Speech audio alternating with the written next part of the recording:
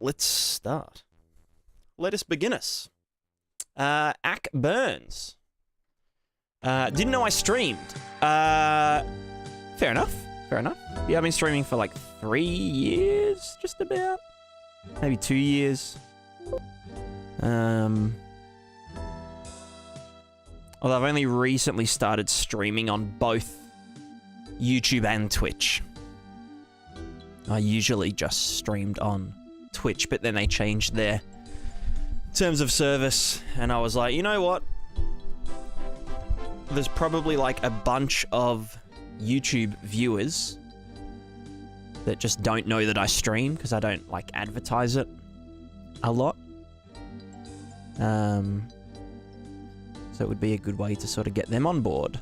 And it's been going pretty good. Been going pretty good.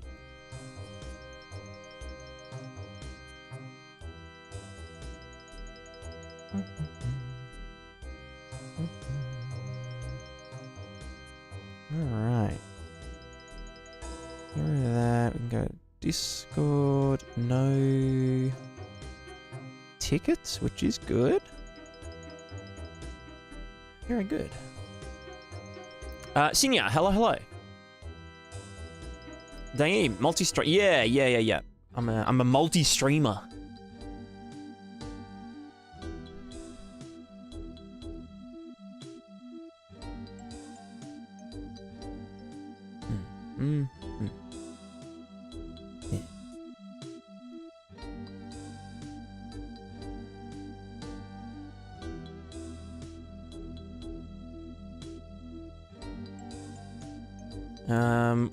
What am I doing again?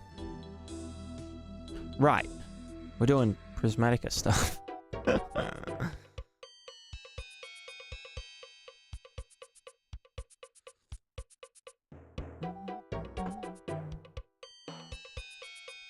We're gonna have another relaxing one today.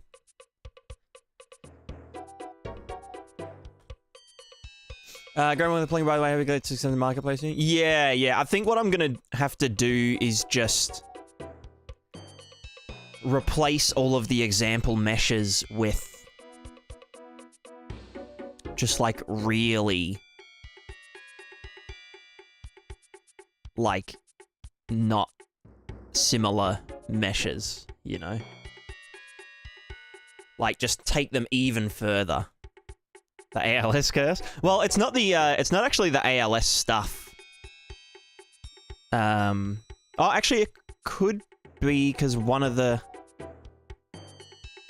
So the only ALS things are the get up animation, which I could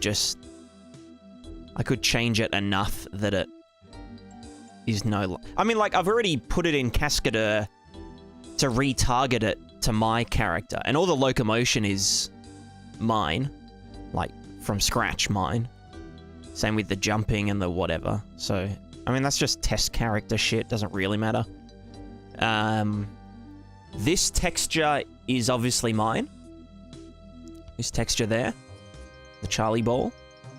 The clouds texture is mine. This brick texture is an edited version of a marketplace one, so I'll have to change it. Although I think I have other bricky textures. Like, basically all I need is a texture with a height map. So that, you know, I can show the blending between puddles and stuff. This lines texture is just engine texture and blah, blah, blah. There might even be... No, there wouldn't be one with a height map in the engine files.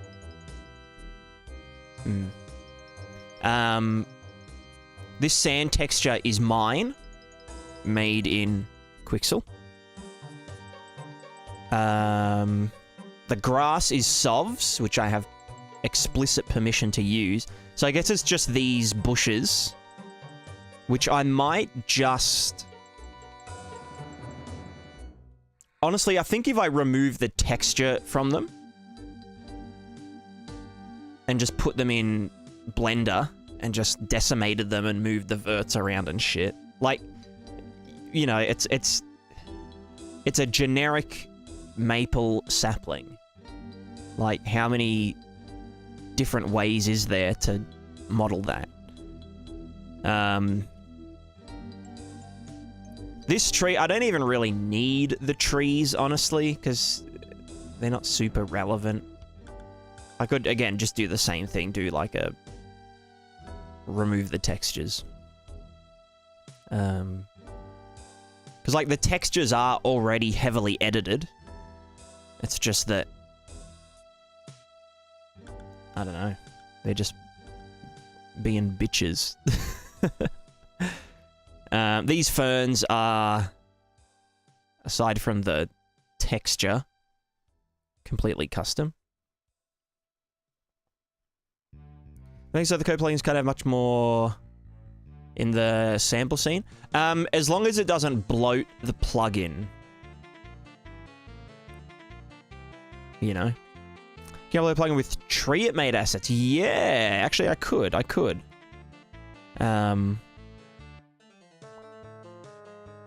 Yeah. No, I totally could.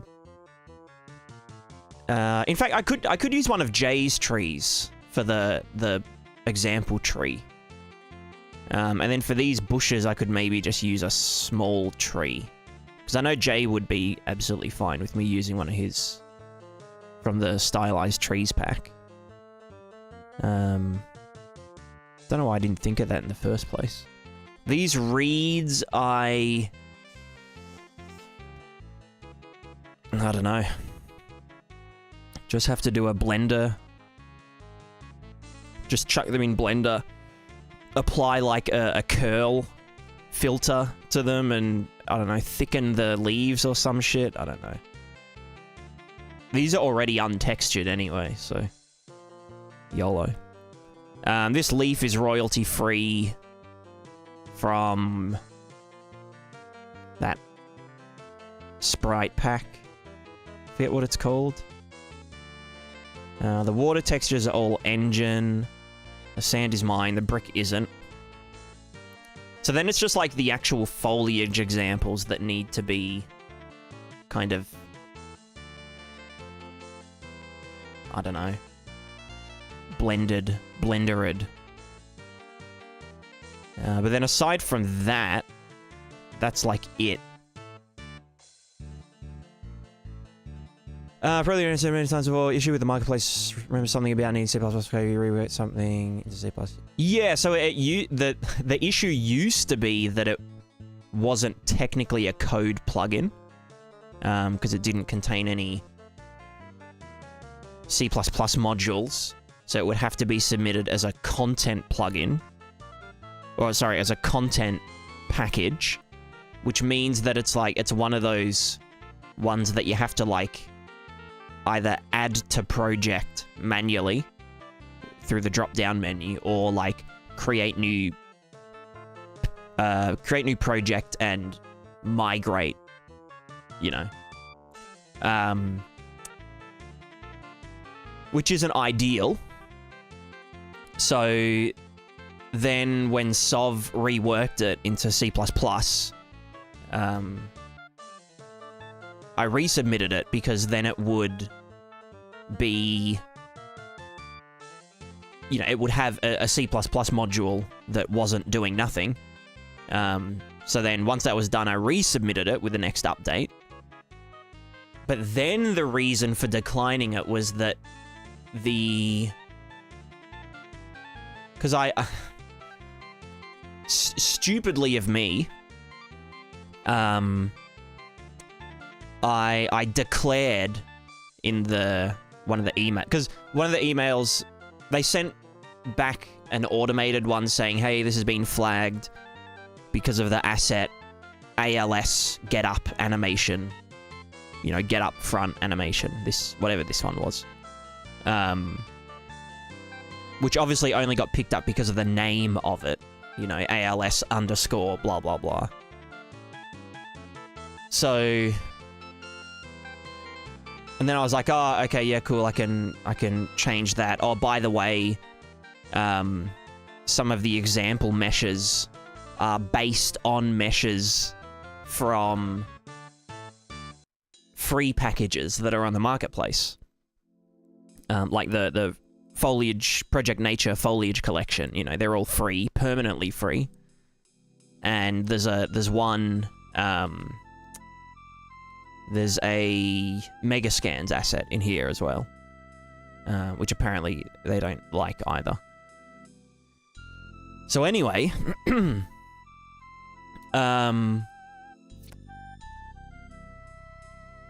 so then I was like, yeah, just by the way, there's these other ones that, but you know, like I took them into Blender, I decimated them, I took the textures into Photoshop, and they're in a very specific RGBA format, and the resolution of the textures has been quartered to the original, or even like 1/8 or 1/5 of the original size.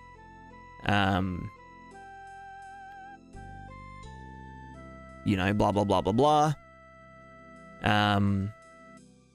But, you know, they aren't the content of the plugin. Because, like, at this point, like, they haven't even reviewed the plugin.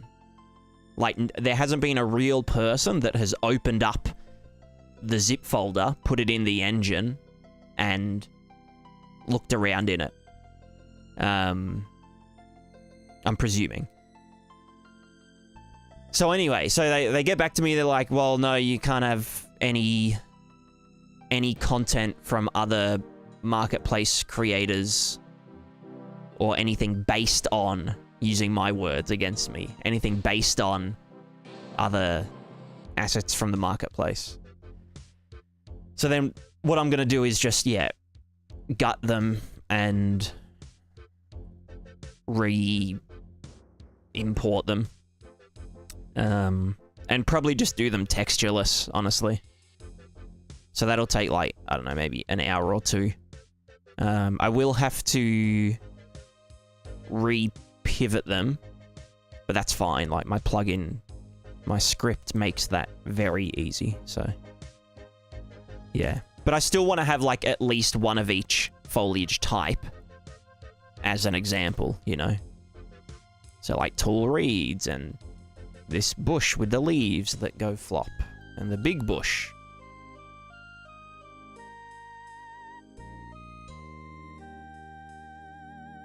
And the things that, you know, they can deform, but then when they are deformed, they can still have some physicality to them from the top end and whatnot. So yeah, but I'll do that tomorrow. I'm not going to do that today.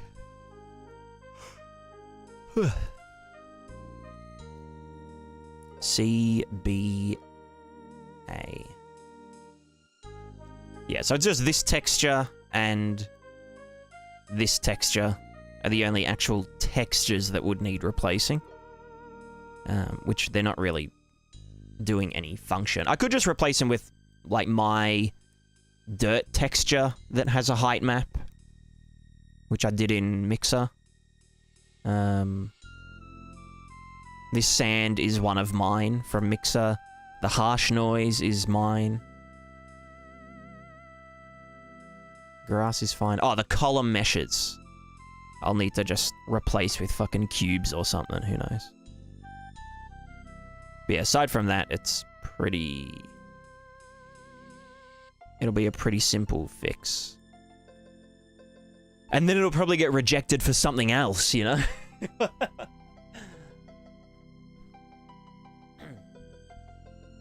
Content 1 appears as a new folder in content. Yeah, which is exactly what I don't want to do. Because... like, it's a plugin that receives updates, you know?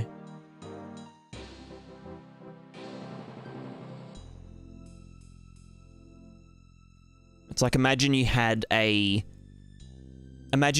folder, that had static meshes in it. Like an asset, like a static mesh asset pack.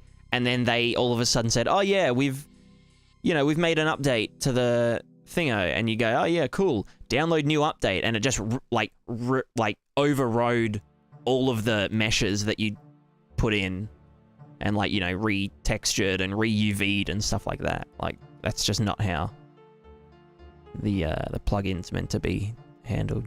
So yeah.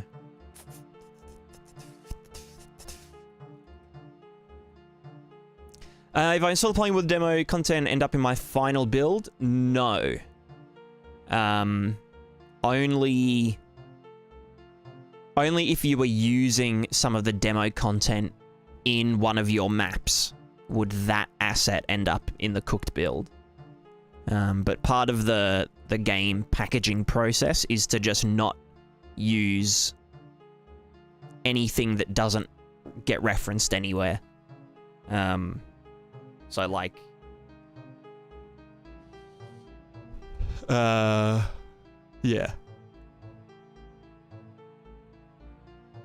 Ugh. That being said, it's only 50 megabytes for the entire plugin. But if I do remove the foliage textures and just do them as just polys, then it will be like 10 megabytes in total.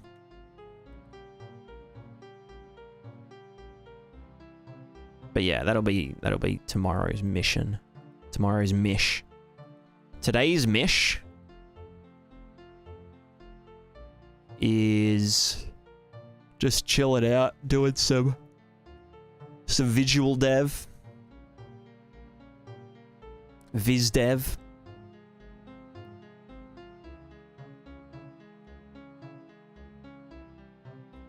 Doing more terrain shit. Why not?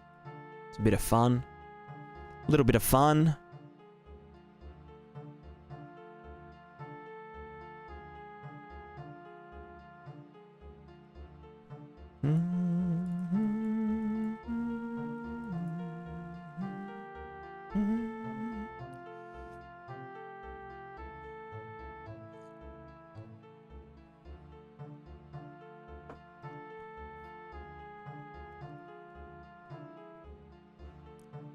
Like how they let the shittiest assets and things in the marketplace, but the one time that someone wants to submit something useful and amazing, they suddenly decide to be strict.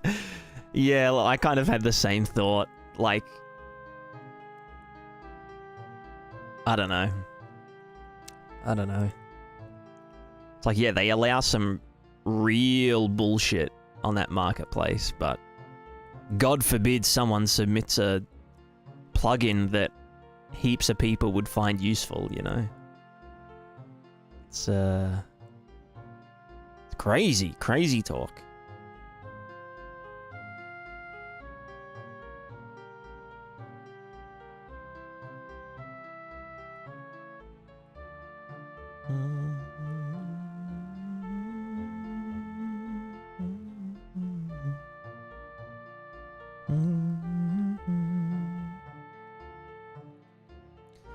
Super excited to catch a stream. My professor sent me to you to learn more in depth on textures and plugins. There you go.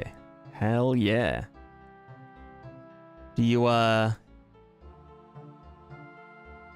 is your professor Colin? Is your professor's name Colin? I know a few university professors that, love pointing people to my videos.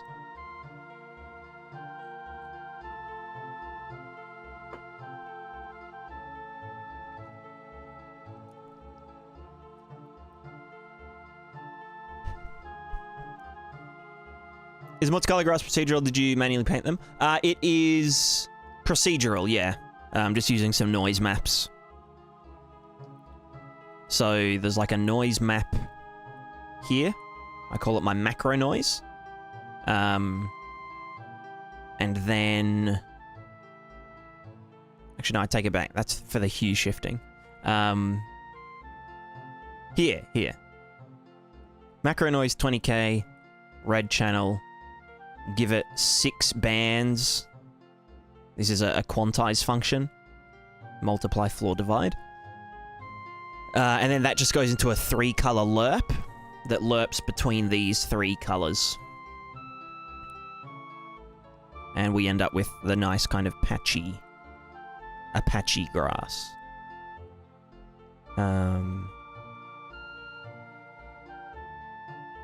Yeah, and then I do an additional hue shift on top of that.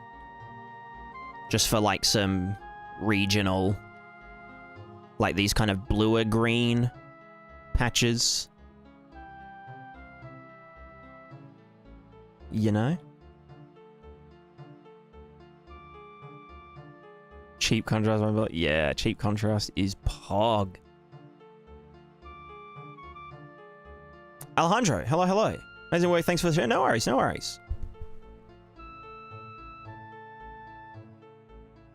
was looking at the TurboSquid model usage license, it was so bad I started to think I should just model this stuff myself. That's fair. I am me. How do I make normal maps? You can make normal maps in various things. You could use Quixel Mixer, which is free.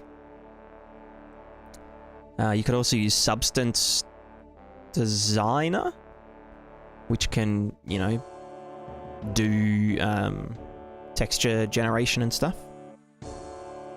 That looks so good with the bump offset, parallax stuff. Nice. You could also... There's a few apps that can do height map to normal map conversions. So you could... Or even just like photo to normal map conversions.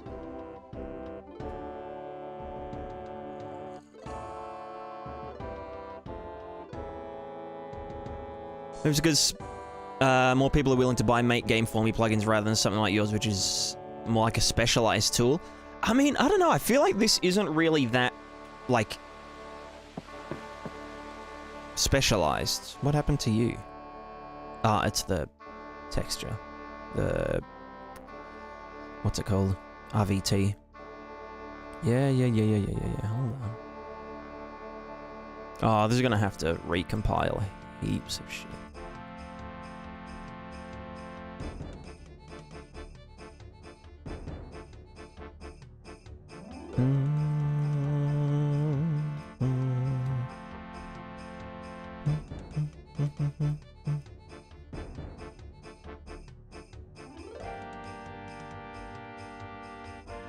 But yeah, my plugin, like, it's pretty easy to use. It kind of does it for you. It's like essentially a make game for me plugin.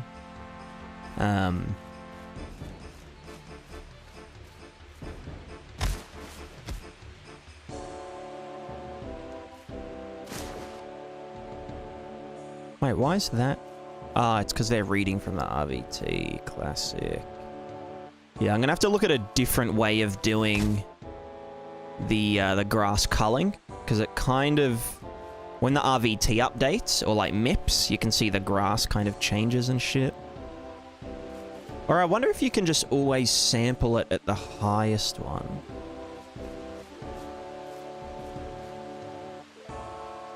Or at the lowest one. Actually, I looked into that, didn't I? But it didn't work. You know, stuff on the marketplace that are equivalent to a zip bomb. Again, the moment you drop the asset into the scene is nuts. Game ready asset, 100k verts. Plant with 7 different material slots, all 8k textures, no LOD. Yeah, it's fucked. It's fucked.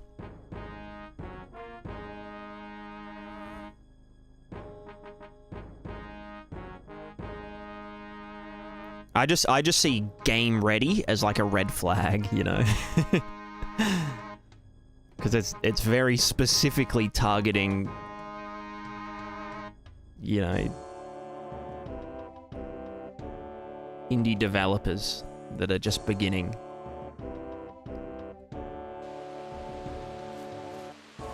Right, I don't want to do that, because that is cursed as. Is already created displacement map from a normal map in the material? I don't know if they're normal from height map, no, but what about the reverse? No.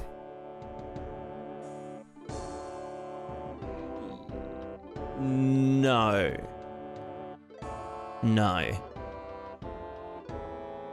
Oh? No. No, you'd have to do it in a third-party program and actually generate one. Yeah.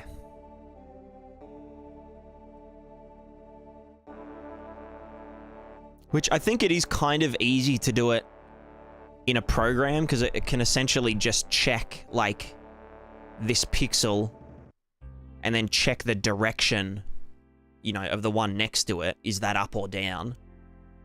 And then take its value and step it up a value. And then do the next for this one, so then eventually it actually creates a peak. Because it's kind of like,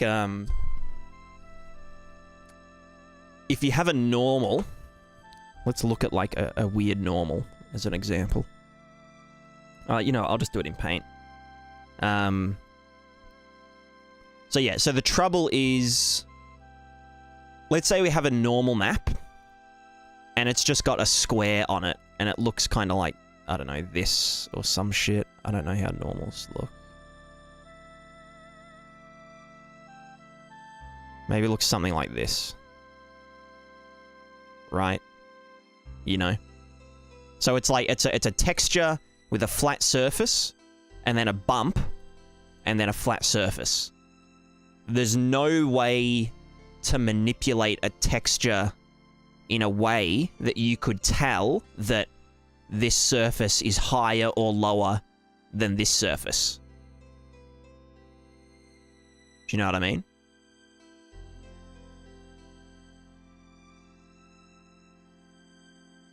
Because, like, this is all just 0. 0, 0, 0, but in here is all just 0 as well. There's just no data to, you know, to compare, you know, this pixel all the way over here. How does it know that it should be lower down than this pixel over here? There's just literally no way to do it without a, like an iterative sort of thing where you, like, basically, like,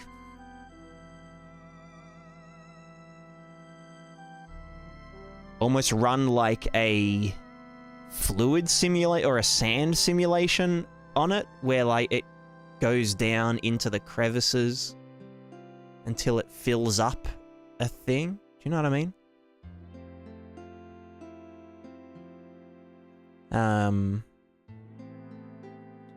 So yeah, that's why you can't just do it in the material. But there are free programs that can do that.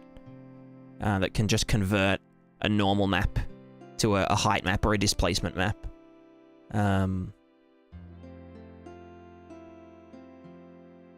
Although maybe they run into the same issue, but if I was programming one, I'd do it, yeah, like doing like a flood fill to actually get all the heights and then normalize it at the end. So I'm like, that works a bit like an outline shader, but for normals? Yeah, for doing a height map to a normal map. Like, I do that in Prismatica everywhere. Like, that's how I get the water normals and all that. Because it starts with a height map, which is the actual simulation, and then you just offset it up, down, left, right, and, you know, you subtract the right from the left. Sorry, no, you subtract the left from the right and the down from the up, and then add them together, and that's how you get a normal map. But yeah.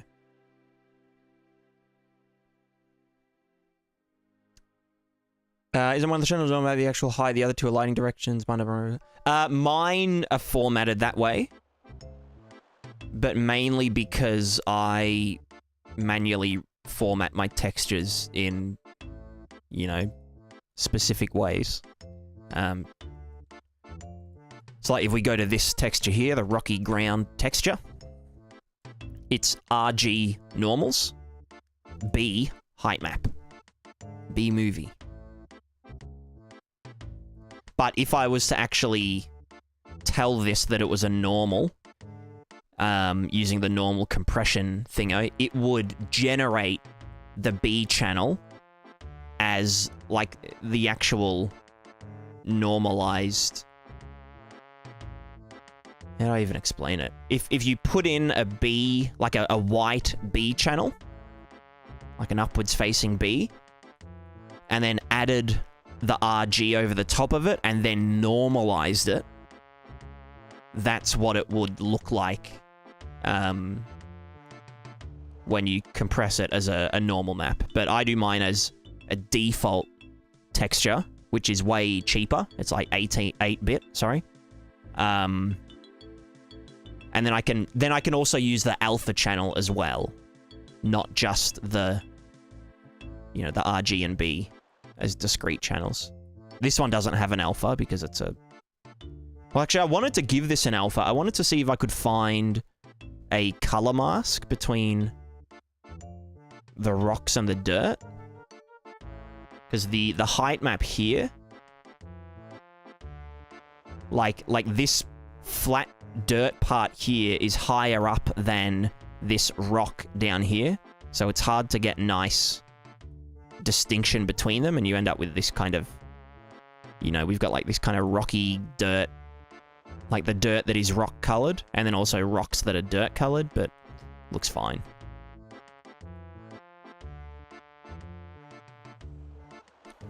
Yeah, materialize. I think that's what most people use. One thing that I've discovered, which is so good, I didn't realize this existed until today when I was just dicking around, is this runtime virtual texture replace node. This is goated. So it's basically like a shadow pass switch, but for RVTs. So what this bit here is saying, right, is we can draw the deformation, you know, we can make the grass darker on the actual render pass. So like here, you can see the grass texture gets darker when we fall over on it. Like down here. To kind of fake ambient occlusion. but then but that's never getting drawn to the RVT, which is good. So it isn't dirtying the RVT, or it won't, like, kind of double up, if that makes sense.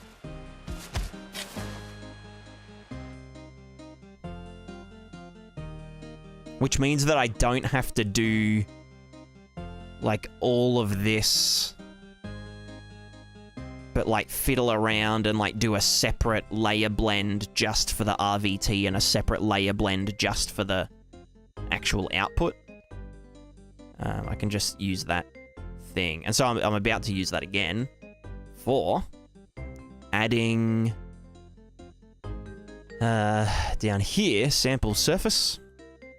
Surface height map should just be going into the bump offset. Well, actually, bump offset shouldn't be going into the RVT at all, should it? So I can just do this. Oh, this is good as. So let me just say default, but then virtual texture output, bam. Pog. And then also this goes into there, but the original goes into there, which then does the color mask and stuff. Yeah.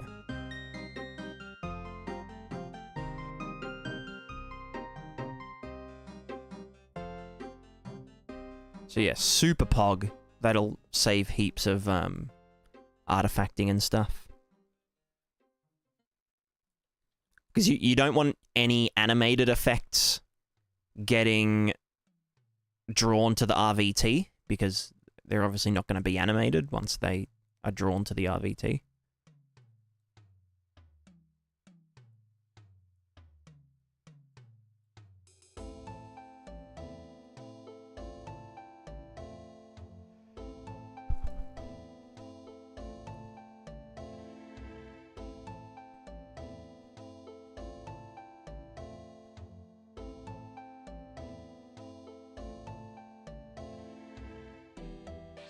Where'd that thing go here?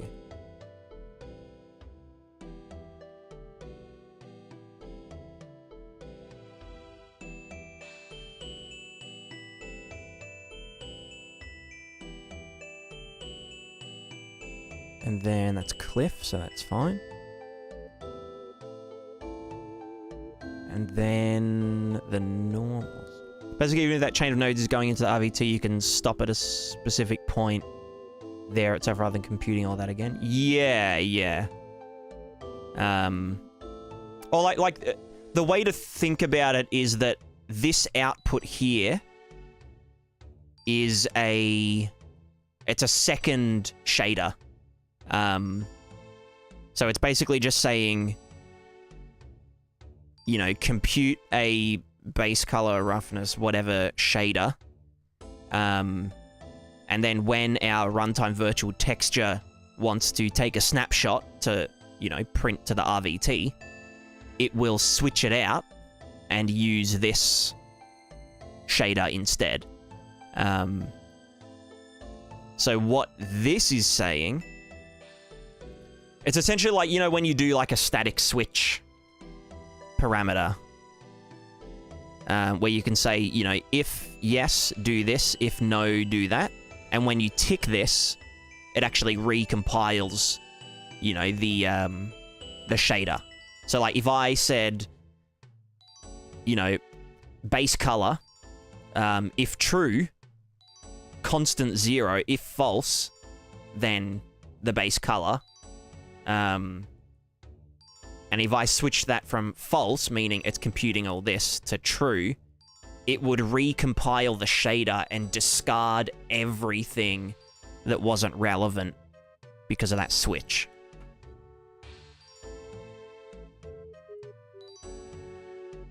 So that's essentially what this is doing, but it's just saying, is this the virtual texture version or the real, you know, the camera render version? If it's the virtual texture version, choose this one, like compile only this side, and if it's the real version of the shader, compile this side. So then we can do this kind of shit. Yeah, it's like a select node, but it's a true branch. But the condition is this the version that's being drawn to the RVT?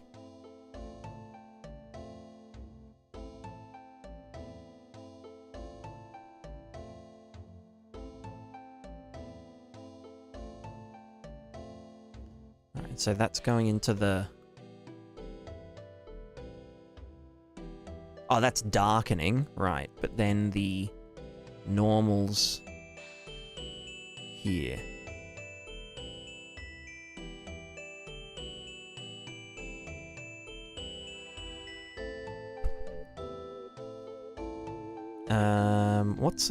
What was it called again? Virtual texture. God, I'm so dumb. Virtual texture. No, not feature switch. See, I thought that was the only switch that existed, which is, does this platform allow, so like, you know, Nintendo Switch probably can't do virtual texturing or runtime virtual texturing. Or just virtual texturing full stop. So it would be like, you know, yes or no. But this one is the actual shader itself. Is it the version being drawn to the RVT or not? So in this case, I'd want to do... this is our virtual texture output. Then this one is our default. And then continue on to the landscape layer blend stuff.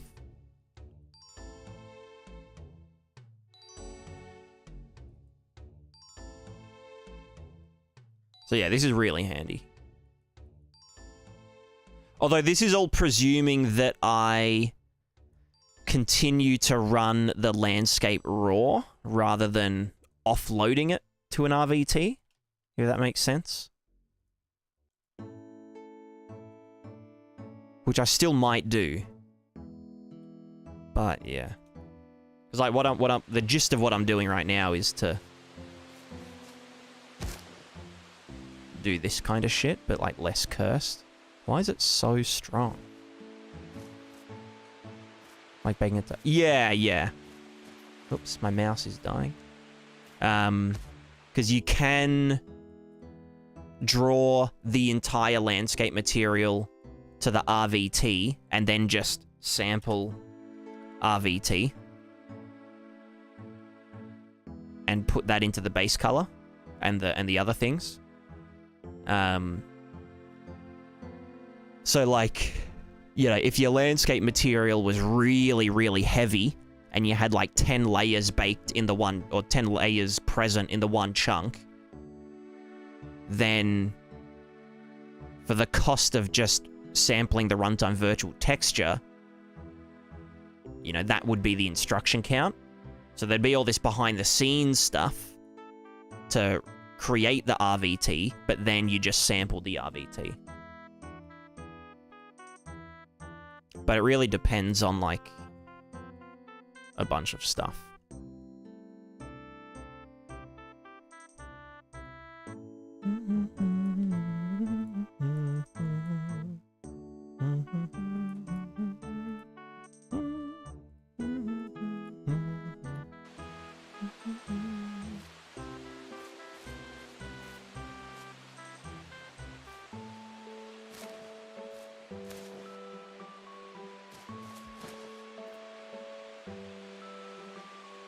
Prismatica on Game Boy when? Yeah, that's...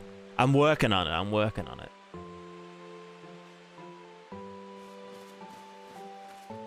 God, that looks like,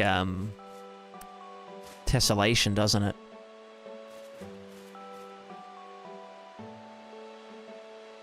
It's kind of funny.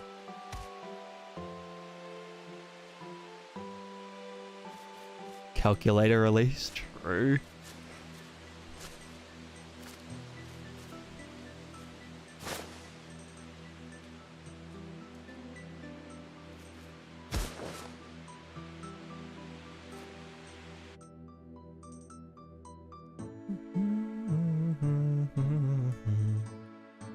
Might do that, but up the normal map intensity.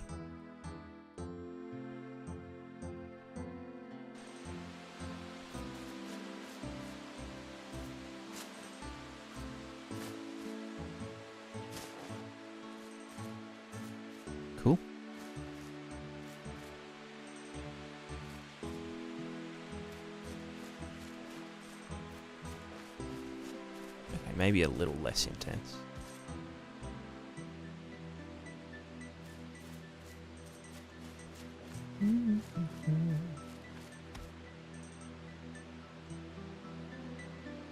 They released the off-screen version of the game as a CLI.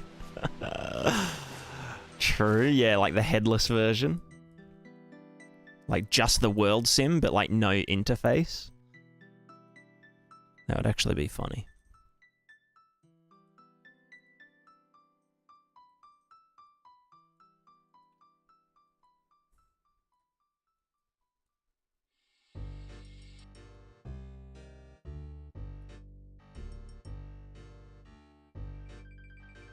So one thing I want to dick with is the RVT. RVT's nuts. No, what am I saying? The grass. So like the grass, yeah, you can see the grass like change when the RVT gets updated, and it kind of looks a bit funky. You know what I mean?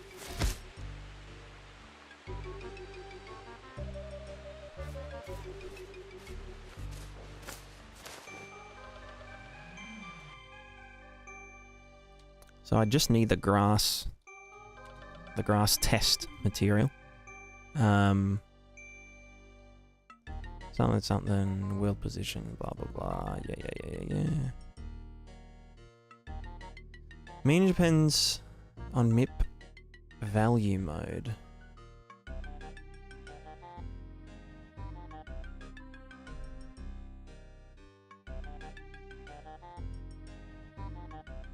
MIP value, MIP level. Use an absolute MIP value from the MIP value pin. Ah, here we go. So we can just say use MIP 0. I didn't realize there was that setting. So this should now, once it's all updated, it should never change. Right? Once it's actually got MIP 0. So we shouldn't see any flickering of the opacity of the grass now. The color might... No, the color might not change. Right, let me up the hill. Yeah, I saw something happen there. Oh. Yeah, I think while it's compiling...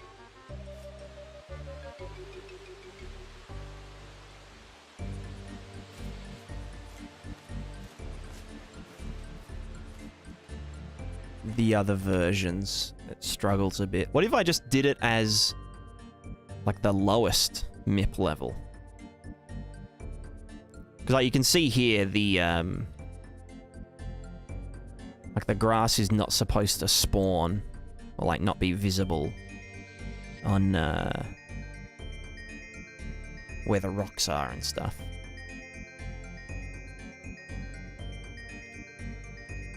But if I just said, hey, MIP value number 2, does that actually change anything?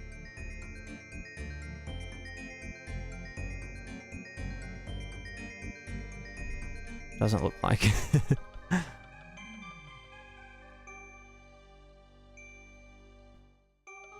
Oh, maybe it does.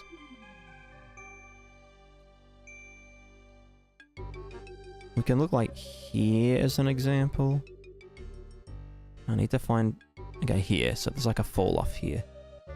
So that was 0. No difference.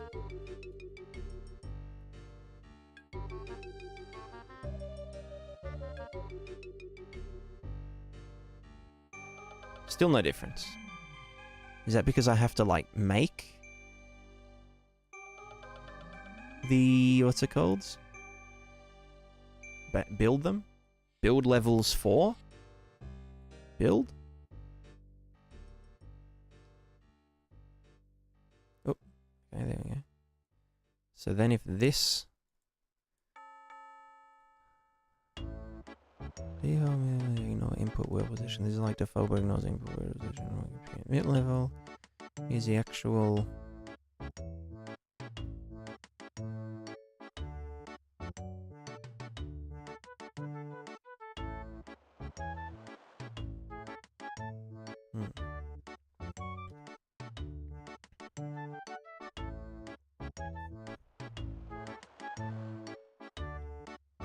I can't see a difference.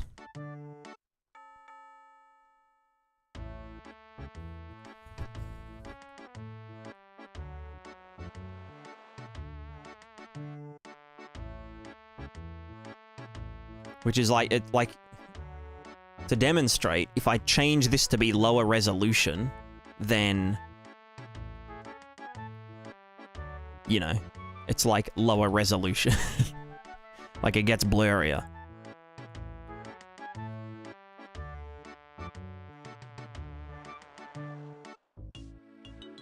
You know? Like all this brown and grey has been blurred here. And whatnot. Yeah, you can see here how low res it is.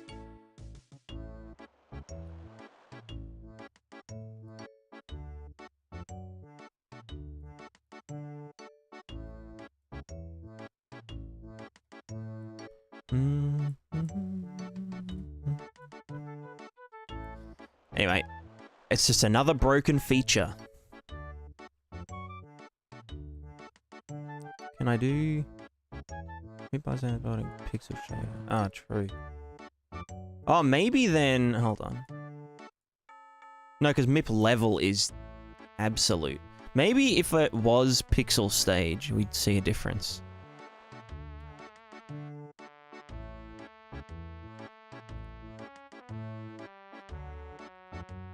Because I was doing this to save juice, but... Who knows if it is even real?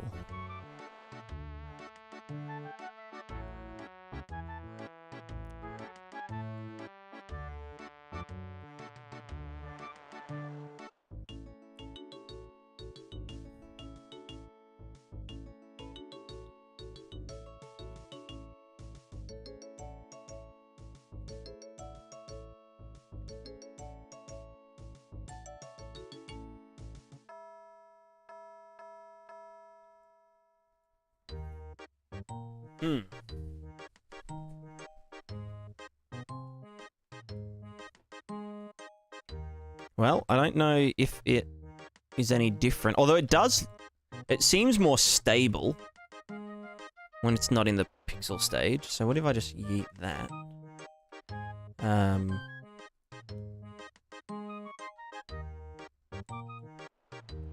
Yeah.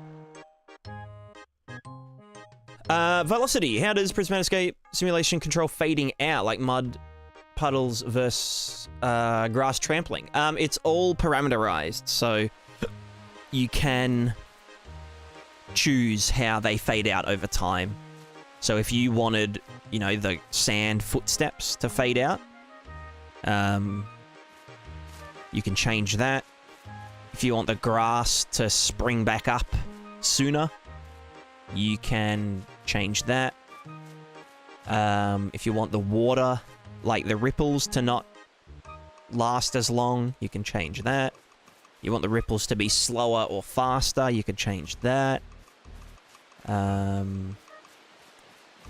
If you want the wind to not last as long, you can change that. It's all parameterized. And you can change them as a batch, like using I call them simulation profiles, or you can just do it as a one-off, like set material parameter kind of thing. Or set Niagara parameter, sorry.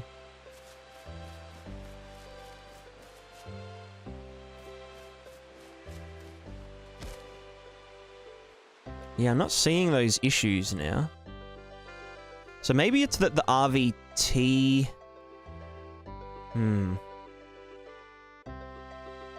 Maybe the vertex stage...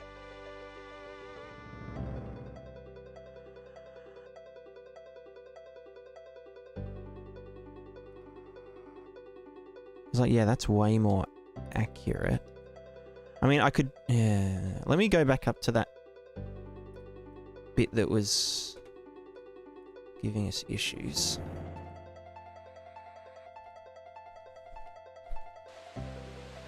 So, like, as an example, we can see here that, yeah, the grass looks decent. Looks decent nuts. And it's, like, culling properly and all that kind of stuff. All good. And it's not, like, flickering in and out. But if I then change that back to the vertex stage, then how's it like that?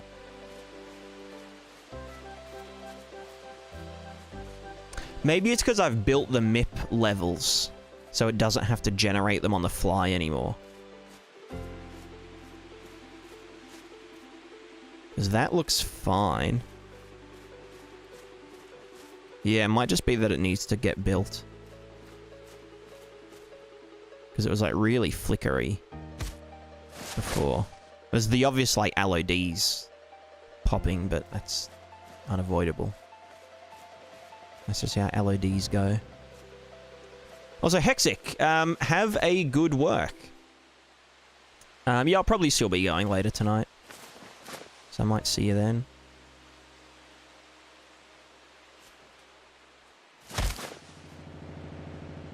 Yeah, well, yeah, no, I think we've solved it. I think we've solved world hunger. World RVT hunger.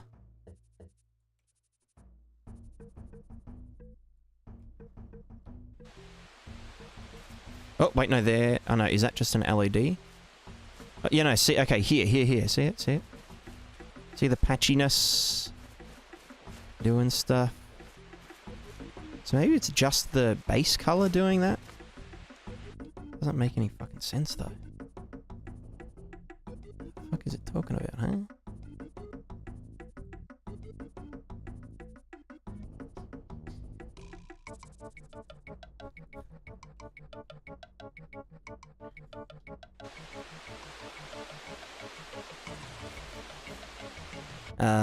How the fuck did I...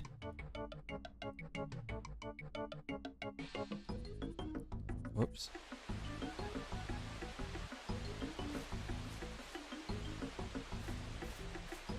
Also, for some reason, I think... Is this the... Is this World Origin? Well, like, whatever... Where are we? No, we're ages away. I don't know, there's always, like, one RVT tile that just doesn't... doesn't update. Like, the reason we don't get interaction here... Okay, no, now we do get into... What the fuck is going on? Here, yeah.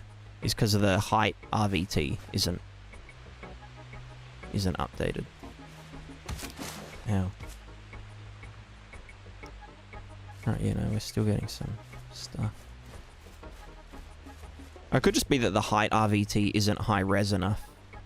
Actually, that would make sense. See there? Actually, yeah, no, that's probably it. Because it probably thinks that this is lower down than it really is. So I would have to... RVT... Prismatica landscape height. Big.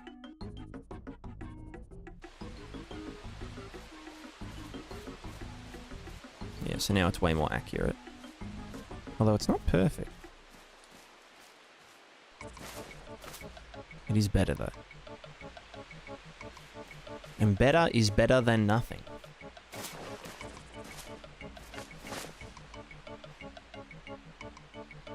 Made the character stuff? Yes. Yeah. The character model and all the clothing is done by me. They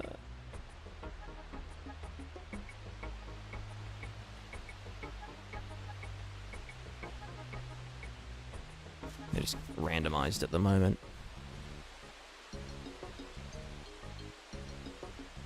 Funny hair.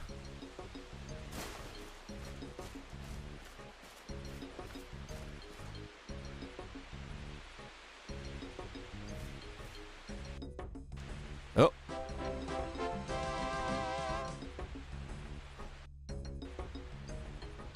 Hello? Which 30 software it is? Blender. Blender. What did I... Oh. So that wasn't a crash. What even was that? It's weird. Yeah, I use Blender for the characters. I'll be doing a bit of work on them this year. I want to add faces to them. Just like simple faces. With just like a bone rig. Jeez, look how... looks smoky. This is like what it looks like outside my house right now. Well... no, it's nighttime now, but yeah, there's been like fires everywhere. So this is just like what outside looks like. Do you sculpt them? I sculpted the base character. Not that one. I mean, that is it without the thing. This here. This fella. So this is the character base. Character based. Nice six-pack. And this was just like basically a paint over of a like a mannequin base mesh.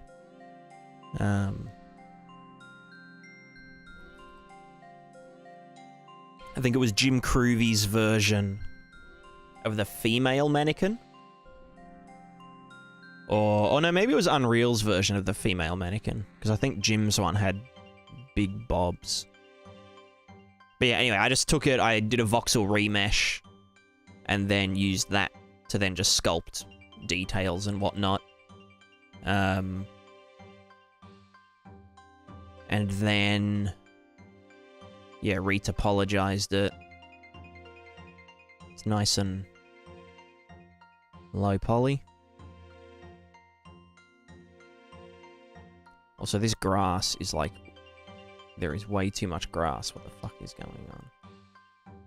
How many triangles are we looking at? Oh, it's probably just the visualizer. Only 500,000. Yeah.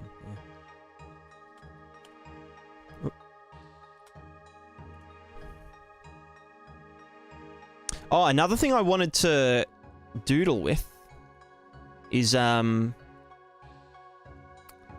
that WPO disable distance? Is that a part of the landscape grass type thing, was it?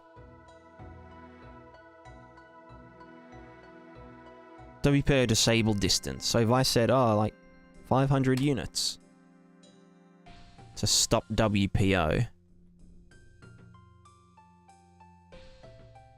And that's distance based. Yeah, nice. Because that is... that'll be a huge juicer. Big juice thingo. Then rigged with the default human mesh in Blender, I assume. It was actually already rigged, or like the mannequin was. Or like the skeleton was set up, basically. Which uses the Unreal Engine skeleton hierarchy. So I just weighted it to that, but then added a bunch of other bones for like, you know, weapon sockets, so that weapons can be independently animated, and then all just the jiggle points. So like belt and clothing jigglers and a hair cage and all that kind of stuff. Do you weight paint or just auto weights? I did auto weights to start, and then yeah, did manual from there. Like, I don't think you're gonna get too far with just auto weights. especially when you start doing like modular characters. So like if I go to like, I don't know, dress like this, right? So this is like a piece of clothing that is rigged to the same skeleton as, you know, the character. So like, yeah, it's a bit different when you're doing that because you've got a bunch of edge cases that need to look decent.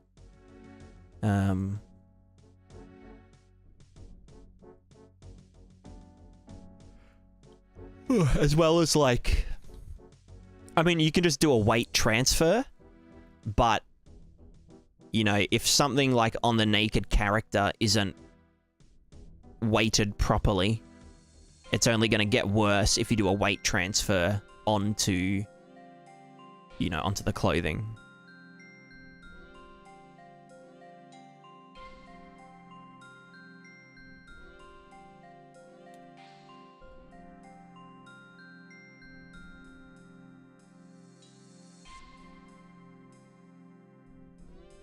How far is 1,500? Ah, clearly not close enough. Let's do like 6,000. Although, what's my distance? Maybe we go like 4,000. Use your graphics the sculpting? No, I just use a mouse. I don't have a tablet because I'm not really a modeler. It was my first sculpt, my first 3D sculpt, and it's also my this is my first and last 3D sculpt. I haven't done sculpting since, and that was like 2 years ago. I've done modeling, but not sculpting.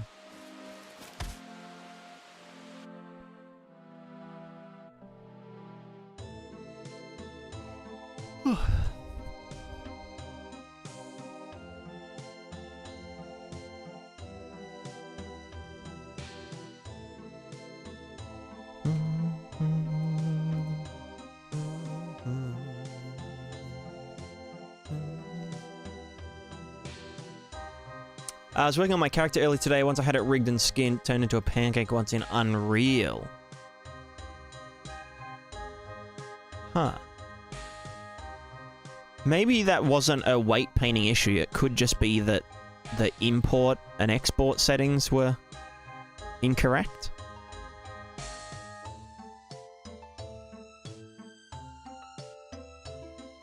What was I checking? Oh, the WPO fall off. Let me turn the wind up.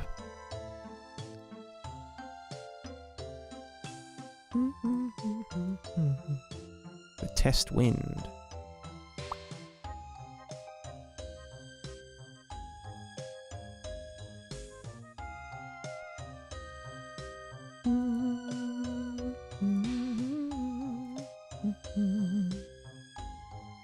Can I also just chuck that into the...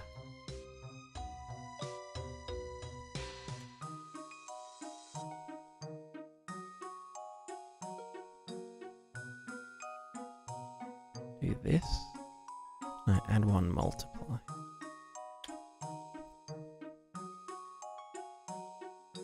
This will look kind of cursed. Wait, what do you mean? Win. Ah, right. Just want to get length of that.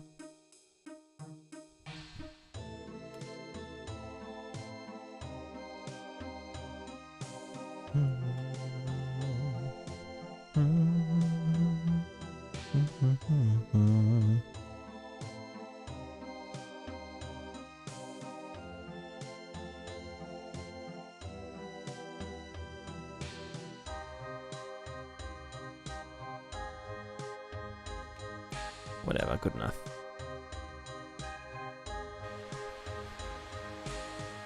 Alright, so that's all doing its thing. Looks kind of shit. But then out here...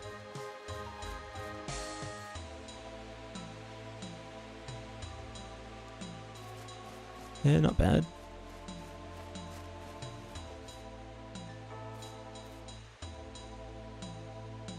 And then that over there isn't moving. Yeah. Probably get away with it being closer.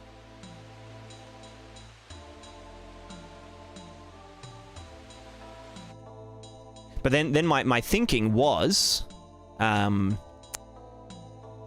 could do...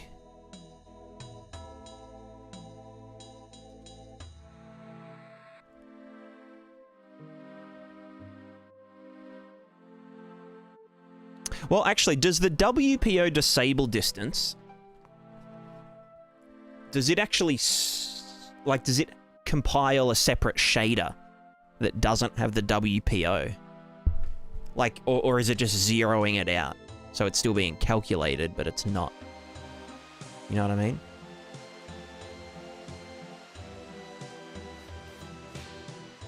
Because, like, the shader complexity is the same. But is the vertex complexity the same? Well, I can't test.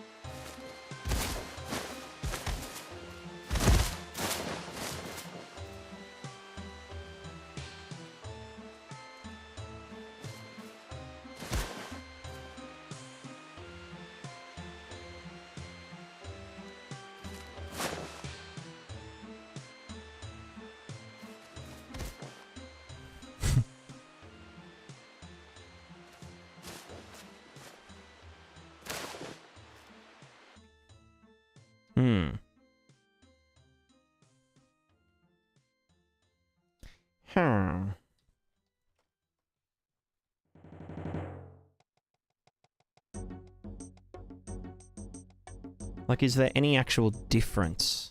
Oh, like, I know the shader complexity is just taking the...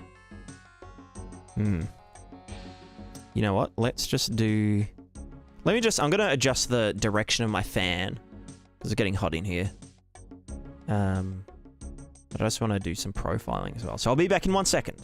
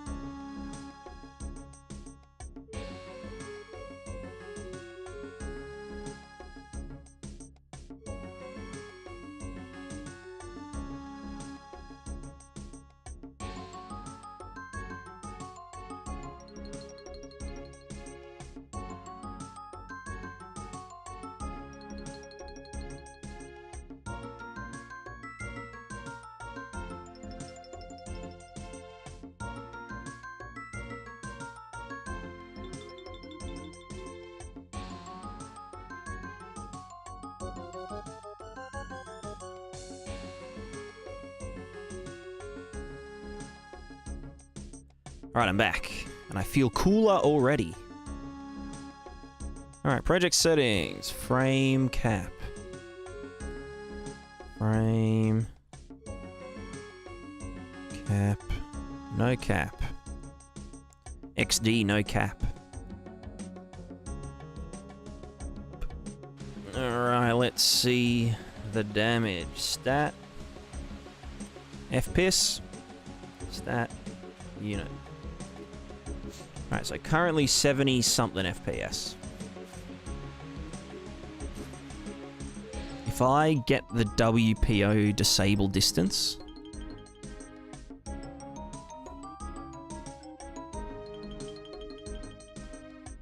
and put that to 1... instance world position offset disable distance.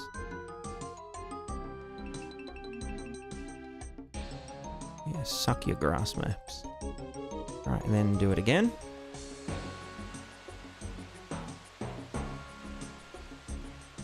No discernible difference. What if we go up higher so we can see like all the way down there? Cool, how's it going? We'll zoom all the way out. So we got 70, just about 70 FPS, 70.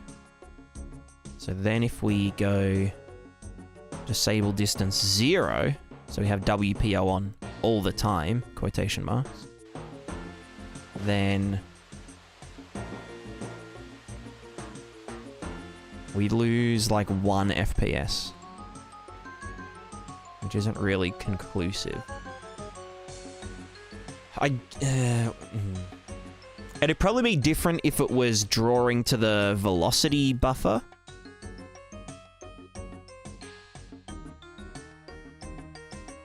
Which, where does that data live again? No, that's a project-wide setting, isn't it?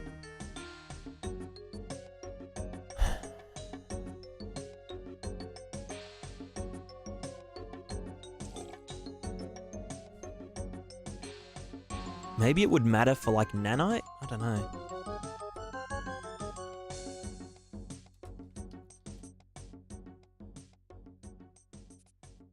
WPO disabled distance.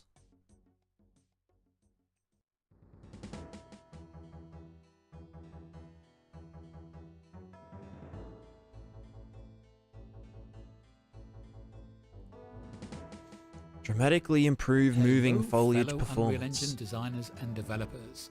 Everybody loves a bit of foliage blowing in the wind, but unfortunately that movement comes with a big performance impact on your scene. However, the procedural content generator that was released in the Unreal Engine 5.2 preview comes with a secret parameter that can really dramatically improve the performance of grass. And I'll just describe the scene I've got here. I'm using 3 different types here, and you can see nothing really to do with the meshes themselves. It's to do with the virtual shadow maps having to be Well, I don't use VSM. I'm getting around 45 frames per second.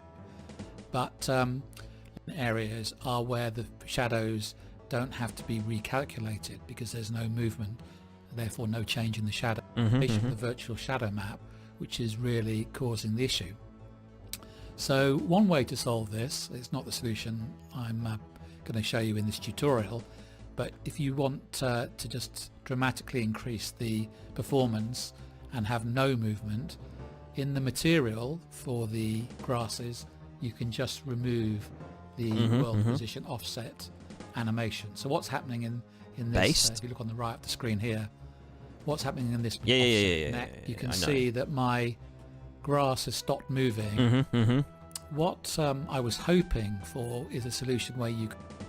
So in my last video I created a procedural landscape, 2 sort of regular green grasses. Yeah, so I don't think it actually disables the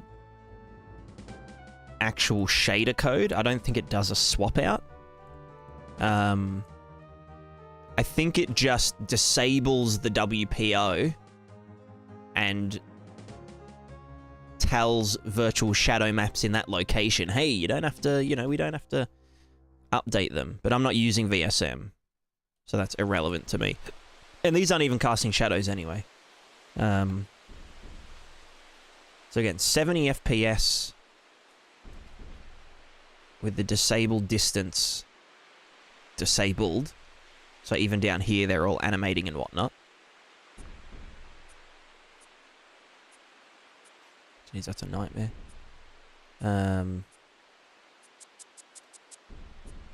Looks like a lot is coming from the lighting pass. Oh, that's no surprise.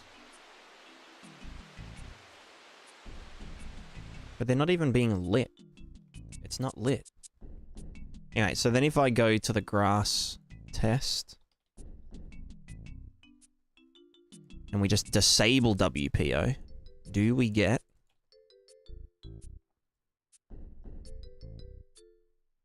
Fair WPO distance parameter? Yeah. That's what I'm testing. But I'm actually testing if it actually makes an impact, you know?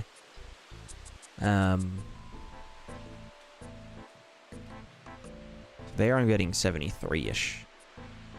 72, 73. WPO back in.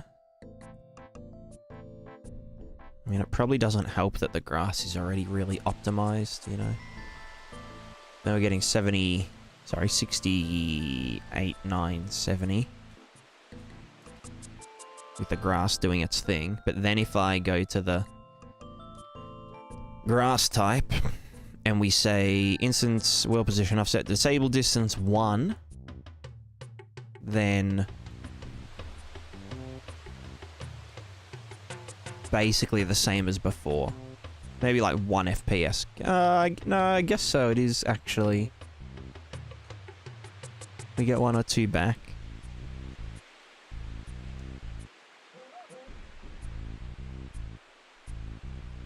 Yeah, so, and, okay, no, yeah, so I guess...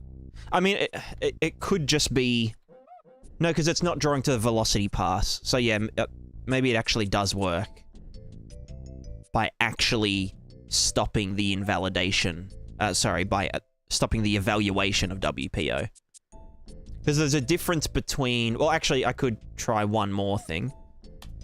And that would be... comparing... having WPO on all of the grass, which is, yeah, 69 nice FPS, versus having the WPO evaluating, but being multiplied by a parameter 0. So, like, calculating the WPO, but then hiding it.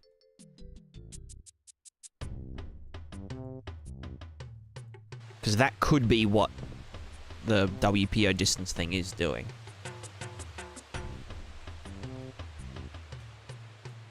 Yeah, so just hiding it is 69 FPS. So, I mean, it could just be that it could be the dithering. The temporal dithering and shit. Making it go a bit fucky. Because, like, you know, why... Because then I may as well just do it distance. Is it scene depth? No, what's the camera distance? Just distance? What's the fucking... I know there's a thing. Fuck it, I can just get camera... position, and then the world position, and just do distance like that.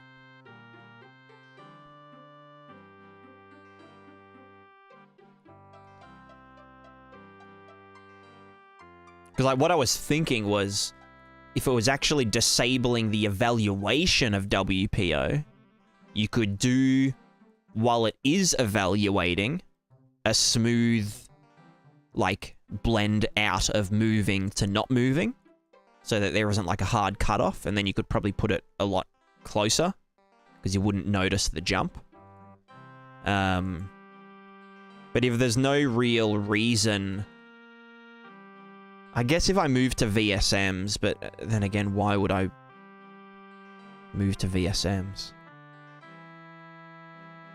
Well, I mean, these aren't even casting shadows anyway, so what's the point of anything? Who am I? What am I? What are we doing? Why do any of us exist? Those are the questions that we're going to be answering in this episode. Because, yeah, if I pump this WPO all the way up like this, you can see that there's a fucking shit ton of extra juice, probably because of culling, like the occlusion culling stuff. having to update so much, maybe? I don't know.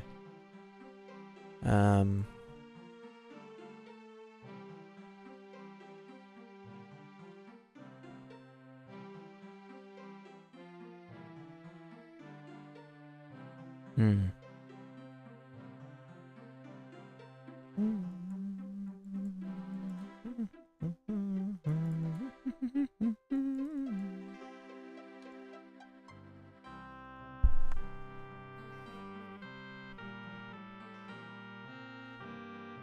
Yeah, so if that is the case, I may as well just disable it in the shader.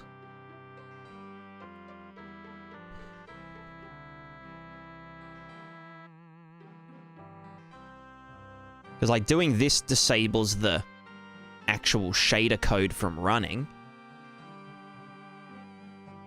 Whereas just multiplying it by 0, the only performance it gains is...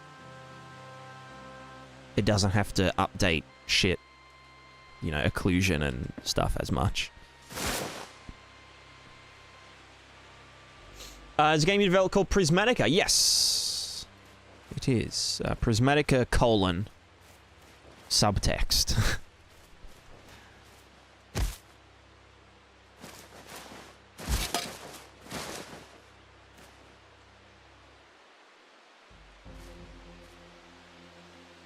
It's not on Steam yet, though.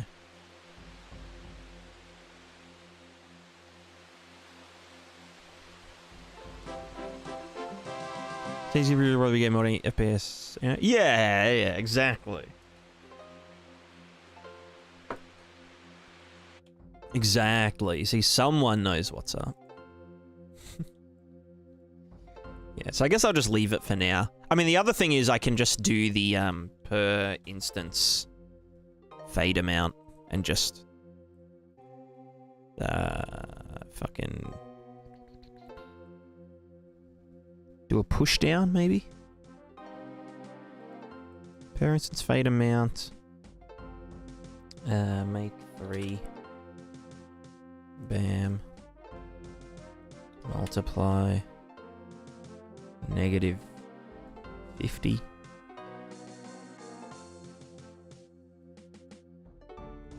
And then add that to here.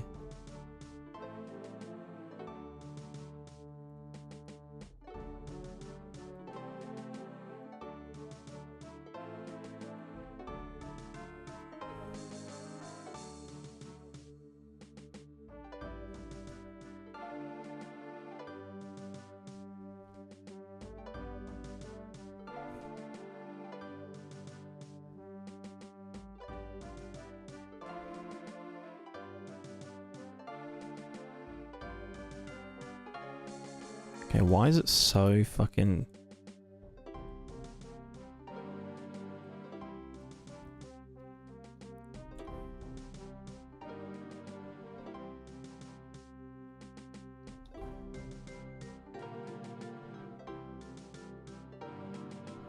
$6,000 to $8,000.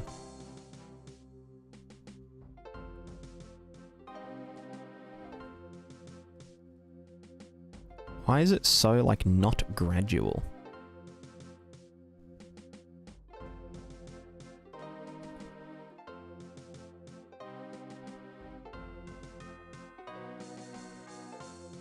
Wow, it doesn't like that. Let's go 8,000 again. I mean, 8,000 is very far for this game. It's just not very gradual.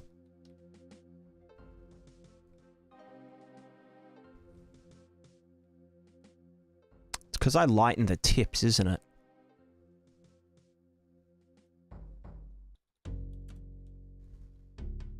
Yeah, hold on.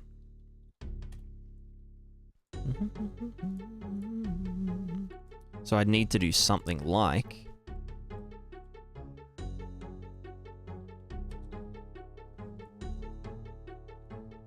get the per instance fade amount. And... multiply the tip thing.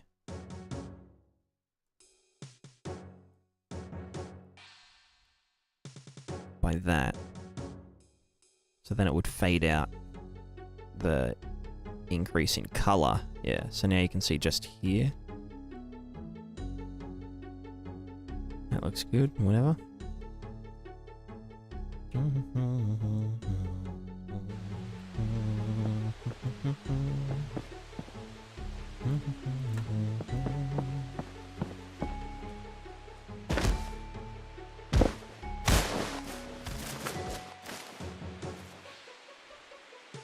Beautiful.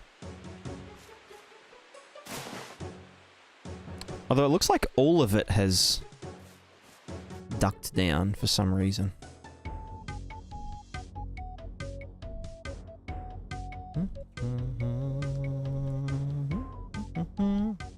Oh, maybe it's the fucking wrong way around. That's funny. That's so funny.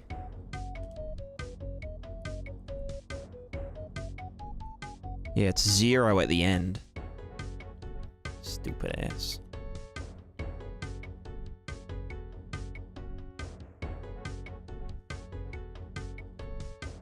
Yeah, so we can see now it fades by pushing down into the ground by like 100 units. Alright.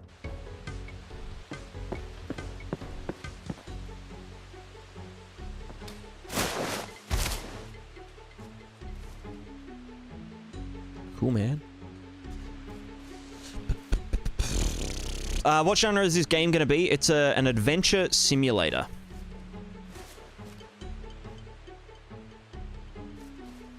So think of an adventure game, and then think of a simulation game.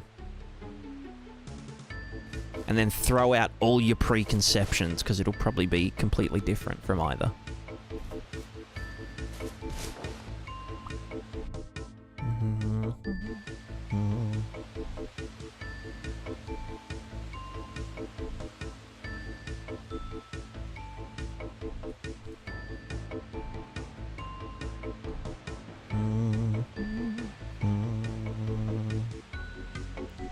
Direction, AO.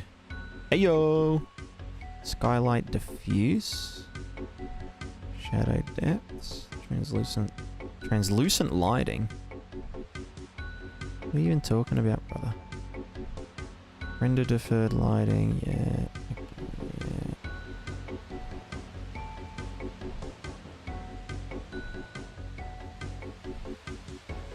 Oh, it could be these lights as well. That would actually make sense. I've got like some fucking radial point lights down there. Whoops. It's a bit better, but not perfect. Yeah, I wonder what VSMs would do for me.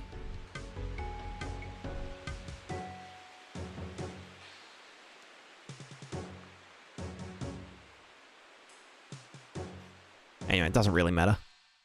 Because I'm capping myself to 60 FPS. Because I'm streaming. Bam. Alright, we're good.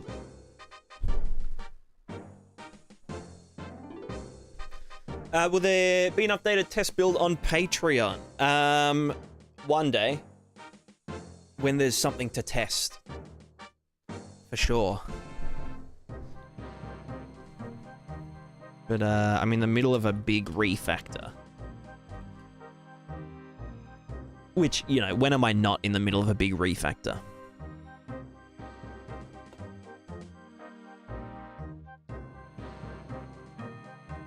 But yeah, when there is something to test, the patrons will be the first to know about it.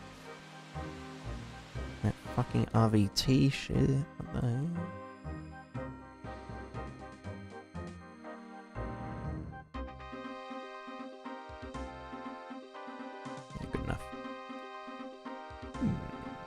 So I go with a complete new concept nowadays. Well, I think all concepts are rehashes and remixes of other ideas. I don't think any one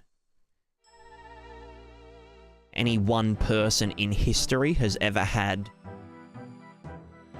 a new idea. Like a brand new concept or idea. I think that the concept of new ideas is not real. You do? Yeah, sure you do, sure you do. What's your idea?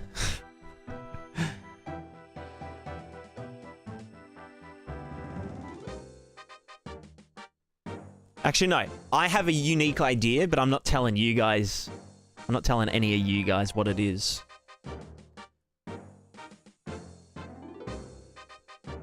I can show you, but that's the only way you'll know. Oh, Lord.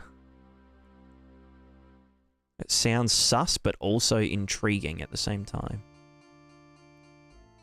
I'll steal it. Good luck. Good luck.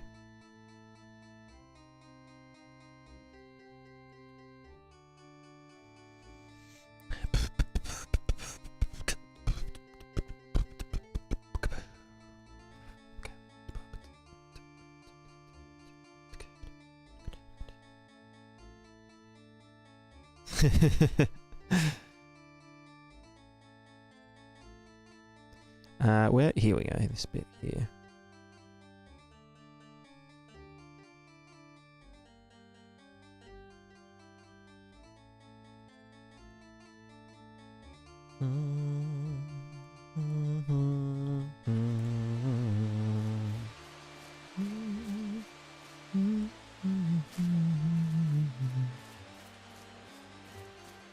Why are we not getting any interaction on the thingo anymore? Hello? But wait, there's some. What the fuck?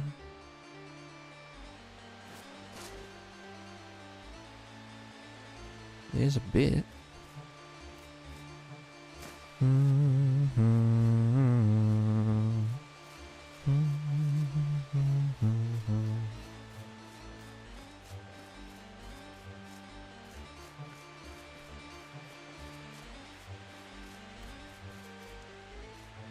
It is doing bump offset, yeah.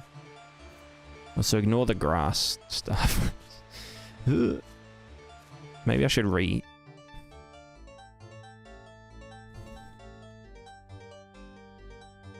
recompile this so it works again.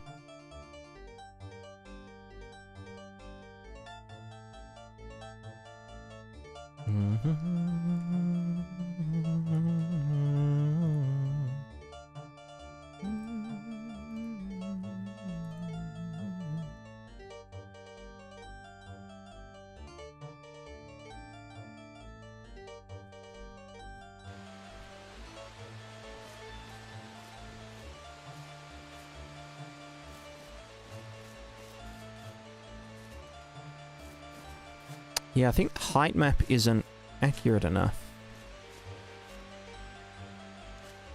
Maybe I just need to increase the distance that it can thingo. Because this is supposed to be you know, looking like this. It's supposed to have like stuff. That's with the normals at 100%.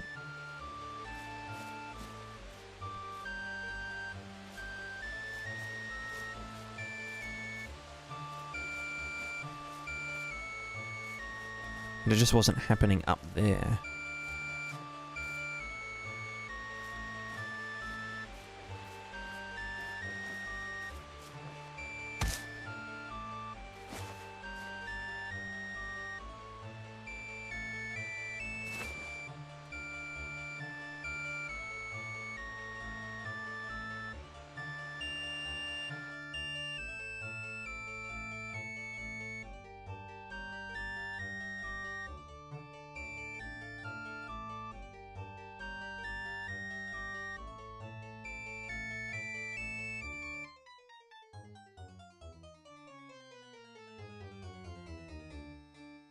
Oh, does that not have a... Set changes to streaming texture as last rebuilt. Streaming MIPS are disabled. Whatever. That's all, yeah. World height, compression, clear,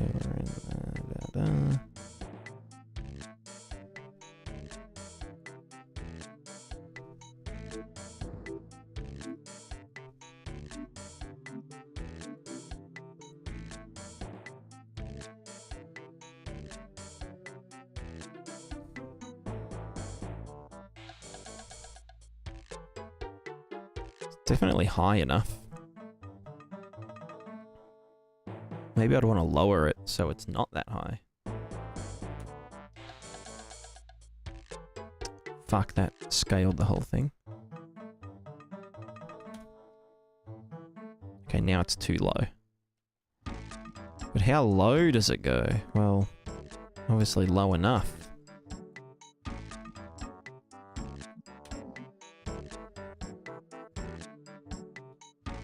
But like in a real map, it might go this high, you know? And this is obviously working.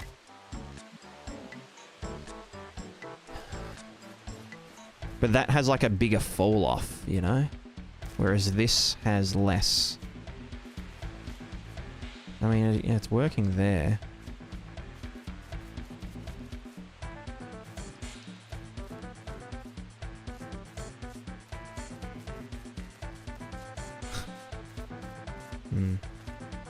Maybe it's not worth worrying about too much.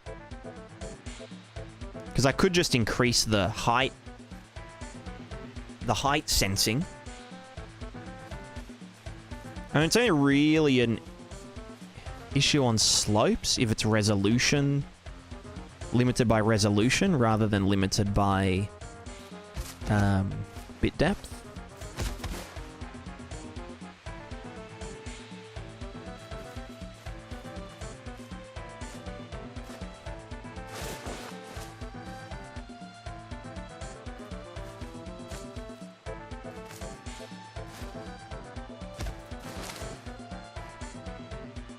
Yeah. Yeah. Anyway, let's not worry about it.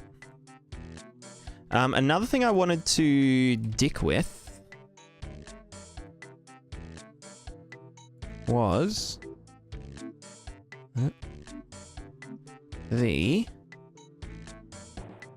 thing with the stuff. Where the hell? Here. I wanted to do my rain thing. Rain. Did I not make a... I don't know. So I want to just change this to be... Oops. Oops. There we go. Yeah, the fake AO stuff. Or fake lighting, sorry.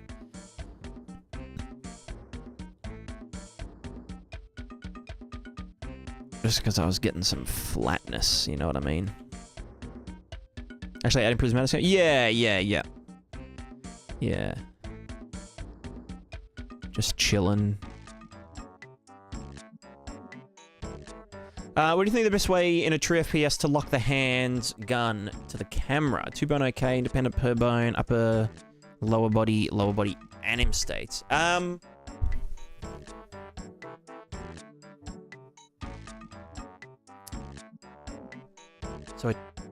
So true FPS is when you've got a third-person model, but you put a like you replace its head with a camera, right? So that like DayZ or Armor. Is that correct?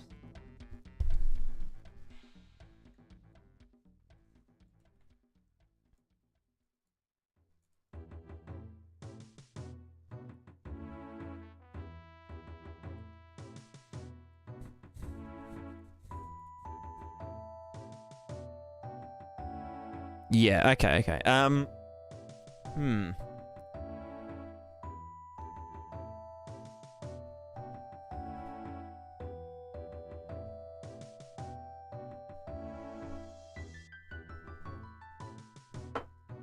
And you want you want the gun to be kind of visible most of the time, right?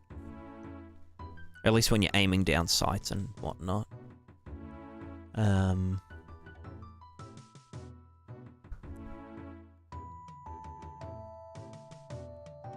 You'd probably want to work with, like, explicit bone rotations rather than IK, because IK can get a bit fucky.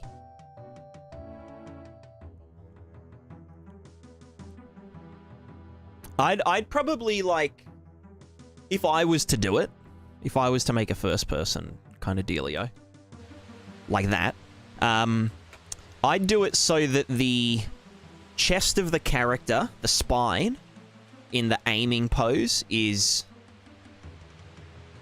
no. Well, it'd just be whatever it is. You'd basically just say, when the camera is exactly forward,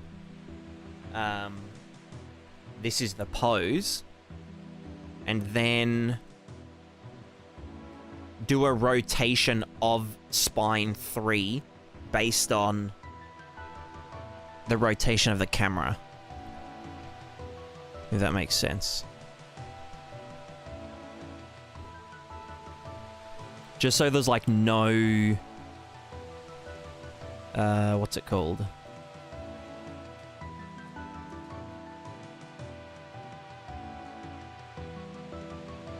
Room for error, basically. I do something like that with aiming the characters, like when you attack. I mean, I can't attack at the moment because it's broken, but when I attack down here, the sword always attacks at that position because I've made the animations so that the sword always hits directly at chest height in front of the character. So then I can just apply a rotation to the, well, from the pelvis, using the exact angle from chest to the cursor. So we always get an accurate hit up and down, you know? This is the first time we started adding Prismatica. Yeah, yesterday I did, this landscape material. And I did the grass, but that's not really relevant.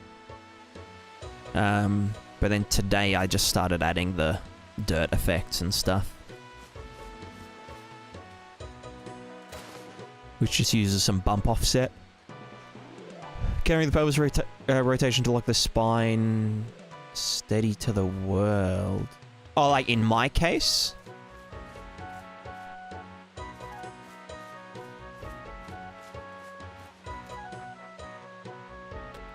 In my case, I'm always calculating the angle from the forward vector of the chest bone to where the cursor is, and then adjusting it to do that. So, like, we know the rotation needed to get to that point, if that makes sense. I don't know if it makes sense. Want to say the words you do? Ah, true. Yep.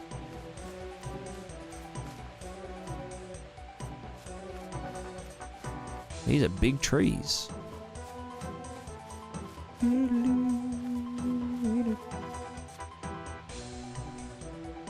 Yeah. Yeah. Yeah. I pointed someone to that the other day. I forget what it was about, though. Very useful resource. Falling down simulator.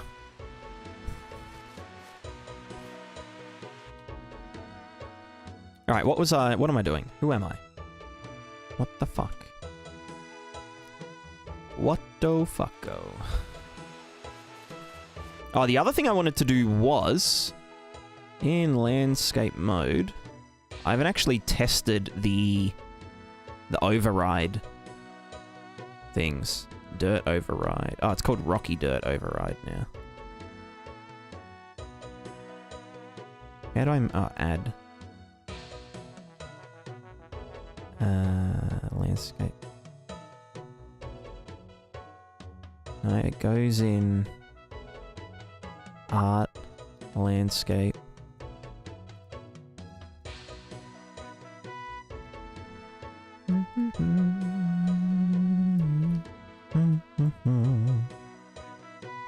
So this should allow us to paint this, but it's kind of cursed. Oh, because I'm not factoring in the noise or this into the noise and shit. I mean, it does work though, to some extent. Not perfect. It's a bit shit.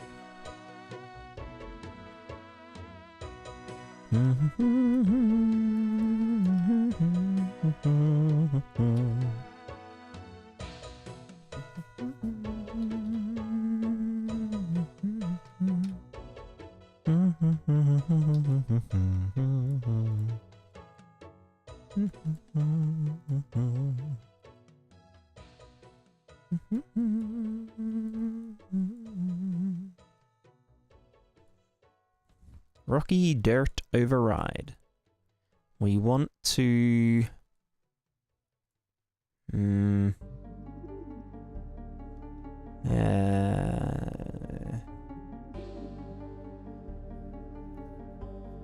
want to add it to the slope mask? No, but we do dirt color mask, which is getting the height map. It's getting the macro noise.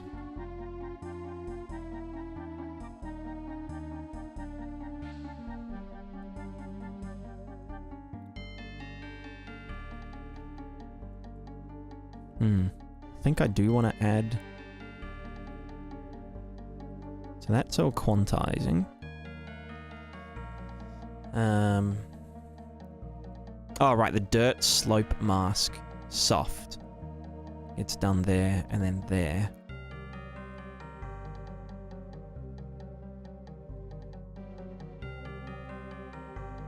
So I'd want to do the same. So I might just add these together, honestly.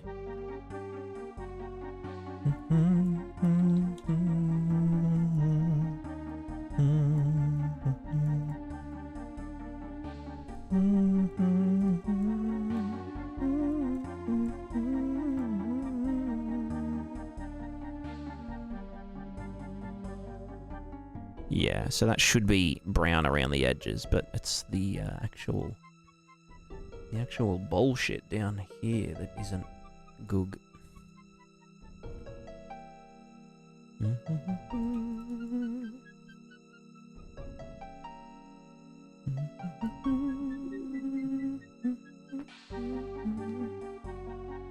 That's a bit better.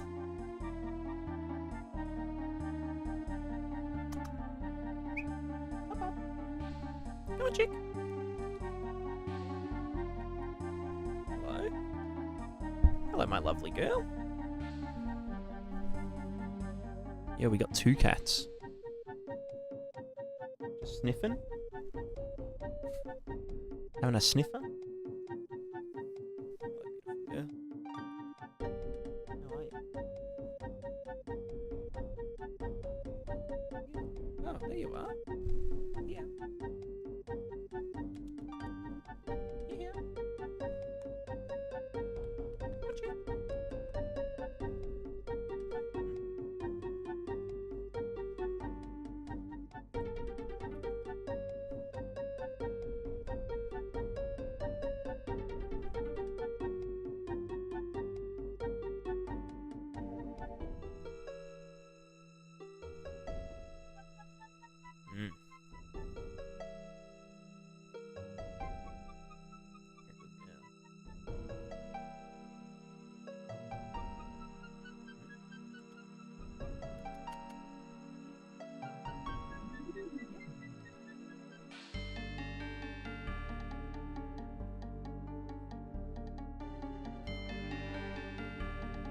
You're a big girl. Look at your big tummy. That big fat tum-tum.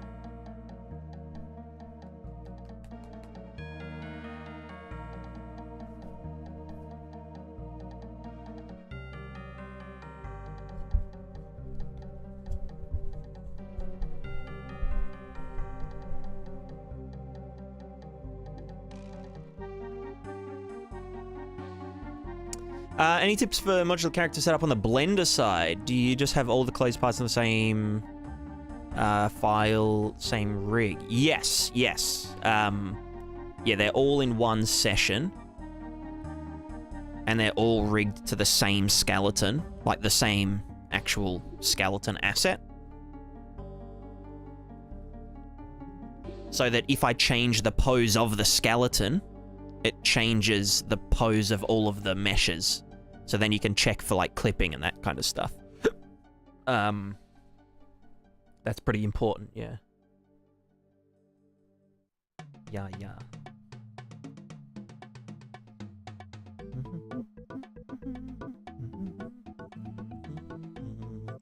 Came during real cat hours? Yeah, hell yeah.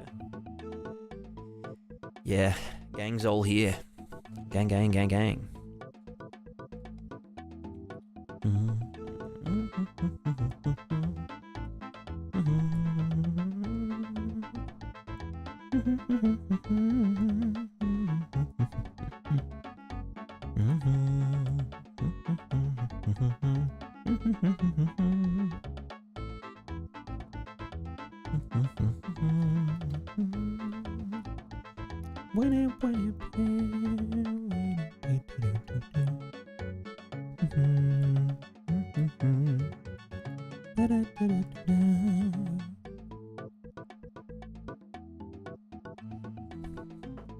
That's not too bad. Maybe I could do a bit more.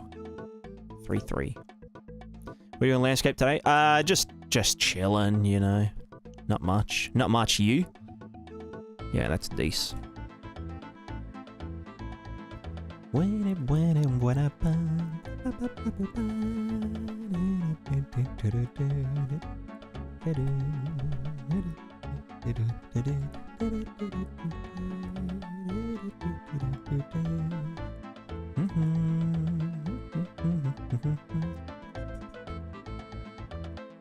I mean, it should probably be like just added.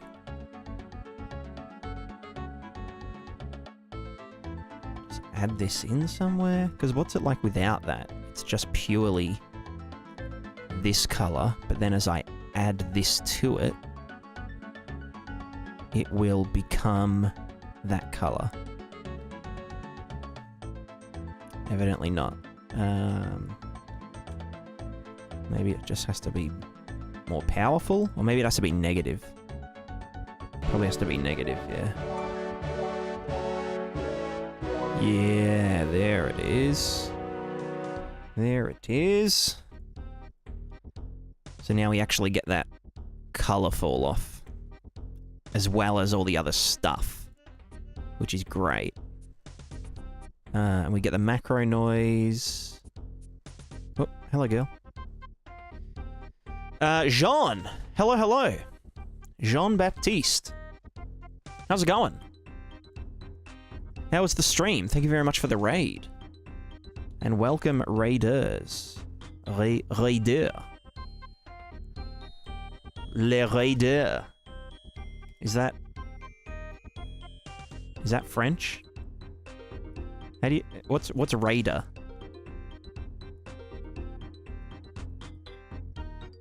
Anyway. Thanks for the videos. It's been helpful so many times. Thank you. I'm glad to hear that. Very glad to hear that.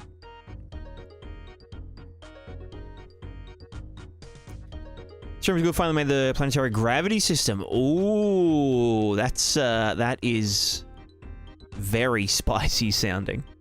That sounds pretty damn cool.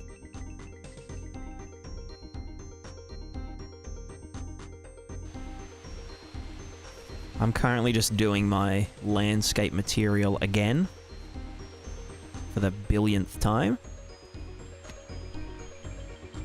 I'm just wondering why this is not... Okay, so it is doing it, it's just not accurate. I mean, it is, but yeah, anyway. That's fine. Down we go. And a pretty good pain in the ass. Yeah, I can imagine. I can imagine. I know that they were... Oh, no, that was just for character movement. I know in the new character movement system that they're doing sometime down the road, the gravity override was a vector rather than just a scalar value.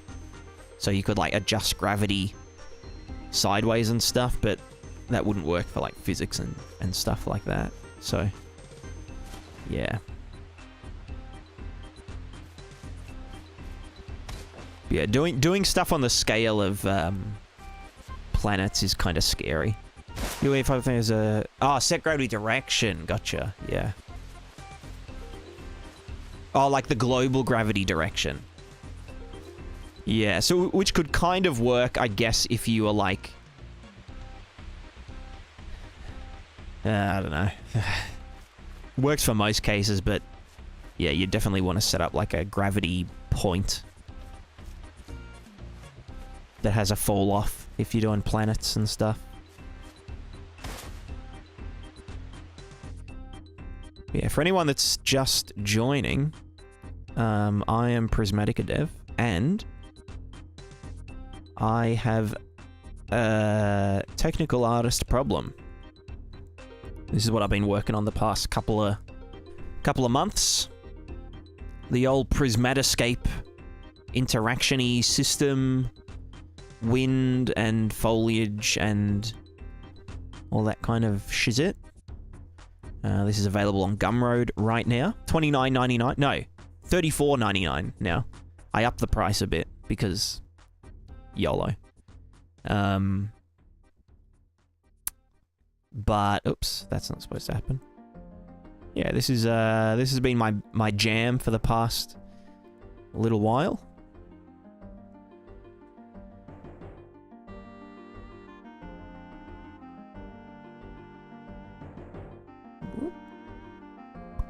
Which isn't on the Epic Marketplace yet, because they're really stingy with using, like, Quixel assets. Like, God forbid someone uses a Quixel asset that's had its, you know, vert count decimated to 1/10, and its textures completely, you know, redone and everything. Like, God forbid someone uses that in a Marketplace asset as an example mesh. Like, fuck. So yeah, that's what I've been struggling with the past few days. So I'm gonna have to do a rework of, or just remove textures and shit to get it accepted on the marketplace. But other than that, it's been a big success. And you know what? If Epic wanted the tax from selling it, actually, does the marketplace even do a cut? Unreal Marketplace fee? Epic announces Unreal Marketplace 88.12%. That was in 2018.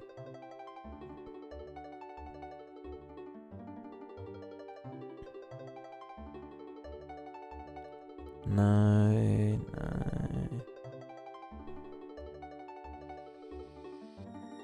It was 30% in 2014. Where's the actual thing? Anyway.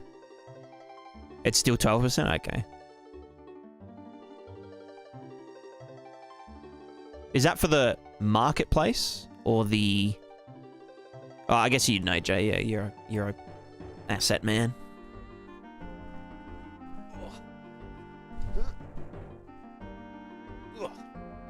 Sorry, I'm just rejigging. The best thing to do is just do a self-rotating rotation. Oh, yeah, yeah, the camera would be a nightmare. Especially with, like, gimbal lock. At, like, the poles of the planet. Or maybe the hemispheres, I don't know.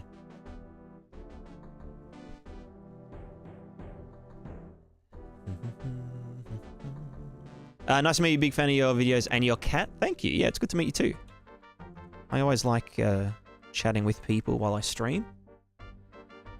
Get some fresh perspectives and some people to say, hey, why are you wasting so much time doing this tiny little thing that no one's going to care about? And then I just completely ignore them and say, fuck you, I'll do what I want.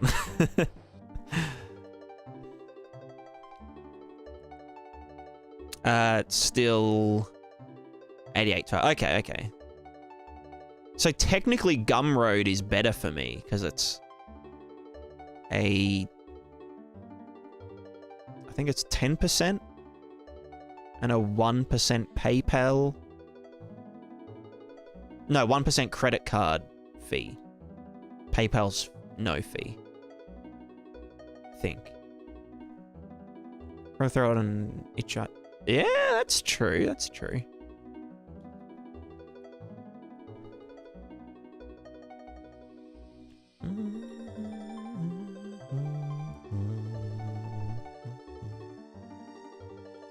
Well, some stuff from Gumroad before. I think it was audio. So yeah, Gumroad's really. It's just a free market, you know, like for digital goods.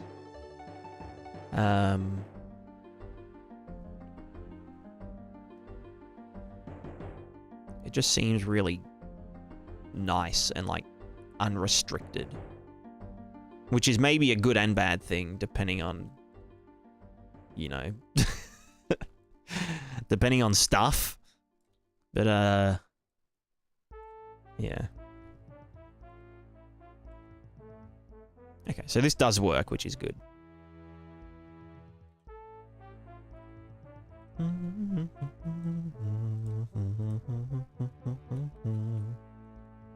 And does the cliff work? Relatively, yes. Although I'd want to add this to it, probably.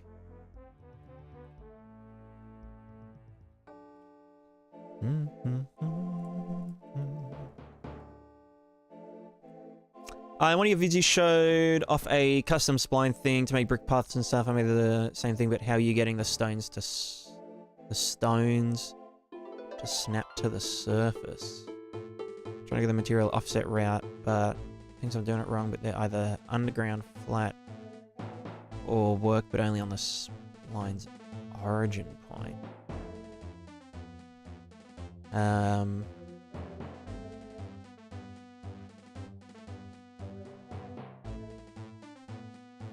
So you mean like with the...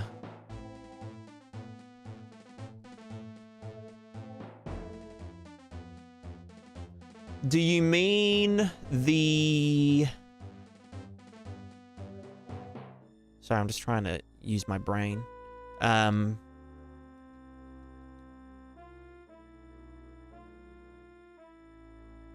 So you're not drawing it to the runtime virtual texture. You're instead trying to snap the spline down to the ground using the material sticker method. Am I following? Am I following? Because that's kind of based. That's actually kind of smart. But if that is the case, I can see why you're running into issues. Because of like vertex density and stuff.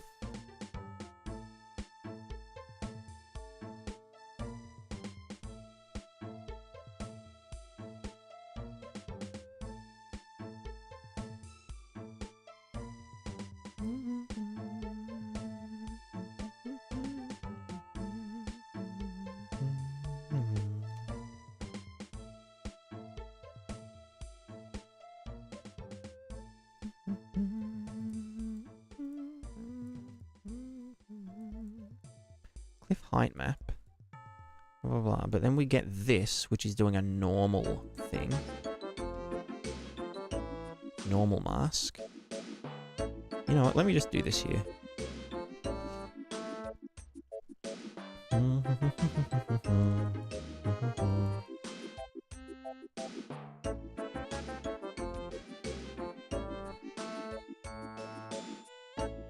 Spline stays above ground, but the mesh themselves stick to the ground.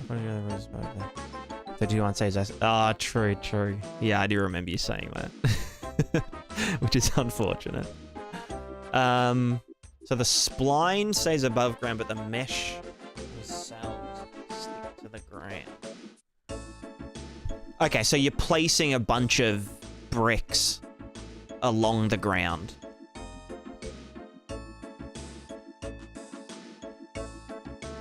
Am I understanding?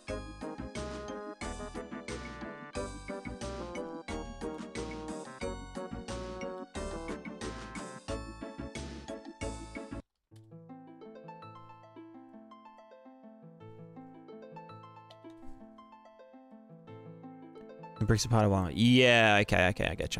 I think I getcha.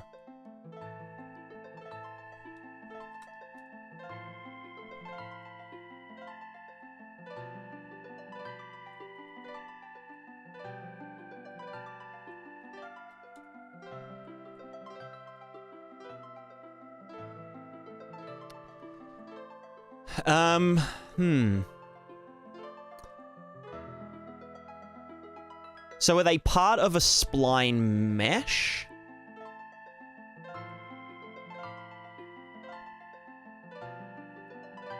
Like they're like, yeah, so okay, so all of the bricks are part of one mesh. Like I don't know, something like this. But probably a bit more, you know. And so you're like yeeting a bunch of them.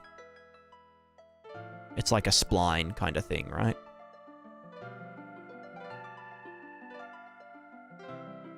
So each brick doesn't have its own origin. Yeah. Okay. Shit.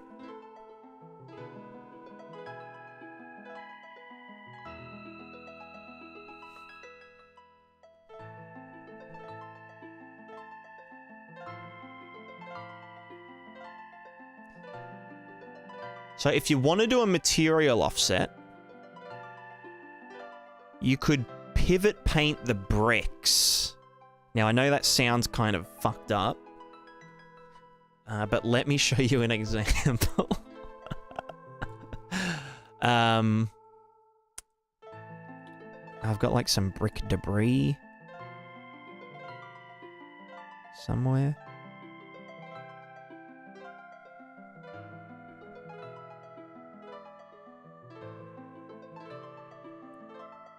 Yeah, that would be the easiest way. It'd also be the cheapest way.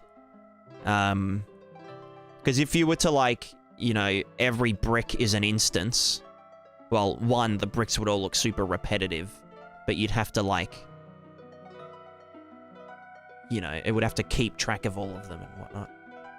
Pivot paint of it? No, pivot paint. I'll show you what I mean. I just need to find the floor meshes that I use. Floor.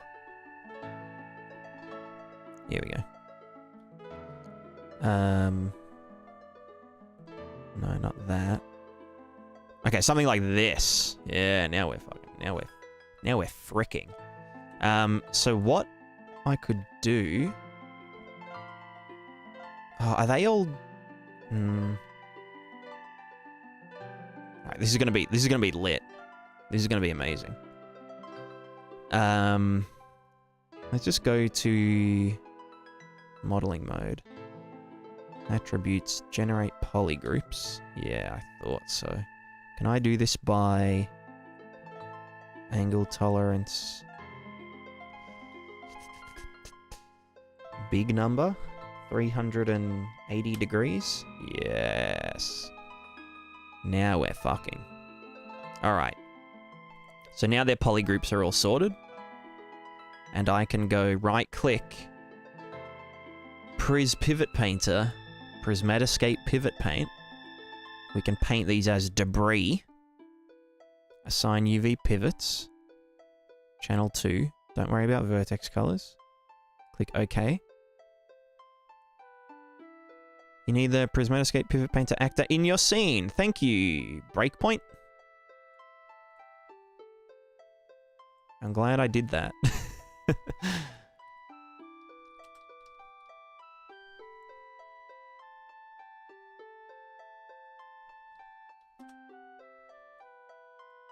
Bam. You just go down there. Okay, now we can get this. Right click. Scripted asset, I just press pivot paint, press pivot paint. Debris. Assign UV pivots, bam. Okay, so now this is pivot painted, which is just going to say for each brick, how far is it in the XY direction from the origin point. So if we just go to like here and we say content, new material, and we go UV, sorry, text coord, number 2. Yep, looks good to me. So then what we do is our sticker method, which is get the...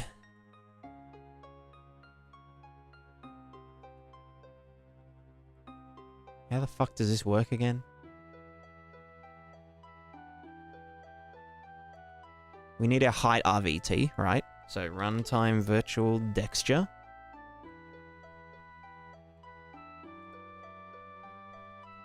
The UV is going to be text coord append 0.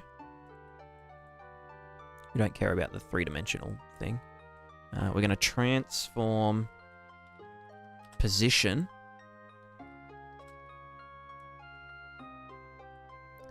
from local space or instance and particle space, I think, if it's a spline. Actually, I don't know.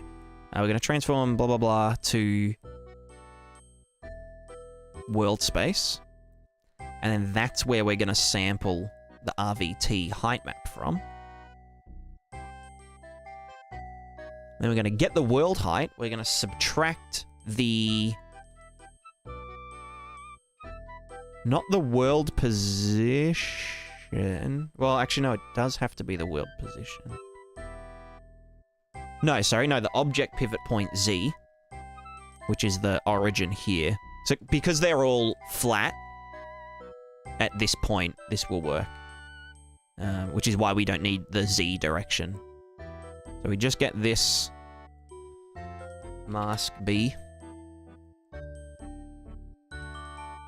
So then this location... No, this location minus that one tells us, yeah. So that there, and then that just goes into WPO. So now...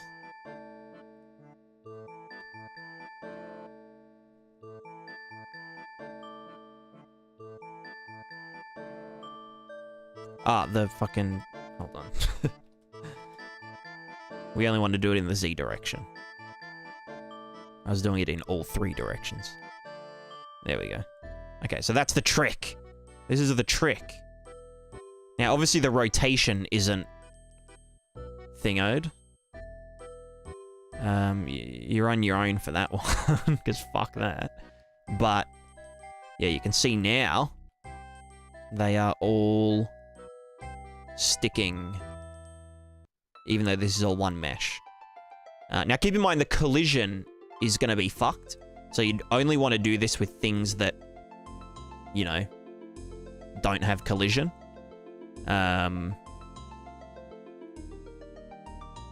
Because, you know, world position offset doesn't care about...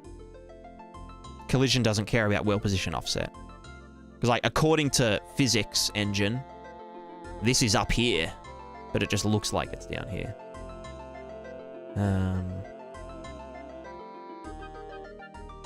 But yeah, if you could rotate them so that they were more flush with the ground.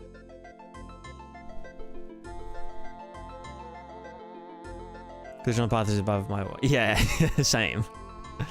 Same. You could even for bricks specifically... No, because I've got hard normals. You could maybe... You could...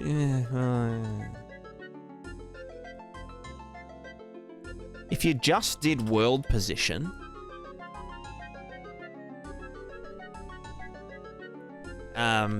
they'd get skewed.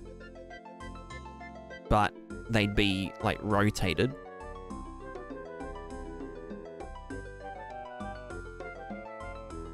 which might not be the biggest issue. So just world position against height map. And then you'd do an offset. So like, oh, this is, you know, da-da-da-da-da, add an offset. Oops. So that they like stick right into the ground. You have to do that like per material, I guess. But that way, yeah, you'd have to worry about collision less. Fuck, I might even use this method. This actually looks really good. So like this. And it's like, hey. It's like really thingo-y. So yeah, even with collision disabled, this would still look pretty decent. And then you actually get 3D geometry, which I guess is the main benefit of doing it, you know, like this. And then, one step further, we do an RVT output into the... I think it's this channel is my grass mask. And we then say runtime virtual textures to the landscape RVT. Cool. And now they get rid of the grass. Or, hold on, even better. I could... Oh, fuck, hold on. The RVT... No, because I can't do WPO into here, can I? Because it's taking a projection. No, oh, no, the new node. Hold on. Brain expansion meme. Alright, hold on. Virtual texture replace node. Right. I'm a god. I'm actually a god. Virtual texture replace, this is default pass. But then in the virtual texture, we want to get the pivot points. How do I scale them around their pivot point? So this is pivot point in world space. And then we want to get the world position XY. You know, fuck the... wait, no, I have to do that to do a conversion. But then we just want to mask. RG. So we have the pivot point, which is the middle. Subtract the vertex position. And that gives us how far away is this thing from the thing. So if I then just plug this into... Oops. The WPO. Yeah, we're cooking. We are cooking big time. Let me just try this first. So if I just put this in, this should double the size of each brick. Or not.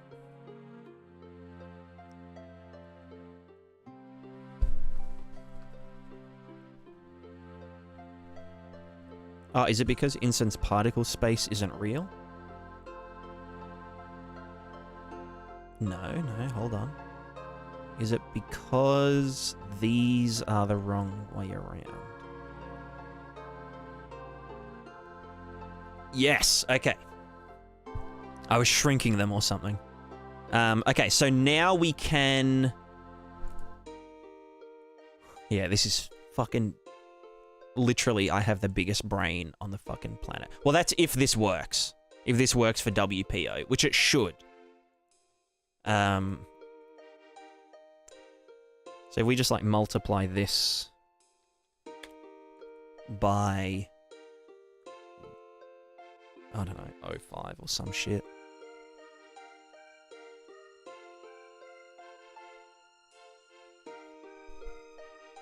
Right. Okay, so now we put this into here so that in the virtual texture, it looks like this, but in the real texture, or the real world, it looks like this. And then, yeah, we can basically increase the distance that the grass gets culled around the bricks. In theory, I think that works. Right? Is it? Maybe it's not working. Damn it. Should be culling way more.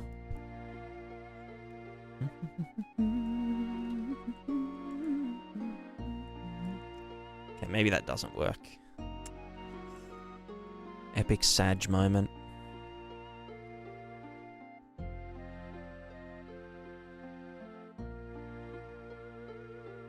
Damn it. I was so convinced that was going to work. Because, yeah, it should be culling all of that. Disappointing. Like that's culling it all this. I guess so, yeah. Yeah,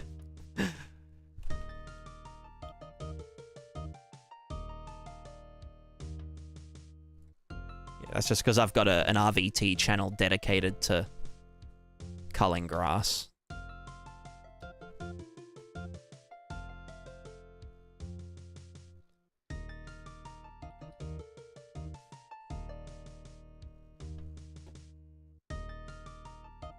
I mean, what I would do is combine this with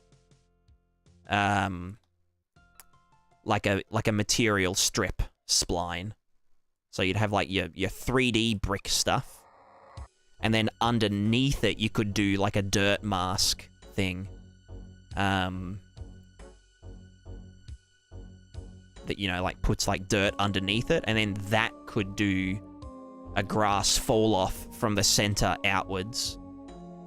So it's like gradually, like there's no grass in the center, or maybe there's just like less grass along both, you know, where like tires would, or, you know, people walk on the left and the right, not in the middle kind of thing. But yeah. Use my channel, there's a specific reason. No, there's no specific reason. Other than I don't have the mask channel because I use the default compression thingo, not the YCOG. Requires one that may provide better quality. I don't know if there's a performance difference. I did change to this yesterday. But then I changed back today. I don't know, maybe I'll look into it more. Because, like, memory's not a big deal when you're not using many textures in the first place.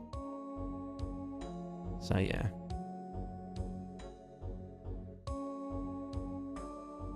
Anyway, let me just organize this so you can give it a screenshot.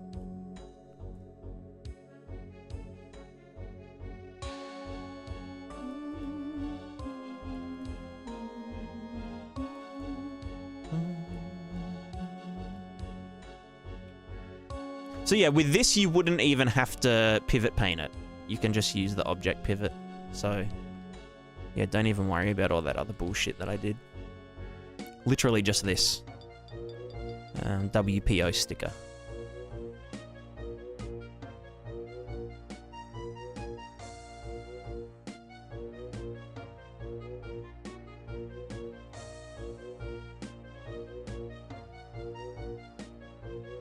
But that's the same thing. That's the same thing that I use for like these trees, for example. If these trees get squinched, like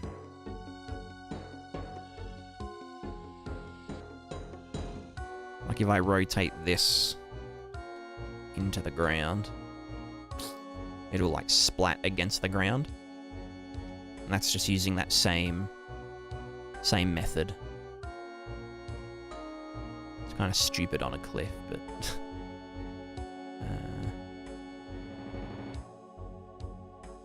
like yeah, if a tree falls into woods, it will like squish itself against the ground.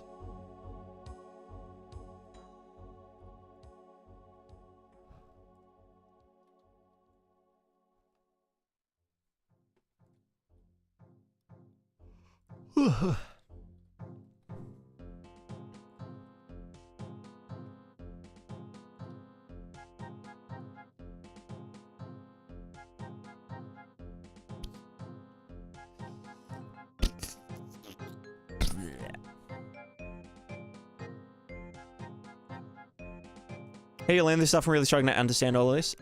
Trial and error, mostly. Just doing until you get it.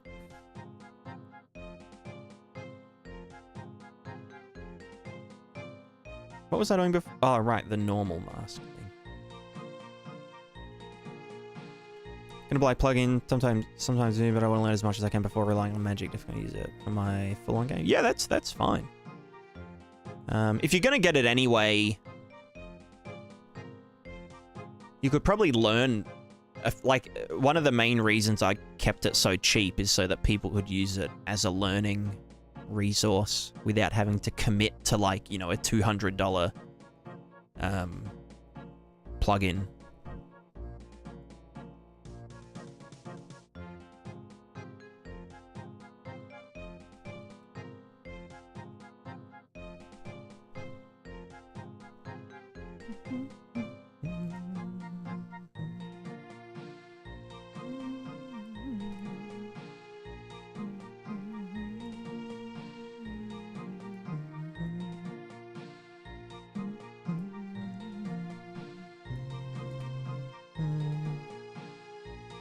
Magic Man, how's it going? How's it going? And chat, hello. Gotta say, g'day chat. Giga chat. Cliff override, Cliff Z normal blend. I think we subtract that from this or some shit. I can't remember. I cannot for the life of me remember.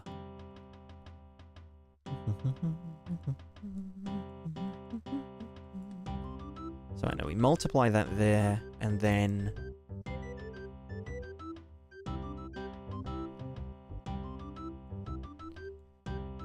Fuck, what was this even doing again?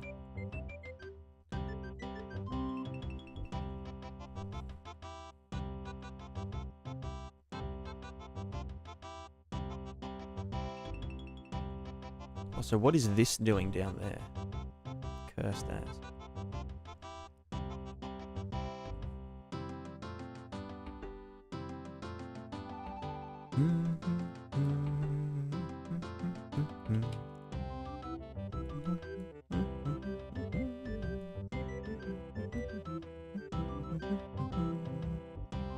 So that's the soft. But then we put it into the hard.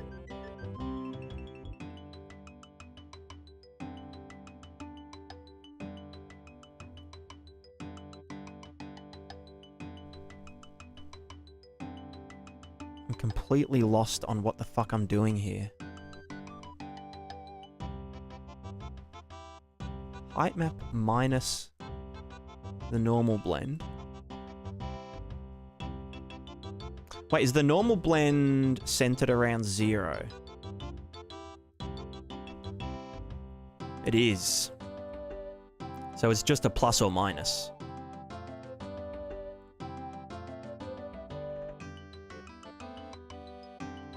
Yeah.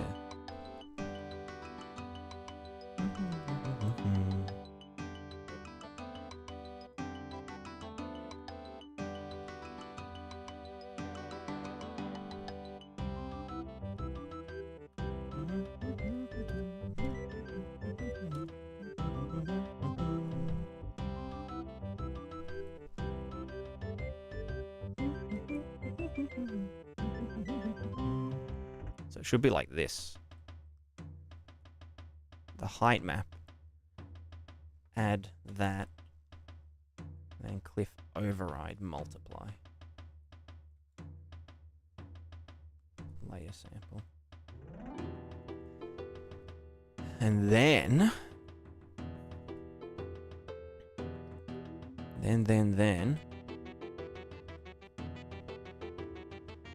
we just dick with this until it looks not trash.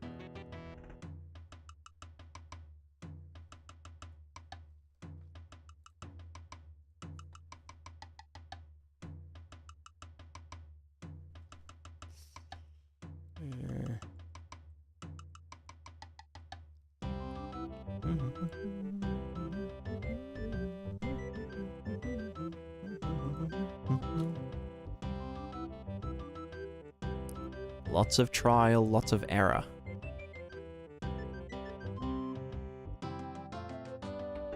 That's good enough, I guess. What if that was harder?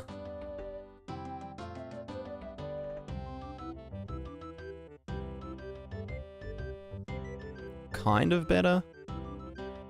What if it was lower, but then lower there?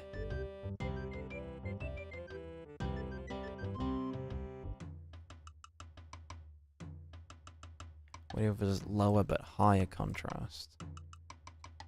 God, I hate the landscape height blend thing. Okay, but that's still got that band. Giga high contrast with a bit of a more offset. Oops, I meant 0.4, not 4.0. That's not too bad. That's probably as good as it's gonna get.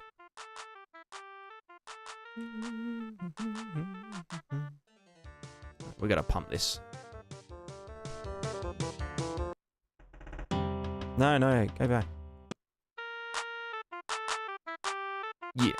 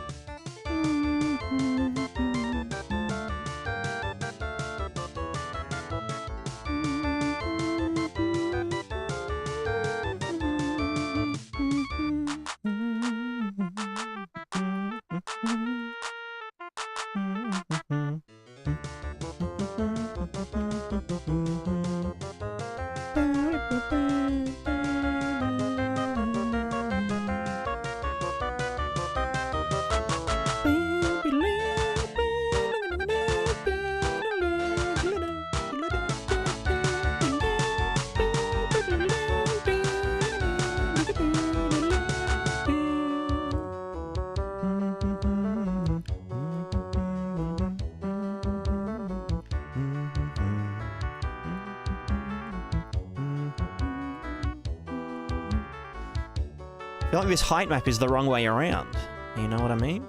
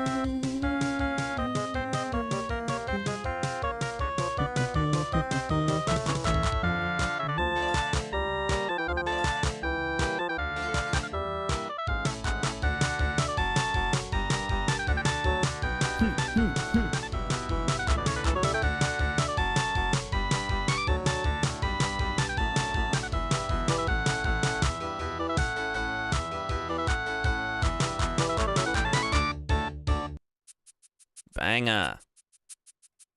True banger. The truest of bangers. Is that game we're making your own? Not necessarily, no. I guess I've always wanted to make games. Like even when I was little boy. But I just never developed the skill set for it, you know? Like I've always been good with computers. And I've always been artistic. And also autistic. But I don't know, like developing games, I mean, it is a huge task, you know? It is still like impossible. But like back then it seemed like impossible, you know? Like proper impossible. That is working. So yeah, I never really tried it. But then COVID happened and I was like, you know what? I've got a really fancy computer and I could probably, you know, install Unreal Engine and give it a tickle. So I started giving it a tickle and then here we are.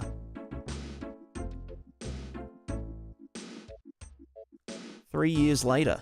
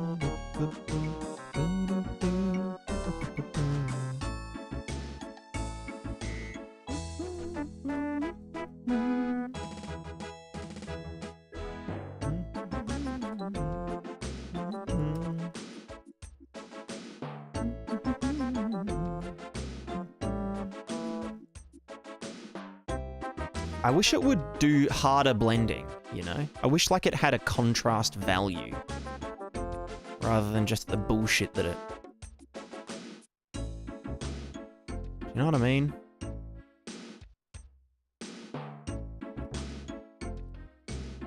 Let me do it hard. Work hard, play hard. Hustling. Etc, etc. But see, that just does that real fucked up.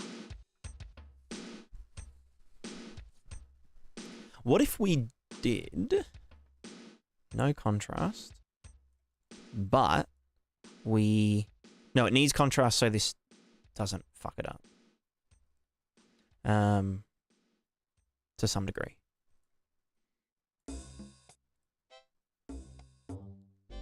But if we just chuck a fatty contrast on the height map itself? Know what I'm saying?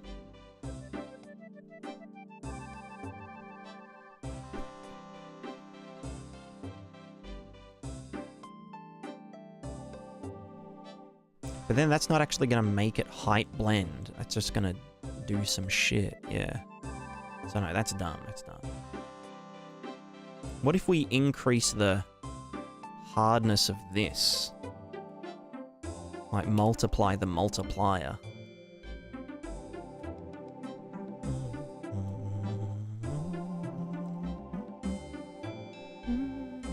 Or maybe exponentiate, so it makes the darker parts darker. Then we just get this kind of shit, which is not ideal. But then what if we offset it more?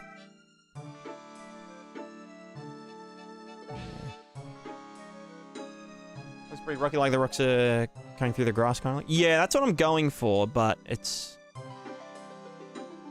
really hard to do with the landscape layer blend stuff. It's like, it's super easy to do manually.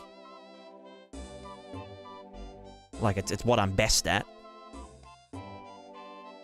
But like, as soon as you want to do it in the landscape using the landscape painting, it's just like, you get this like fall off between, you know, here's green, but it like fades in to the grey,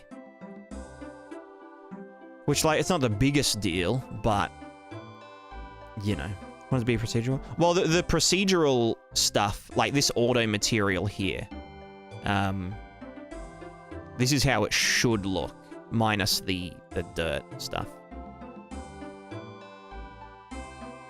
And so here we can give it like a really high contrast where it blends in and out, you know?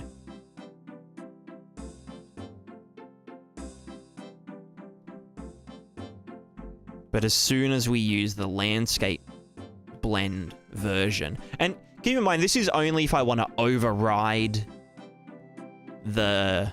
Where the fuck is it? I can't see it because it blends too good. That's not it. Here. This is only if I wanted to override the thingamajig. Do you know what I mean? I guess that's as good as it's gonna get.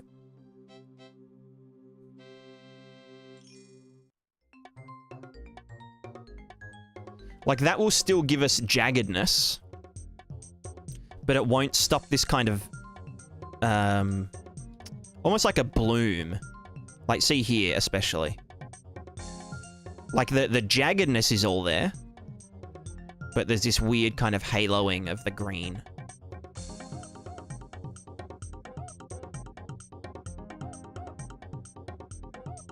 Trying to replicate it with the landscape brushes. Yeah. I mean, like, I could do it if they weren't weight blended. Because the thing about weight blending is that as you paint this, as I paint the rock, it unpaints the green, if that makes sense.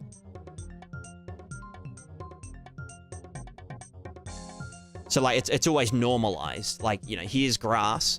As I add rock to that vert, it, you know, does this.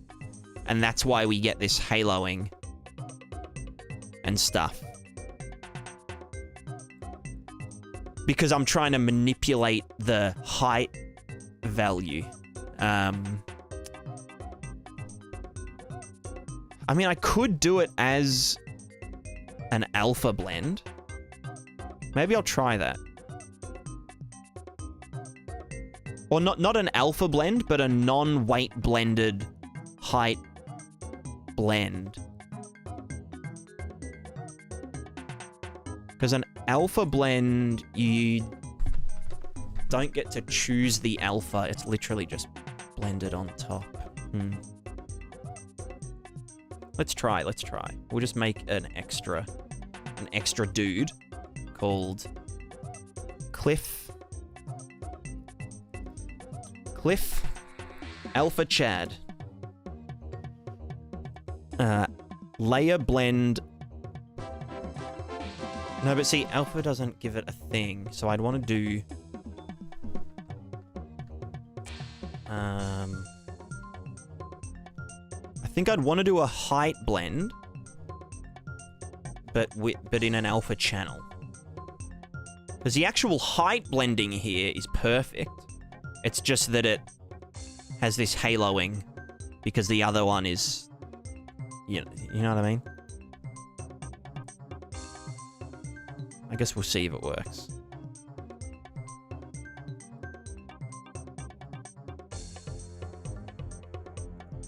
So we've got this alpha, and I need to do it down here. Cliff, alpha Chad, height blend. We give you the cliff override and the height from this. Right, so that's set up. It's only one cheap contrast away, yeah. Hopefully. So now we go landscape mode. We should have our new...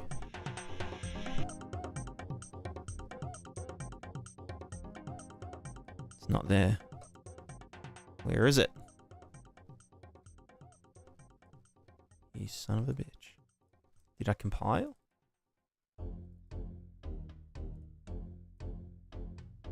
Save all, compile. Cliff Alpha Chad. Cliff Alpha Chad. Cliff Alpha Chad. Yeah, they are there.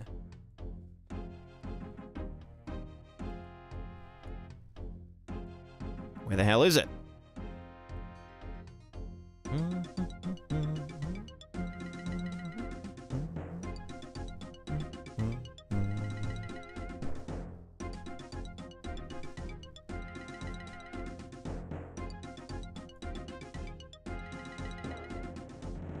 Well, let's just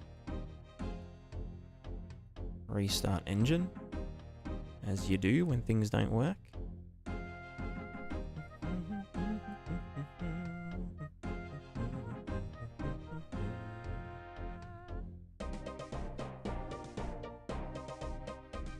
Here's a maybe. No, you can't. Ah, true. Sorry. Let me. Where is the? I've got a few cats in here. We'll get this one.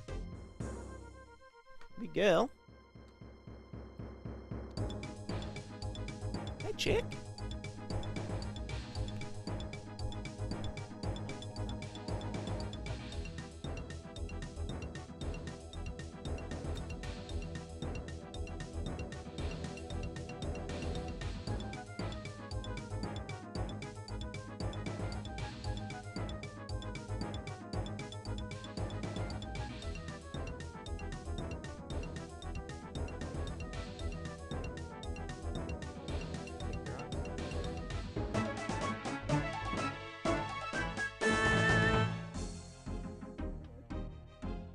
You're a good girl. They all smell like smoke. They smell like smoke.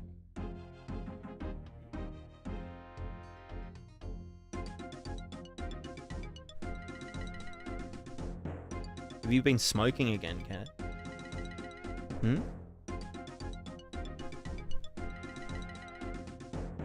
Why are you bulling so hard?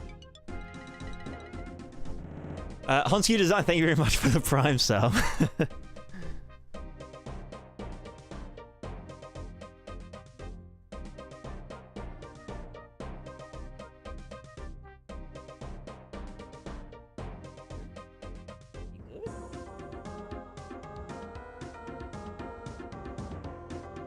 Aussie Cat's got dem fangs? No. But Aussie Cats do eat everything. Rats, mice, rabbits, bats, snakes. Don't you, big girl?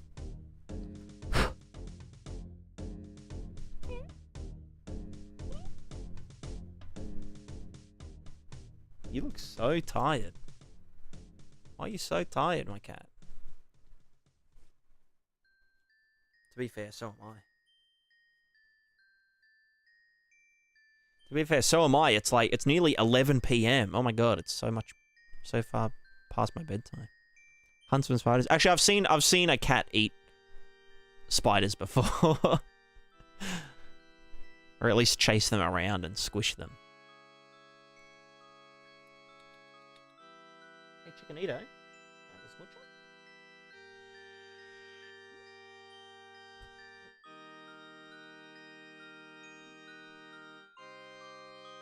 You want to sit with me?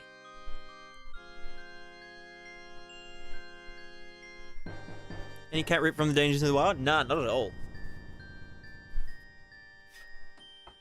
Cats are like literally apex predators in Australia.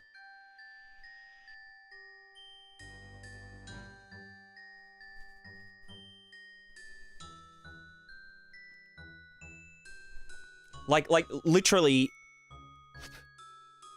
the only predatory animals in Australia are cats. And maybe, like, crocodiles, but, like, crocodiles aren't real. I've never seen a crocodile. They only exist up north. But aside from that, there's literally nothing that can actually, like, maul you to death in Australia.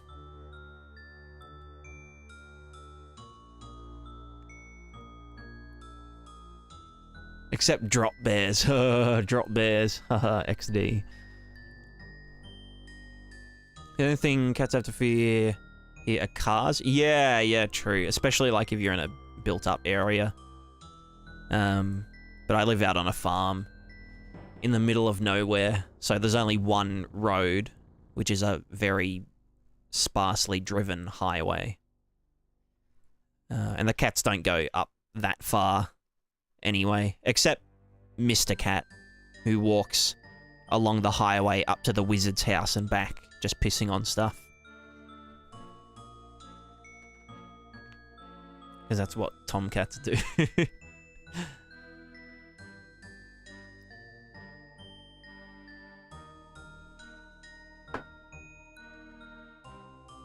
Rather get mauled to death than have some nasty spider or snake fuck me up. That's true, that's true. Although at least if you get bitten by a snake in Australia, you've got at least, like, maybe 30 minutes to get to a hospital before you die.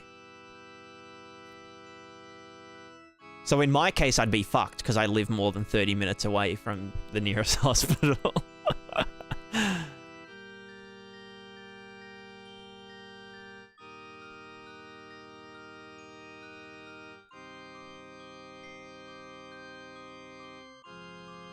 Had any close calls? Nah, not really.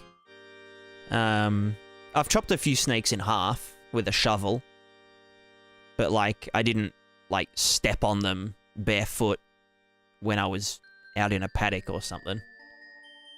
But, like, I've seen plenty. Plenty of brown snakes. Australian browns.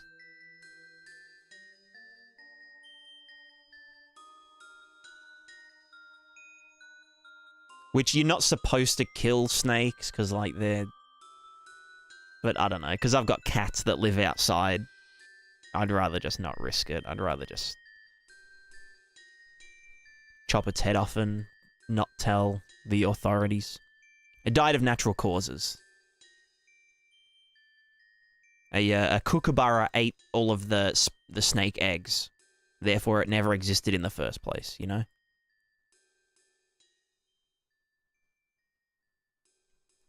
Alright, let's see if this works now. Hey, there it is. Cliff Alpha Chad. Do this. Non-weight blended layer. Art landscape. Layer info save.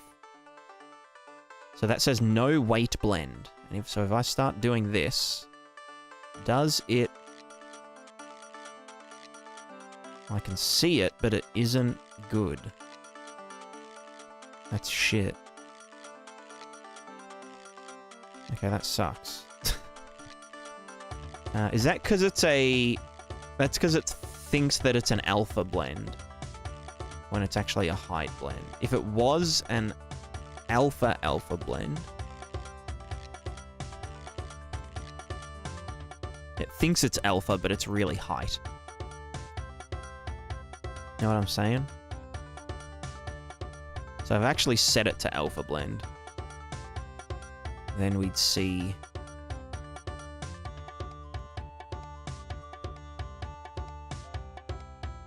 Then yeah, it does stick over the top. Obviously the grass doesn't care that it's there. But yeah, you can see that it's just like feathered blend. So you can't actually change the alpha. It just means that it goes on top without affecting the layers underneath. So you use alpha blends to do like, oh, I want to, I don't know, change the color of everything in here by sampling an alpha blend and using that to change, you know, shift the hue or some shit.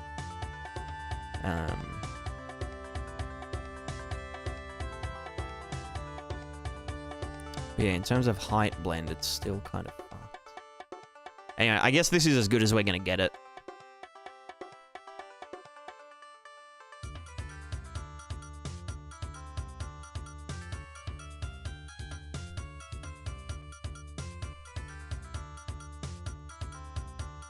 Like this. And I guess the thing is, this is going straight from grass to rock without any dirt in between. So I guess if I did add dirt... Also, can I get rid of these? How do you get rid of a thing? Clear layer? Can I delete layer? I can probably just delete its data, but whatever. So yeah, rocky dirt. Oh, override.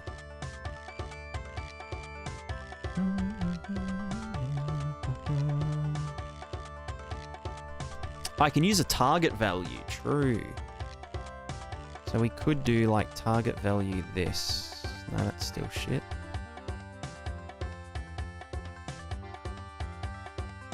Okay, not bad, whatever.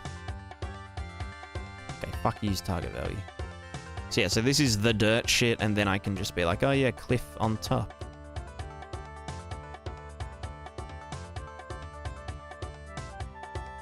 And then it kind of looks not too bad. Kind of. Sort of. Not really, but kind of. It's sort of. But what the fuck is that?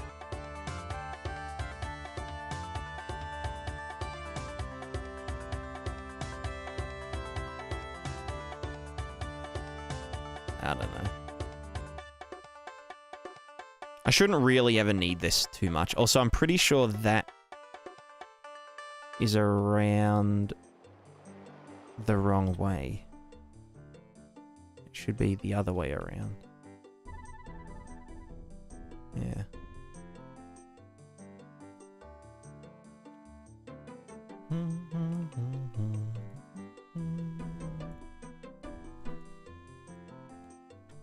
But is that because of over here? That this is the wrong way around?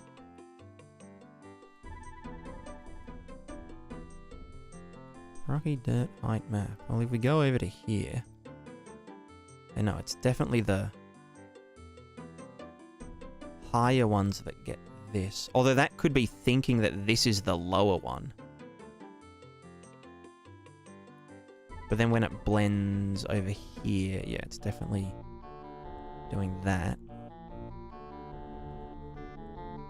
Oh, that would be because this.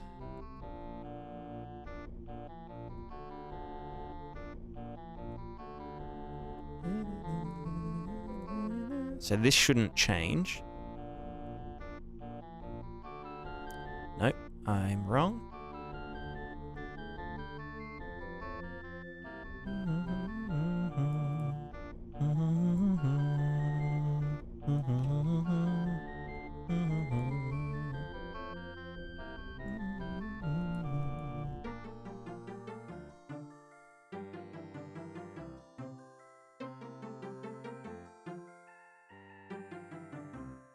But then rocky dirt height map. Oh, is it that that's doing that?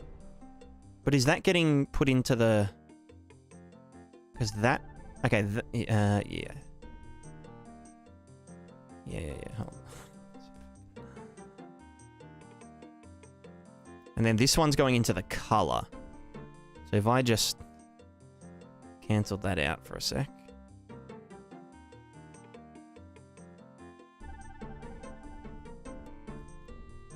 No, but that is just the color mask, so it doesn't actually matter.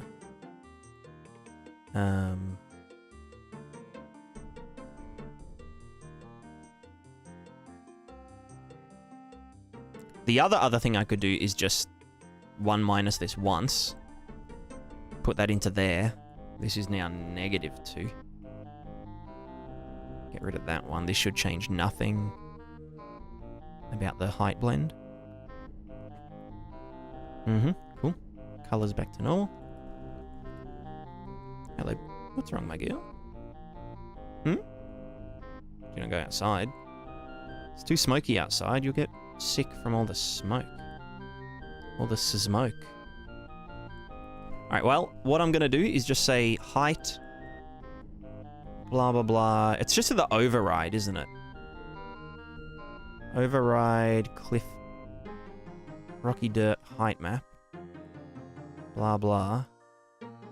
Rocky dirt, height map. Yeah, because the other blending I'm doing, yeah, because this one expects it to be a certain way, but I'm using it the other way everywhere else, so fucking YOLO. So this won't change anything, but over where I'm doing this blendy stuff, the override shit, then the rocks blend in first, so that's decent. We still get this fuckery here, though. Is that just from the offset? Because it's saying that this is above this. Oh, God.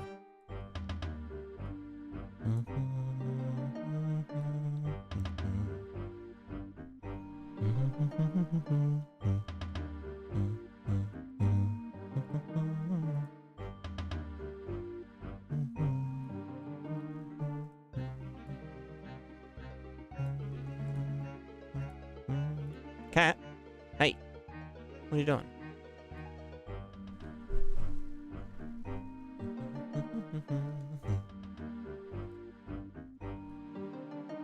Alrighty, well,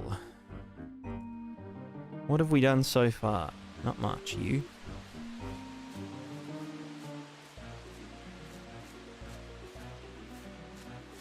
What?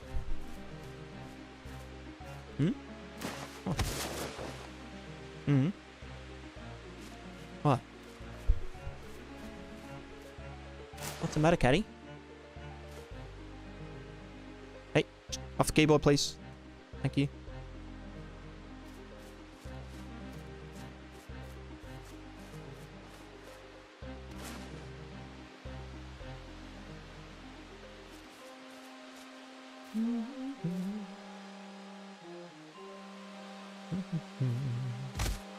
Ow. Right, I wanted to, I remember saying like 3 years ago at this point, I wanted to do the puddles and shit. So let's just choose a point.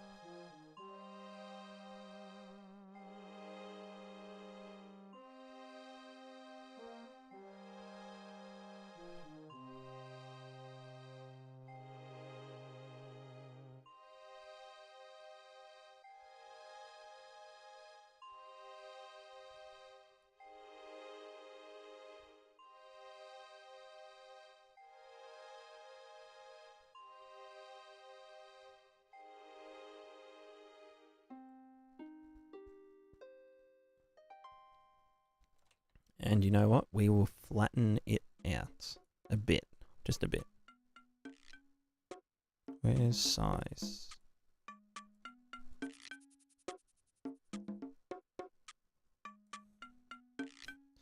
Sus.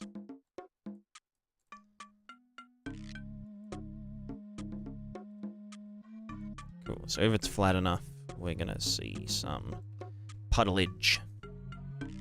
So, how does one do puddles? Well, we're going to use the Prismatica material functions, of course.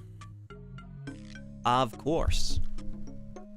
So, Pris puddle mask height map height map.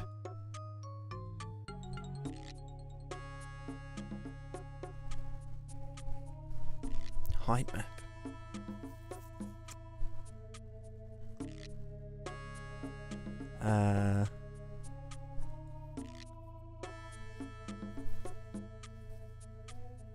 How the fuck do I...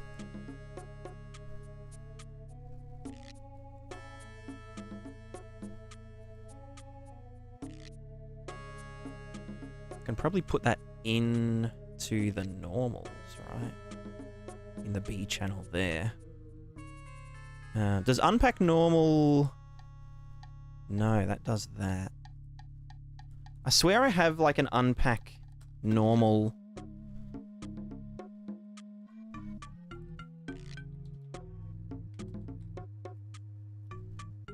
like an unpack normal with B.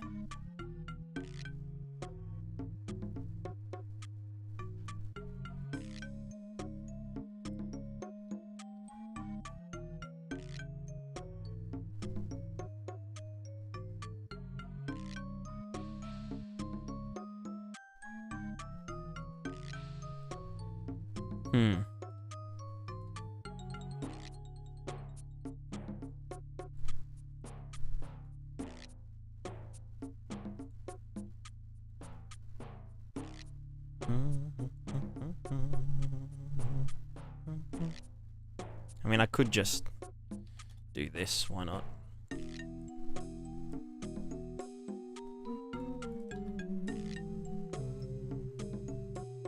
I know, but then when we do normalizing and shit, it's gonna get angry.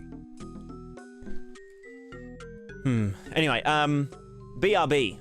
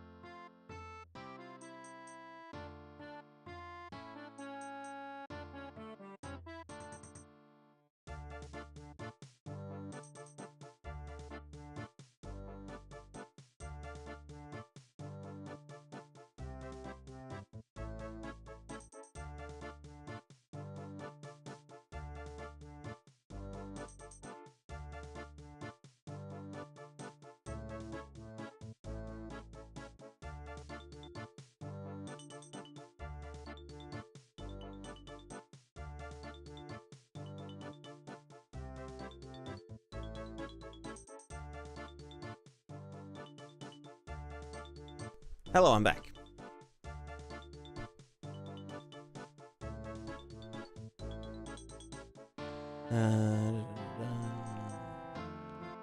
Also, Shari, hello. Setup always looks like you're literally in bed with a pseudo desk hovering over it. You and the cat's covered in blankets. I don't understand the logistics of it. So a little desk tour.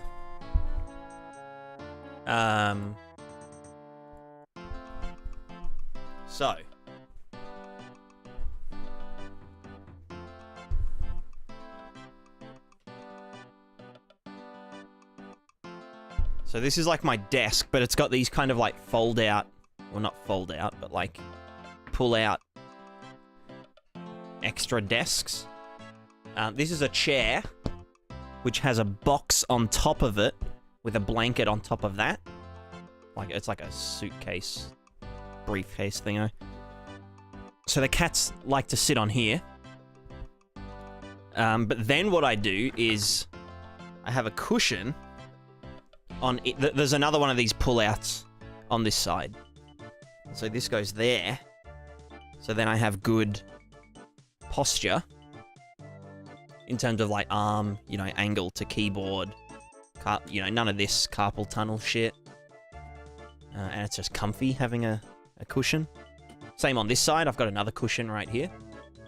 And then I sit on a big chair, like a big couch, but I sit on my knees. So like I sit on my knees with a cushion between my heels and my buttock. Kind of like Japanese style. And I'm on top of another big fluffy, not fluffy, but a big soft cushion. So like my feet aren't getting squished super hard. And that just helps me have good posture and whatnot. And then occasionally I'll just sit cross-legged. You know? Always changing positions.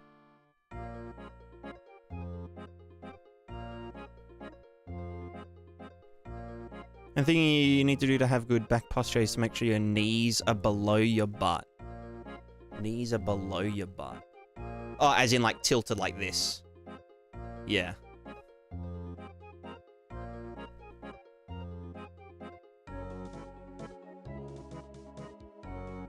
Wait, what do you mean no to... You mean like... Yeah, height-wise. Yeah, I get you. I mean, cross-legged is pretty good. Like, in terms of... back posture.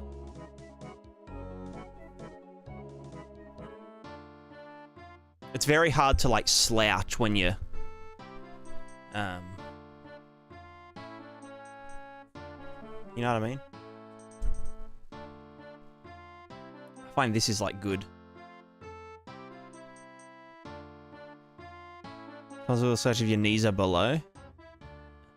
I don't know. I can't really... I mean, I can do it here, but I need another cushion under my butt. And then I've also got another... Here we go. Another cushion for... down here. Like fucking lock me into the chair. For that lumbar support. And now I'm just like...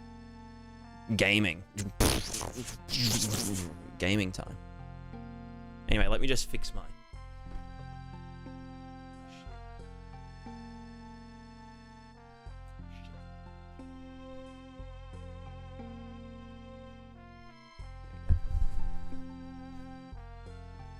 Got to teach a cat's good posture? Yeah, exactly.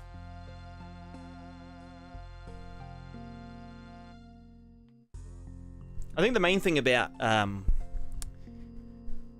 posture and sitting is to change positions frequently.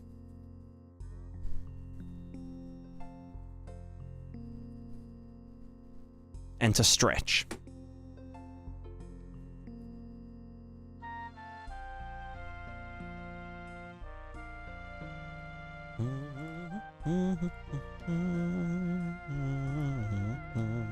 What was I doing again? Oh, the puddle mask. Puddly. Oh, yeah, right. How am I going to get the height maps and stuff. I could just do it in a separate landscape layer blend, but I could just pack it into the normal RGB or RGB and A. Potential. But then all this stuff kind of gets fuckized.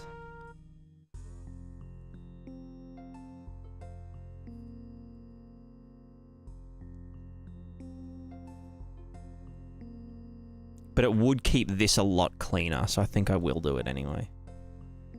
So this is the height map. And then the, and then the layer blend will do the blending, which will make the puddles correct. So as long as this...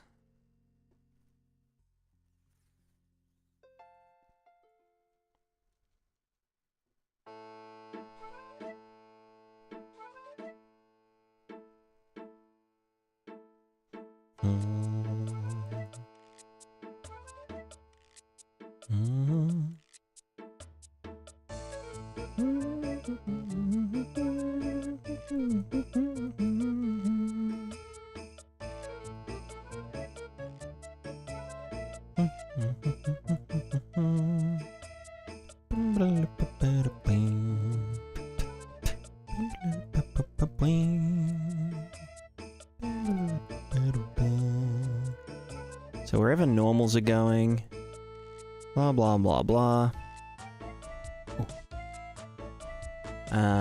Normal, we do all that shit, that's fine.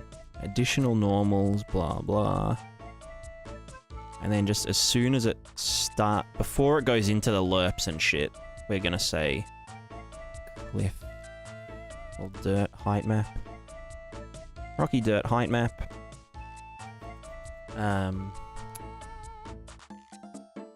Shit. I want to mask the RG out of this. And then append this to that. And that gives us our RGB. Bam. Adam, how's it going? Scan.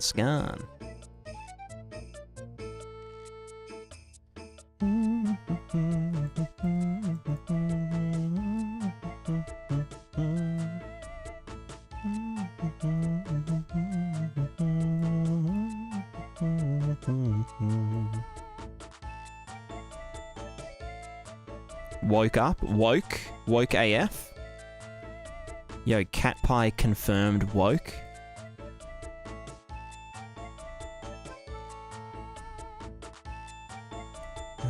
Give me macro noise.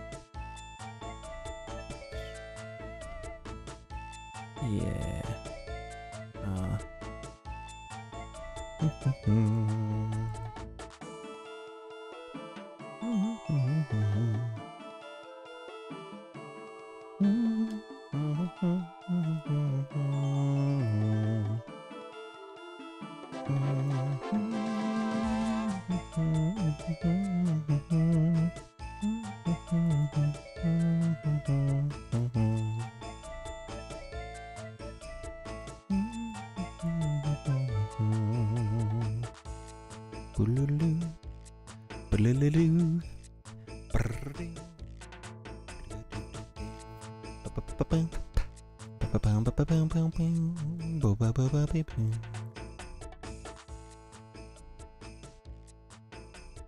Alright, then the last one is down here. We just get cliff height thing.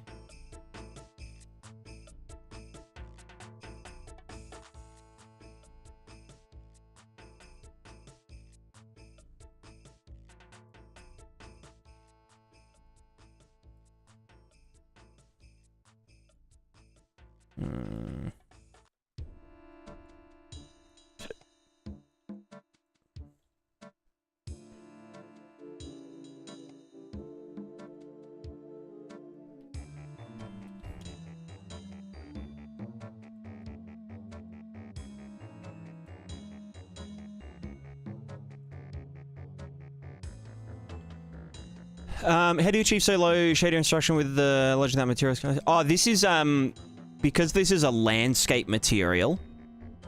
This instruction count is only shows the base instruction count. So if you hadn't painted any layers, this is how many instructions it would be taking. Because the way that landscape materials work, because you can have like, you know, tens of different layers,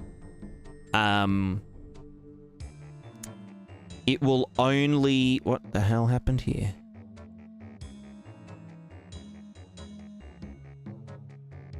Is that just shadows and shit? What the fuck did I do wrong? Oh, I got rid of the B channel. Oh, that's fine, that's fine. Yeah, so when you paint a layer, so the landscape's divided into chunks, and for each of those chunks, it will... how do I put this? Let's say I've got a chunk that is just grass, right? That's its own compiled shader. Then if I have a chunk that is grass and dirt, like has both of them painted, it will compile a new version of the landscape shader, only taking into account the grass and the dirt code, and everything else won't get compiled into it.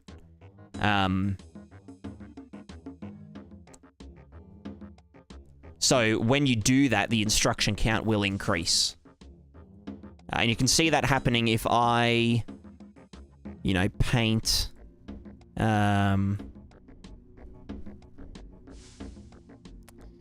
That's kind of a bad example. Hold on, if I clear these, clear layer and clear layer.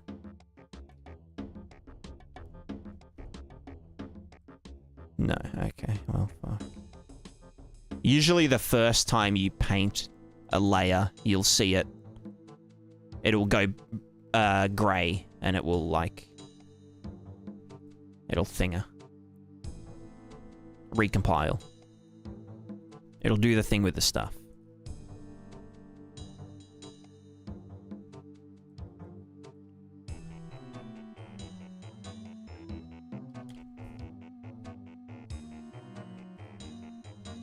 So yeah, that's why it looks like it's really low. I mean, it is still relatively low. Because I'm a bit of a shader freak.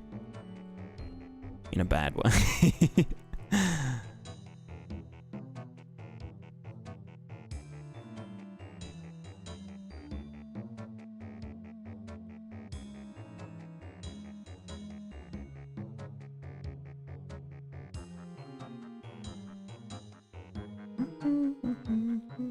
Where did that flat surface go that I was going to do the puddles on? Oh god, is that it? I mean, that looks like a good enough place. Wait, what do you mean none? You go there, you dick. Okay, there you go, yeah, you saw it compile.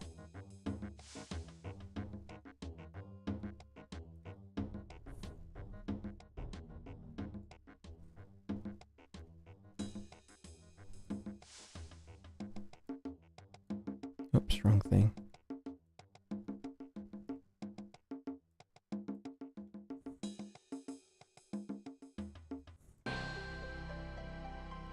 Yeah, that's right.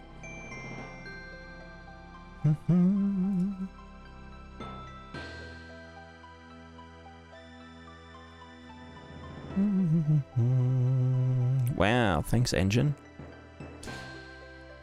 Will I do another devlog one day? Yes. One day. One day.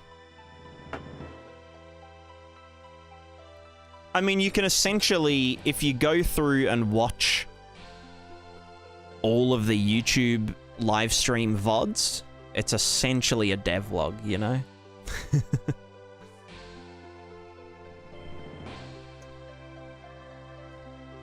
It's a devlog that goes for hundreds of hours. Which, you know, that's a lot of content.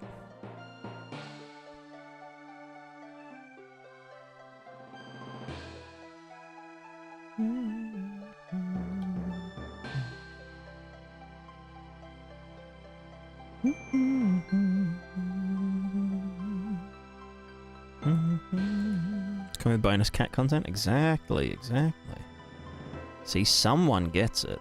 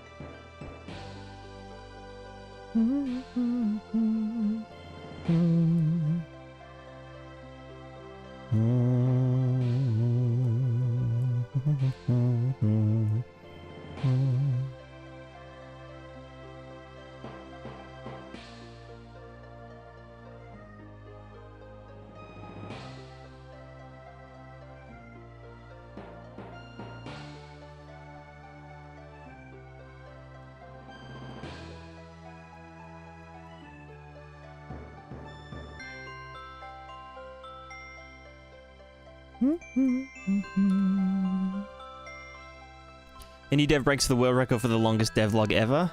Hell flipping yeah. Also, I've been watered. Oh, true. I had a sip without realizing.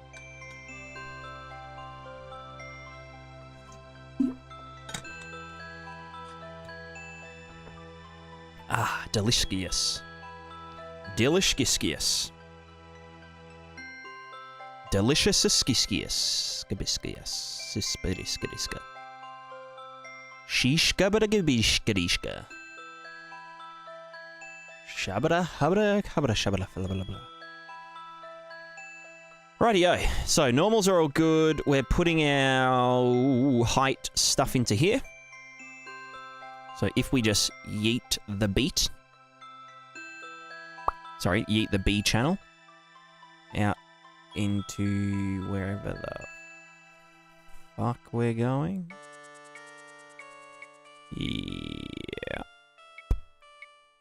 Where's that? Oh, that's the grass culling stuff. Haha, XD. Right, so now we have this stuff. This thing with the stuff.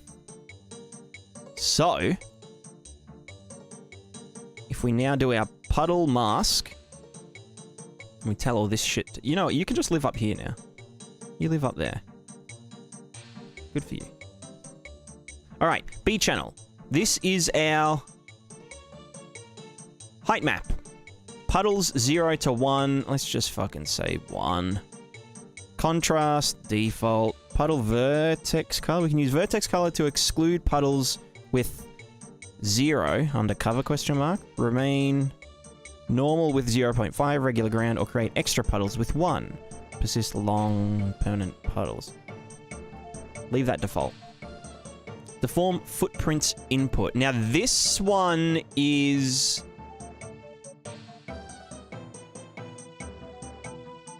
not completely necessary because the height map itself gets altered by the footprint shit, you know? At least it should in theory. No. Ooh. Fuck.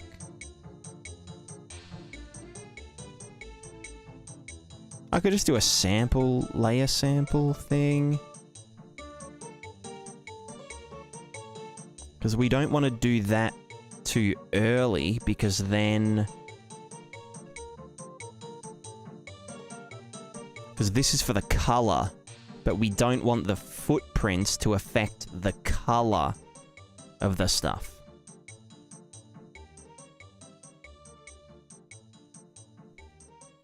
How does your water compare to the rest of the world's water? I've never had better water than in Norway.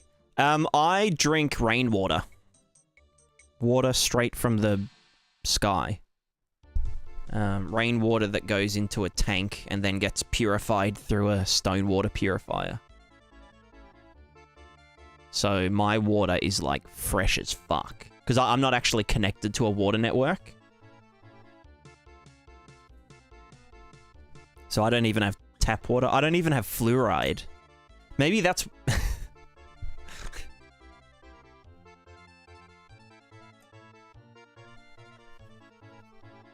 Maybe that's why my brain's so big, you know? Because I'm not being controlled by the government. Tooth explosion time? Now that's completely unrelated. That's unrelated. That's because I had a filling in that tooth that was terrible. Although maybe the reason I had a filling was because I don't have fluoride. Or it could just be that I didn't brush my teeth enough because, you know, degeneracy.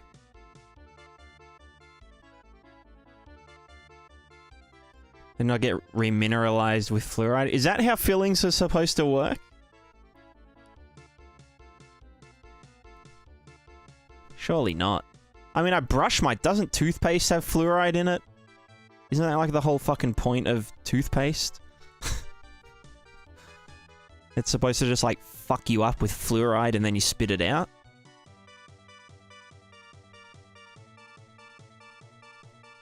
Right?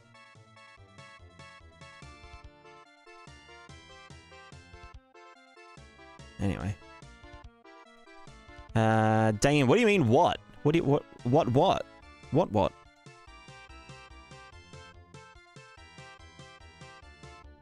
You also make your own toothpaste with animal tranquilizer and cow dung? Yeah, true. Yeah, I use Butte. I use Butte as toothpaste. It comes in like a syringe. So you can like put it in the horse's mouth.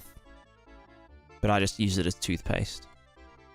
They put shit in the water to turn the frogs gay here, so I don't know. Yeah. It's unfortunate. It's unfortunate that's what the world has come to, you know?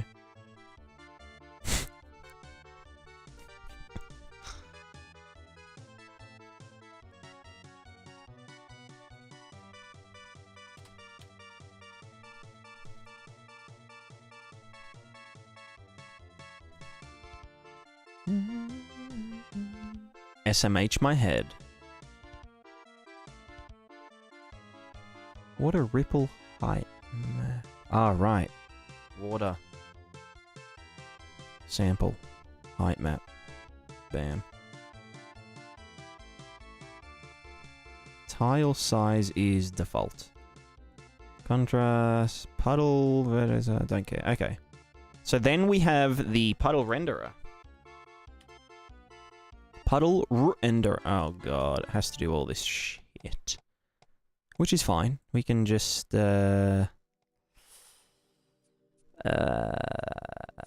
well, you see, I just need to do...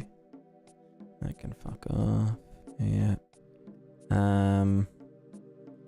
Output color. You go into input color. Hello?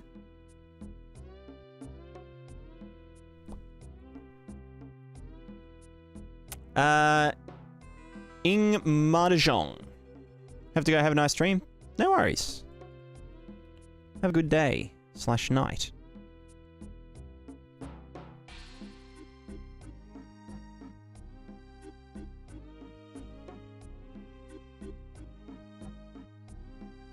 Have a good day and night.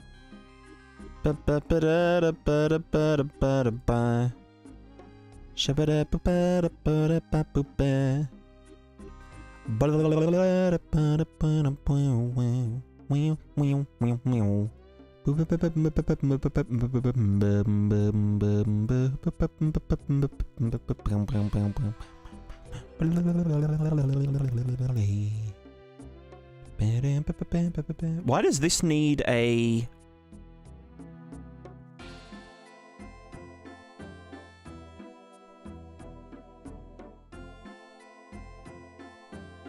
Water height map again?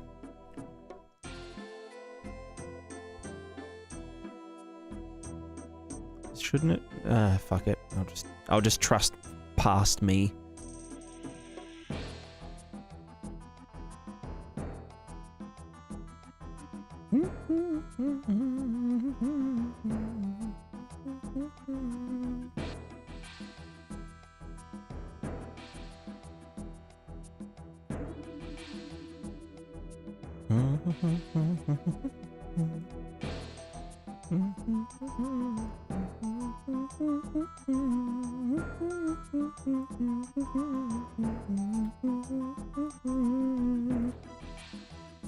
Right, so this should... Okay, it's making everything dark. I don't know if that's how it's supposed to work.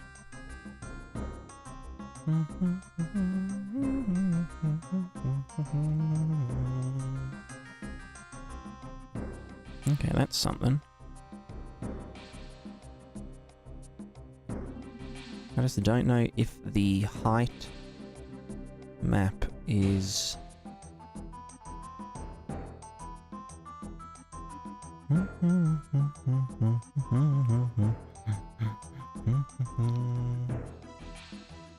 Also, yes, I know it shouldn't be appearing on the cliffs. That's an obvious one.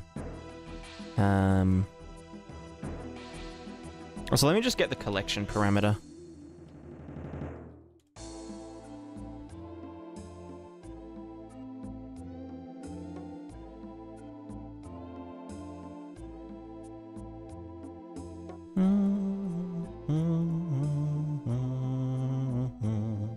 Past me takes care of future me sometimes? Yeah. Do be like that. Based on God.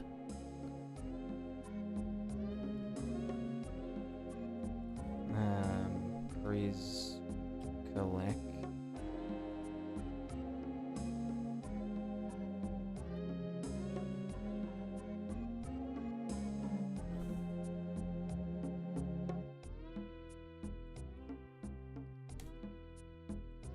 I'm going to go 0.66. 0.6. 0.55. Cool.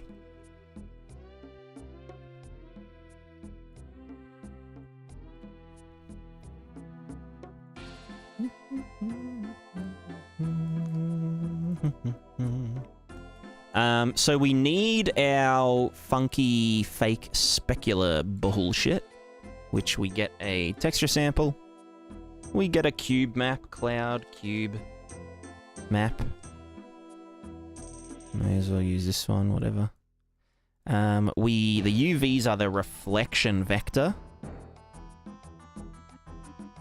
Oh, well, actually, no, they're not just the reflection vector. I mean, they are, but they're not. Ah, fuck it. We'll just do that anyway. Whatever.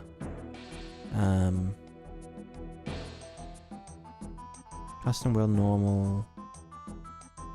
Well, actually, no. I can get the pixel normal. Pixel normal us. And then flatten it. Fuck. Do you know what I mean? That's the output normals. I might even add an output reflection vector.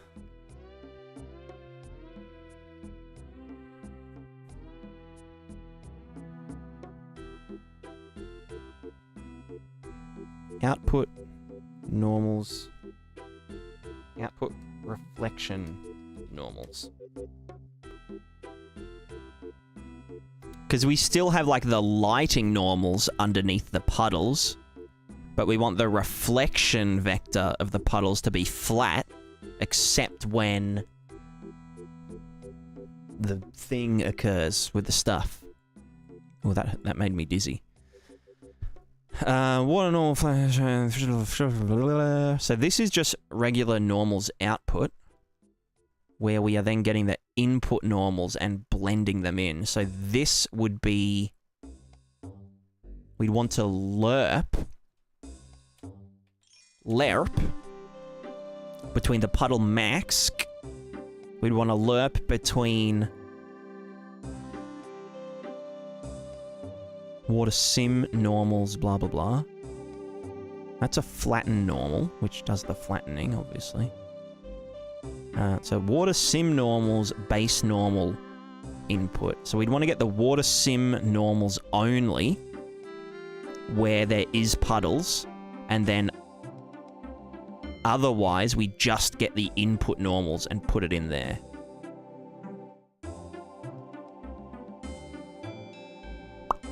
There we go. Can this, like, not look like shit for a second? Good job. Wow. Wow. Alright, save. And this can go at the very end. Oops. So I just give it max cache stack.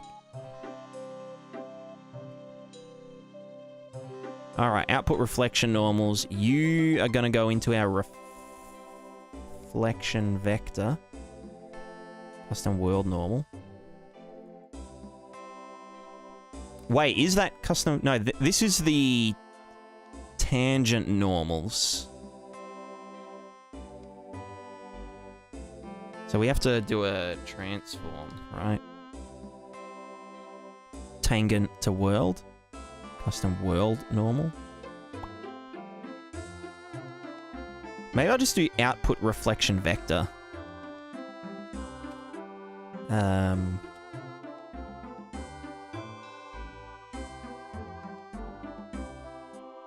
And literally just do transform.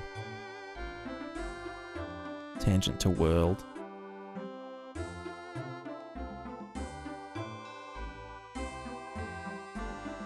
Yeah.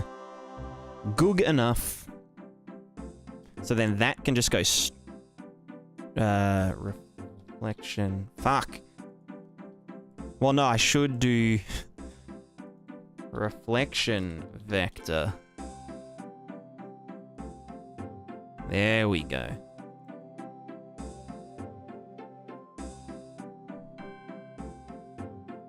So that should be output... yeah, it is output reflection vector. It's just that the name hasn't updated. Cool. Okay, so now we're sampling this cube map. If we go into the base color for a sec, and we just say, hey, let's check it out. We go unlit. Literally unlit mode. Then we have flat normals, where the pupils are, but then actual reflection vector everywhere else. Which makes sense. Cool. So now... now what? Right, now we do this divided by some... whatever my max shininess is. I mean, if I just put this straight into the specular, and we put the color into there, then everything is going to be shiny. Well, when I undo this. So now everything is shiny, right? Everything's glossy AF.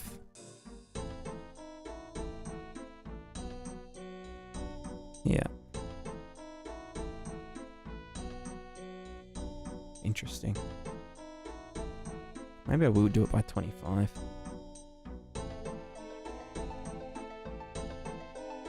Would it be easier to set a procedurally animated spider rig? Would it be easy to do with control rig? I don't know. I am too stupid. He's stupid. I'm stupid. You know?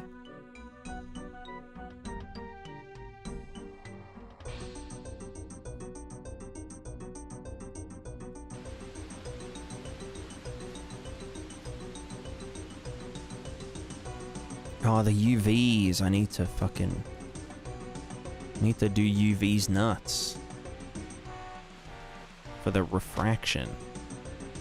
And also that shouldn't happen.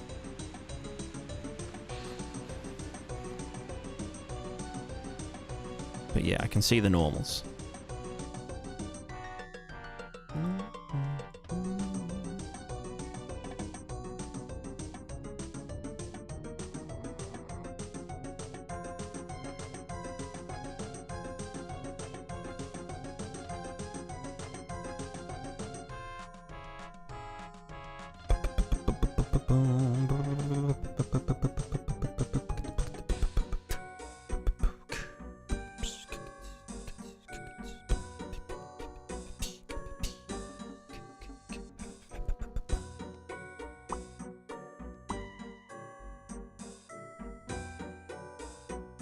Relatable, smooth brain dev, gang, as they say. Yeah, exactly.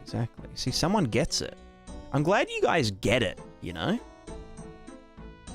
You guys just get me.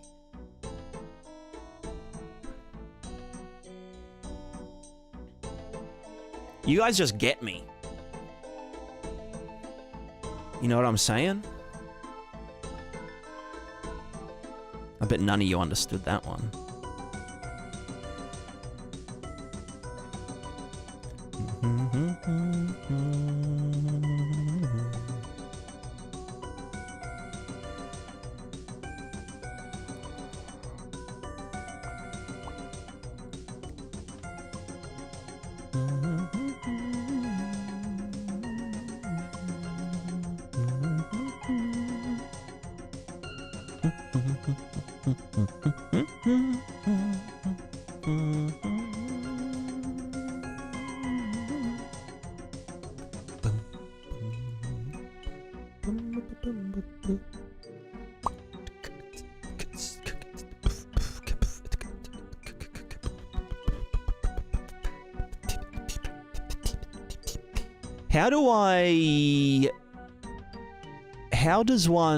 How? If I want puddle mask, I guess I want to add it to the fucking thing. Maybe?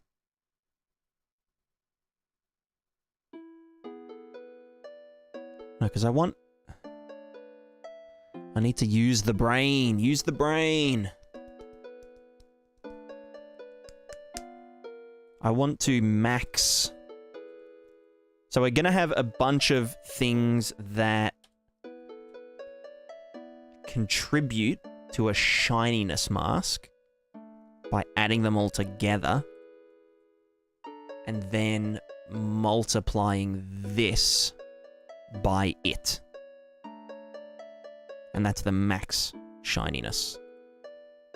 So then we get the puddle mask and add blah blah blah it to whatever the layers are. I usually use the alpha of the color to determine the shininess. And they get added to this, which then does a thing. So these should all go not shiny, but the puddles should be shiny. Oh, there we go. Yeah.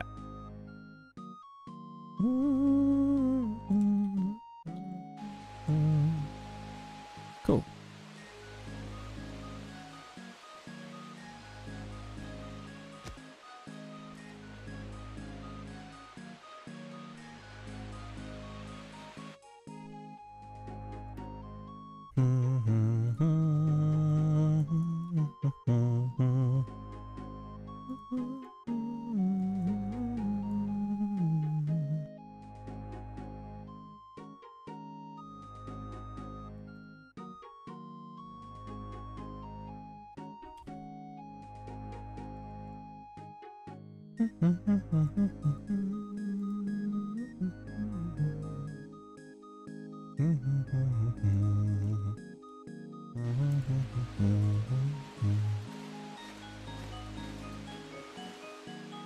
Right, now I've just fucked something up. Oh, is it because that lerp is dumb? Or is it because I'm dumb?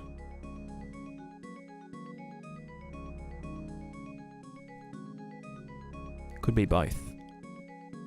Could be that many different factors have contributed to me being stupid.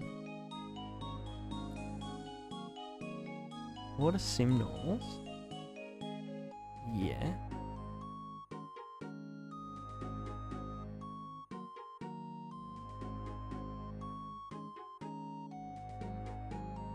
Why is that not a strength value?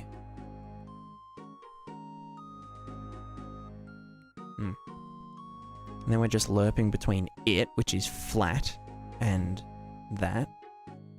Well, I guess I don't want to... And then input normals is input normals.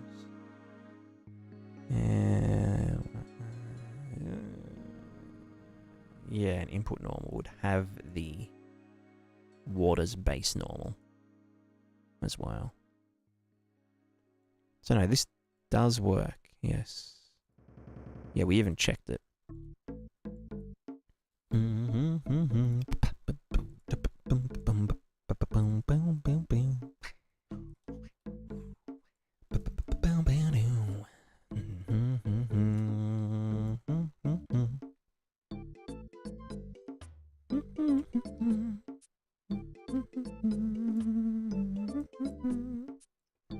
So with this puddle mask, how on earth am I gonna...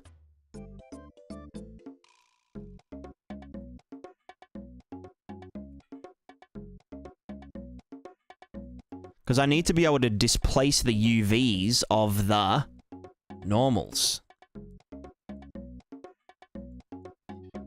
You know? Well, technically, actually, because we do this sample to then do the bump offset, and then we do another sample that has the bump offset, and that's where we get the normals from, we technically could use this one to then do the puddle mask, and then use that to distort the UVs, like refraction, you know? You know what I'm saying?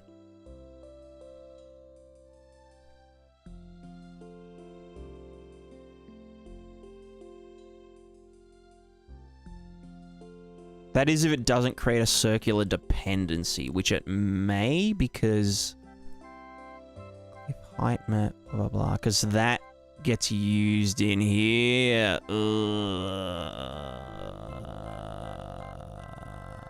Let's save all first. Fuck. Fugal. Right, let's use the brain real quick. Let me call up the brain real quick.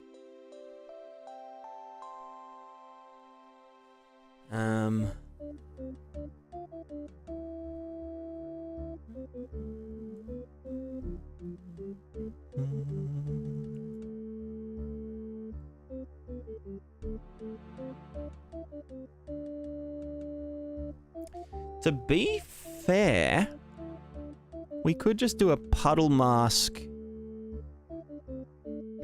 Like a simple puddle mask. No, because we don't want to cause refraction outside the puddles, even if it's just a little bit, because that would look wacky. So it does have to be the real height map. Oh, but because we're combining these, it's a fucking nightmare. Yikes. Yikes. Let me just try it.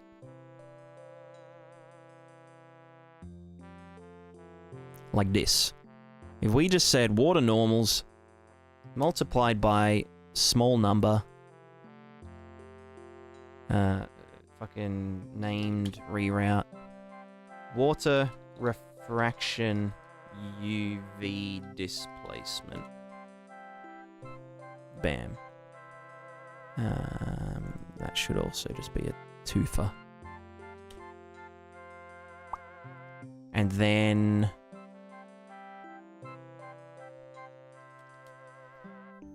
we just want to add this to the stuff.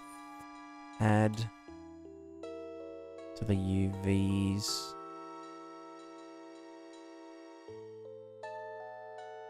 Here. Bam, bam.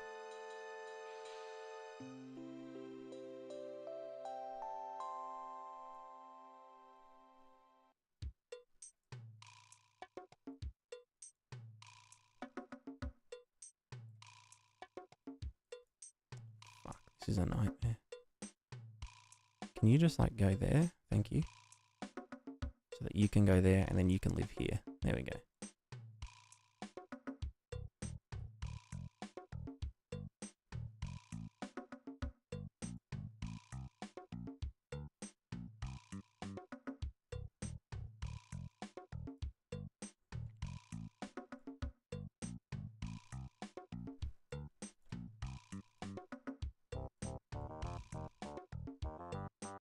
Couldn't I just do... No, I have to do it after it's been multiplied, because it's a world space, dude. Yeah.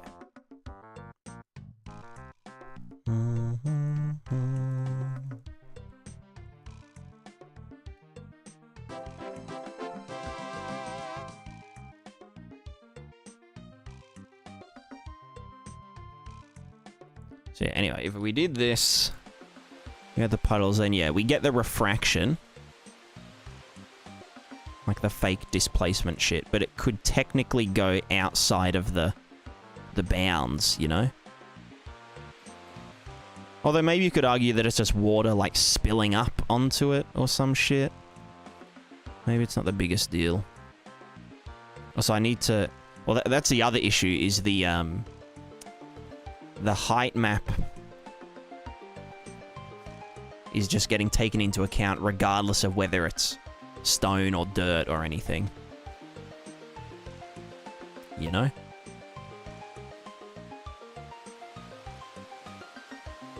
So obviously it shouldn't work on cliffs. Or like rocks, sorry. Look at that. That just makes the rock look funky.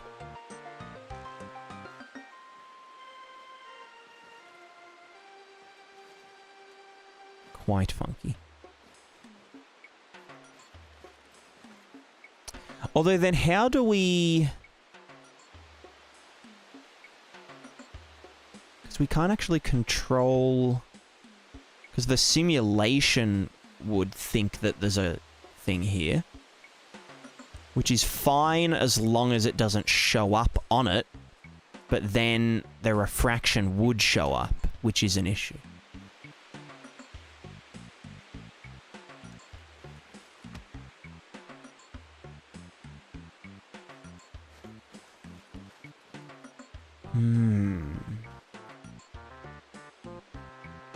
So how can I tell the simulation, hey, we don't want the deform to affect the new puddle? I guess I just wouldn't. I guess it is up to us doing it in the material.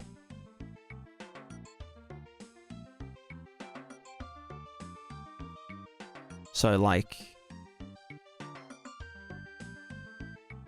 Fuck. So maybe I do have to do a separate layer blend for just the height maps. Because we're combining these into a thing. If I said puddle mask result, named reroute, real or final puddle mask, and then final puddle mask, get the UV displacement bullshit, and multiply that here, then it's going to get a circular dependency. Yeah, re-enter an expression. Because this B channel here... height map, blah, blah, blah.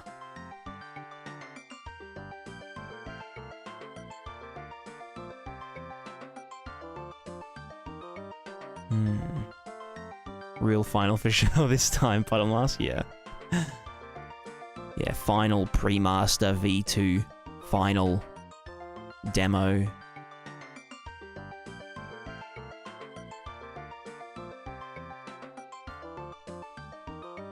Alright, so what if I didn't combine the height map in and I actually just do another blend?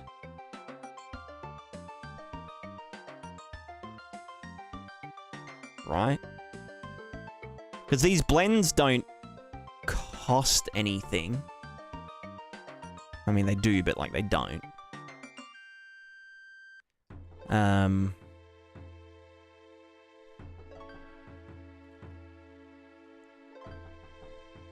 So then, if this value here was coming from somewhere else... Because the trouble is, because I was combining them before the blend, you know, RG normal, and then B as the height map, it couldn't do the height map before the normals, right?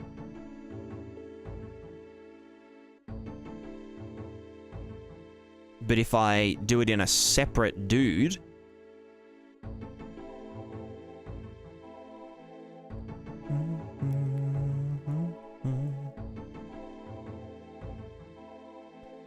Like, that means I've got to have another fucking thing to add together.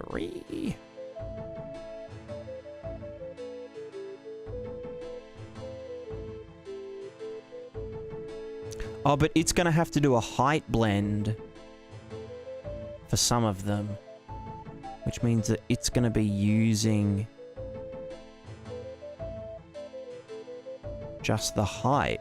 Not the normals, except for the cliff that uses the normals up here, but it's a bit fucky. I could actually, for the cliffs normals noise thingo, wherever that is, this bit here, normalize blah blah blah, I could actually use the first samples normals rather than the bump offset normals.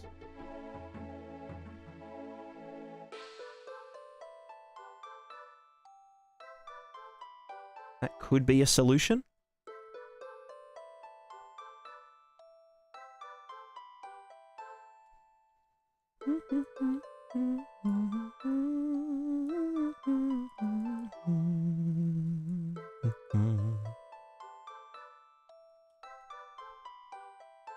So yeah, that way the height maps would all be completely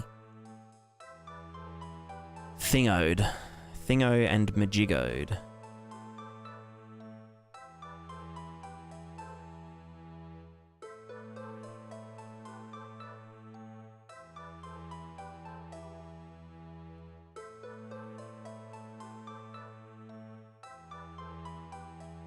Height auto grass cliff.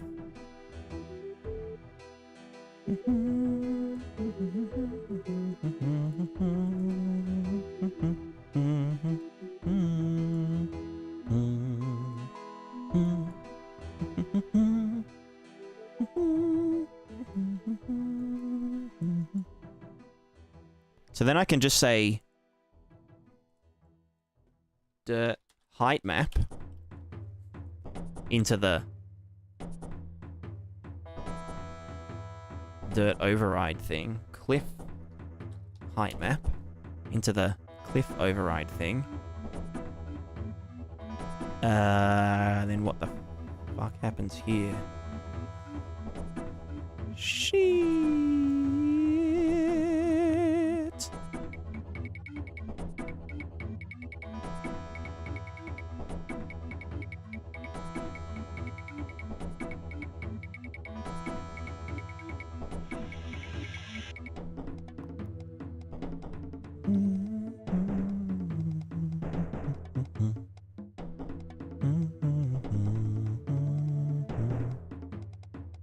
I'd have to do a lerp like this, but with the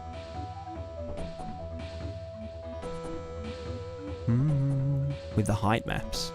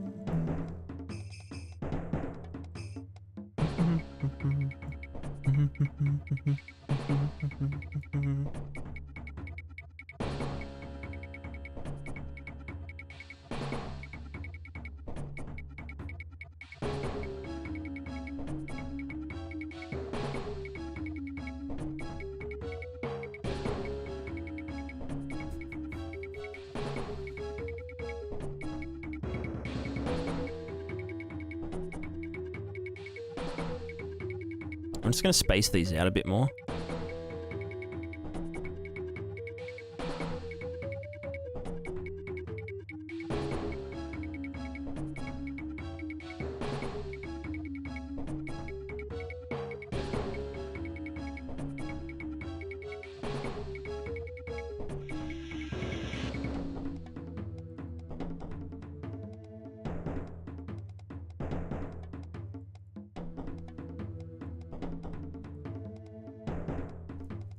Yeah, this is going to be Pog. You guys just watch. All I need to do is just this shit. With this shit.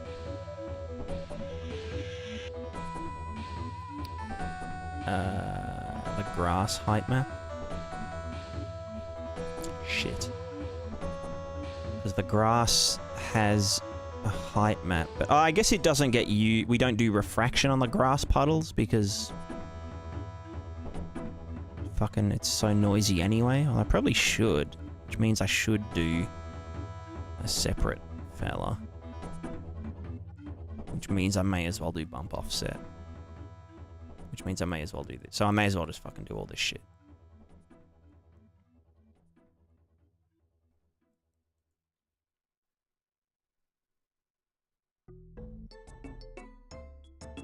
But then could I not just combine...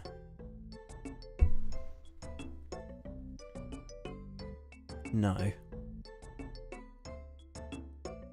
No. Yeah, I'd have to do it after that.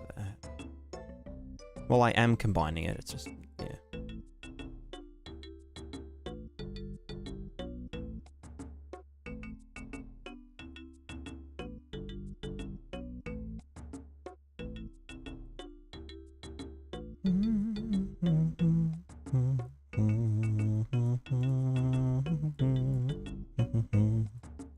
So then this is grass height map.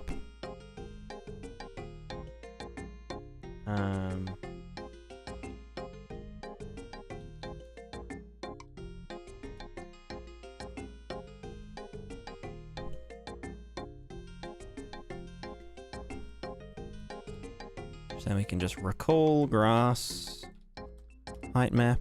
Can I change? I can change the color of that. That should be grass colored.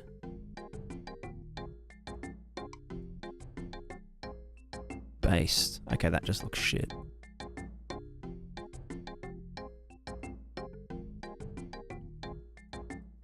Alright. It's grassy. So, using the dirt slope mask, we go between this and the dirt, and then that. Right? So confused.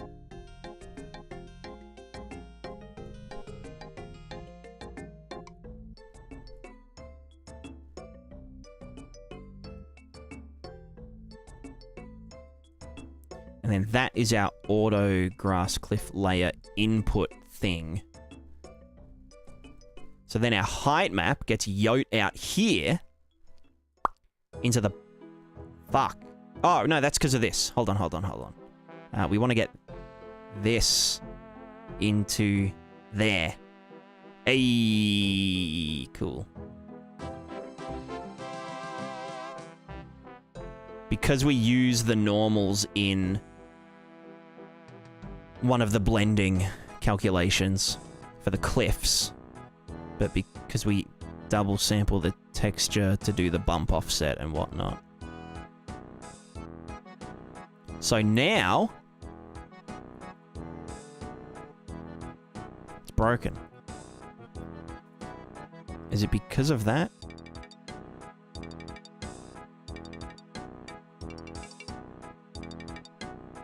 Is it re-entrant but it isn't telling me?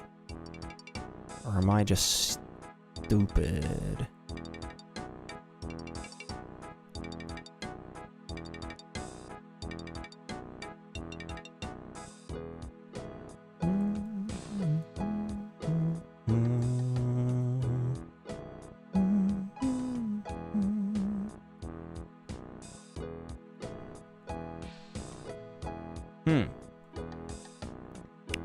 Would seem that I've broken something else, which is good. In a weird way. What has broken? Is it something to do with this? Terrain, grass, no, linear color. Ah. Well, that isn't it, but... Why have you forsaken me?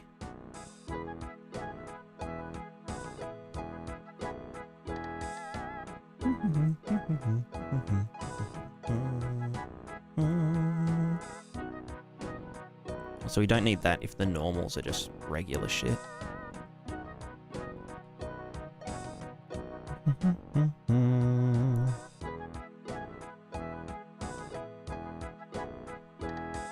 Right, time to debug.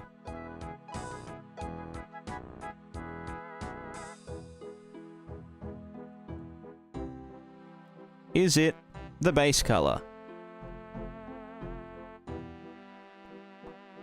No. Is it the normals? It'll be kind of hard to tell without the base color, won't it?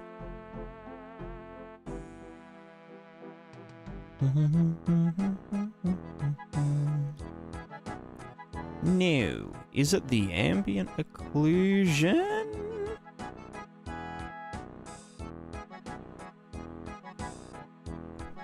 Is it the specular? Yes. Okay. Hold on then. I think I know why. It's because the output reflection normals.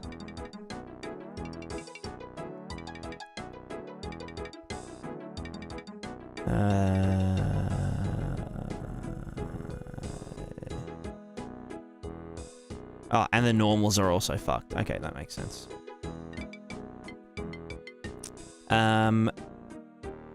Something to do with this. You piece of shit. Okay, so we're doing this.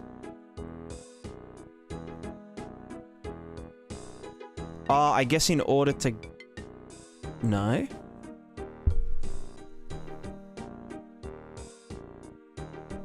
So height map is all fine, right? That's all good.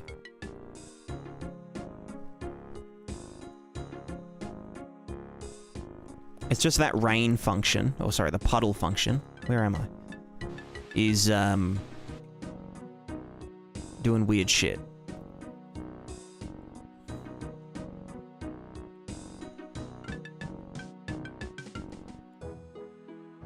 So let's just do this.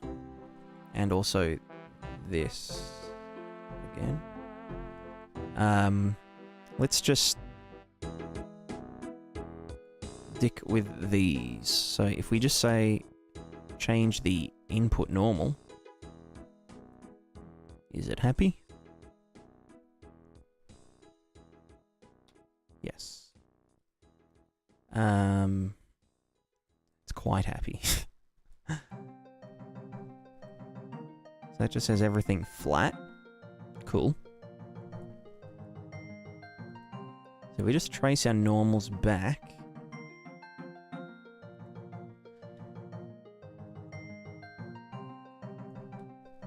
I think I can see where it's getting angry. Because we use the height maps to blend the height of the normals. That should be fine.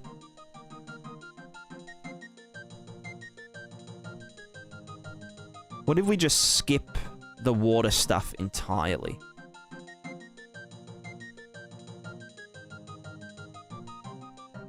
Still angry. Okay. So because I'm doing this, so we calculate all of these first, ideally.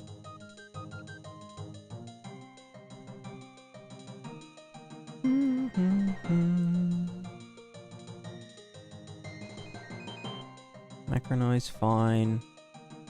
Height map, fine. It's not using any of this stuff.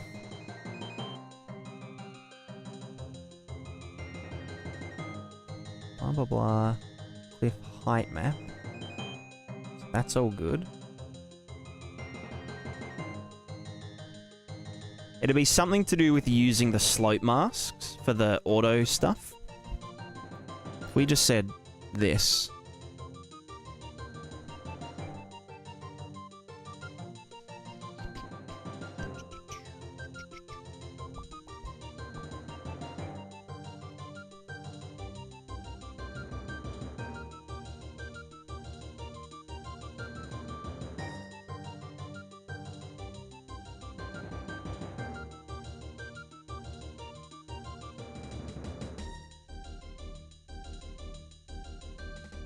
Because up here, we do cliff height map, Z normal blend. Let me just try the Z normal blend.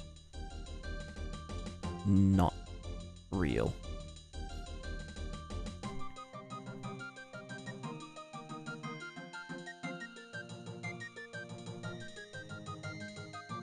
Because we're using the height maps, which are defined earlier, to do the blending, the height blending of the override things.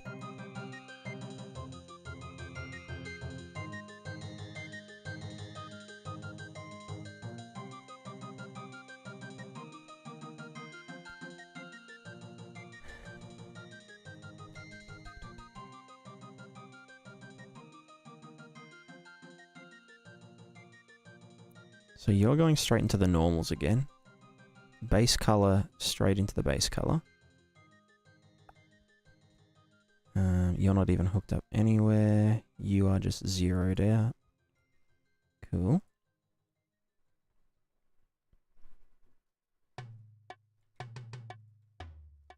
Eh?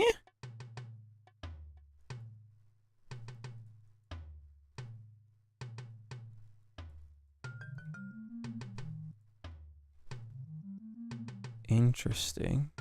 Why is it still fuckerized?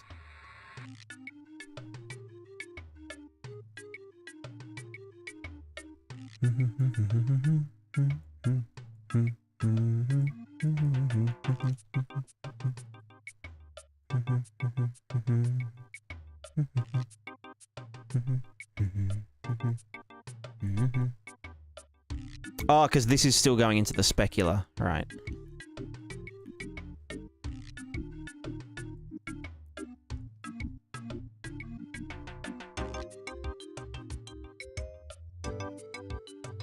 Fuck. Come on, man. What the fuck, bro?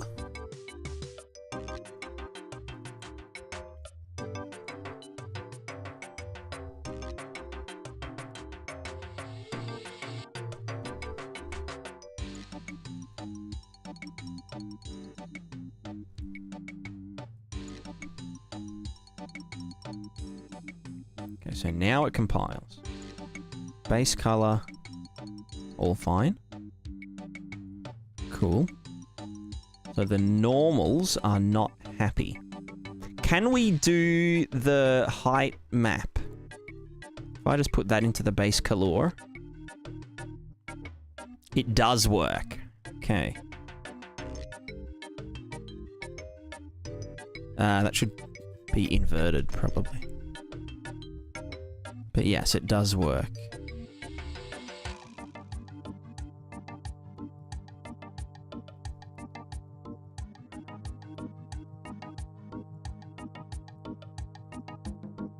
So there's a re-entrant expression in the normals side of things.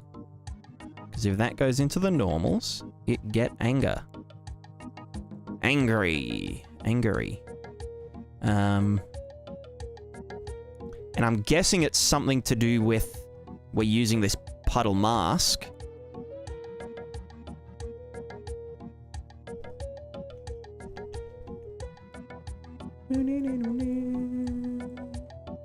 Because we're then adding that to the thing. If I just zeroed out the puddle mask, then everything would work. I was wrong. So it isn't that. So the height map works. The normals do not. So something has gone terribly wrong with our normals. We get the B. Okay, that isn't it, but...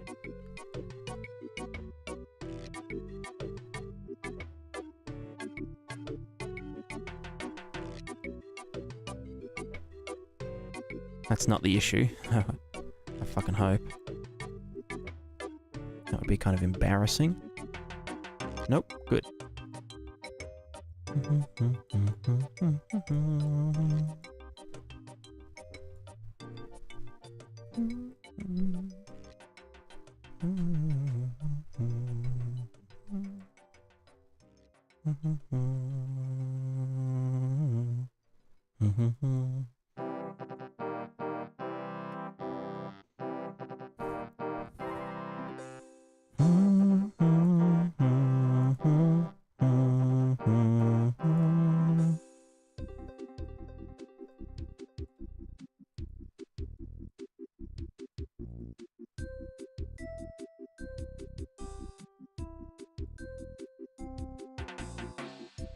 Why is this one black?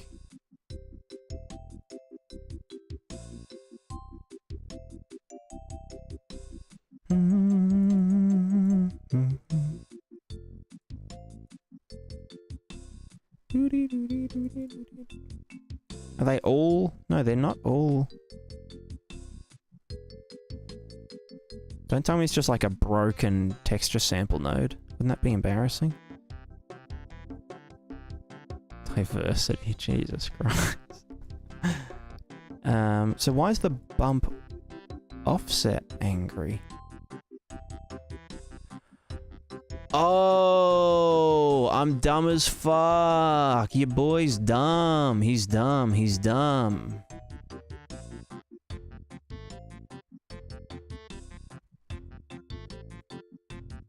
He's fucking dumb. Right, so it wasn't compiling because I was putting a fucking 3 vector into a bump offset coordinate. And it just wasn't telling me because landscape materials, you know? Because the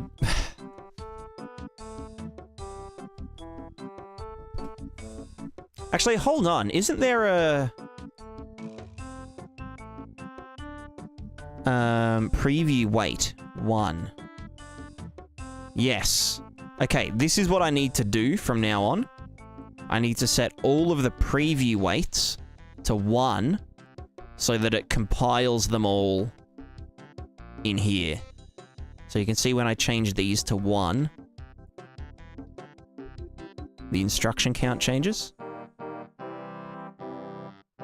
And then it will actually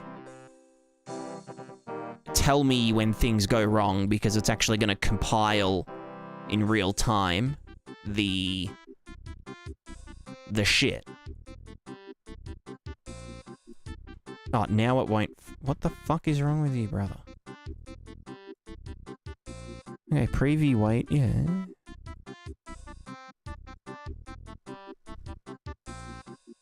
Okay, well, fuck it. Anyway, it's all good now. Except that is still black. I think it's fine, coordinate height.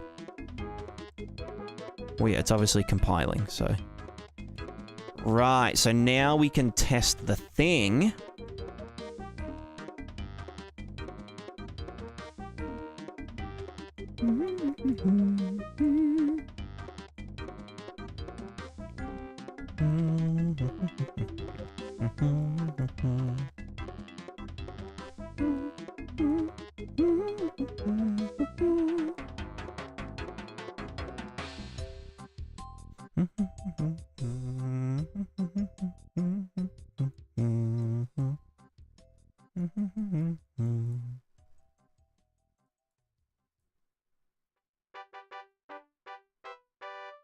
Come on. That's something. Are we not getting puddle mask? Final puddle mask?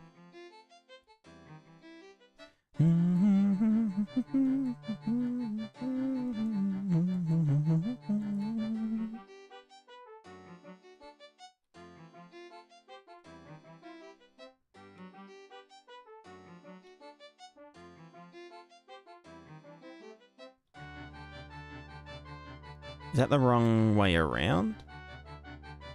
That's supposed to be the 1 minus? No, what is U? What it does do? But should only exist under rocks, what do you mean? Yeah. Okay.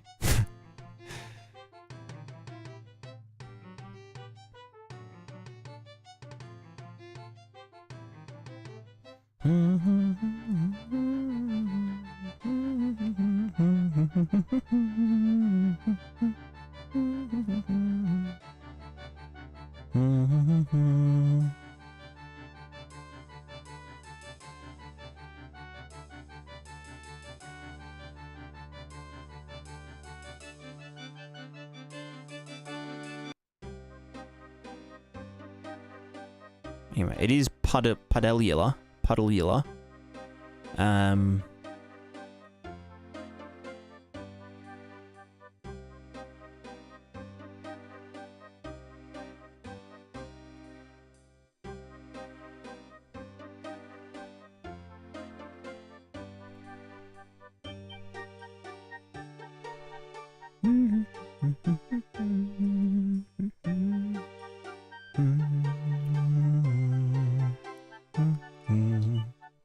Where am I? Where's my dude? Hello, my dude. Okay, no, so it is only shiny on the puddles now. That's good. Except the puddles extend up the walls, but that's not intentional. So... in theory... this works? Question mark?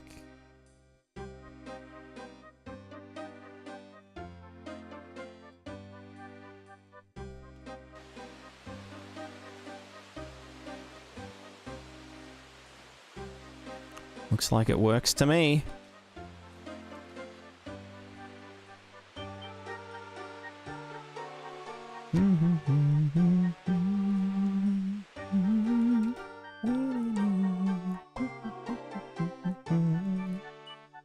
That does need to be saturated, though.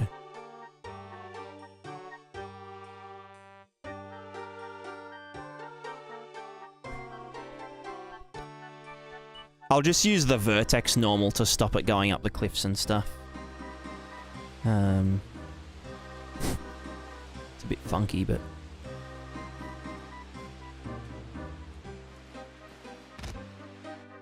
also, I want the refraction to be a bit...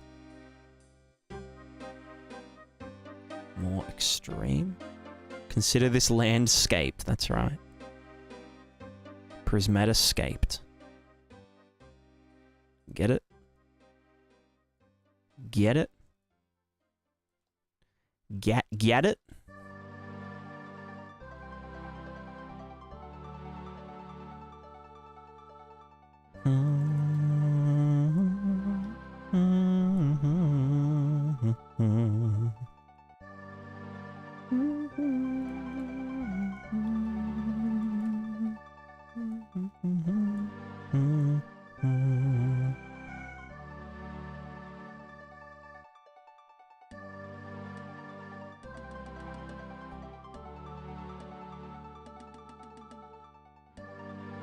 I probably also want to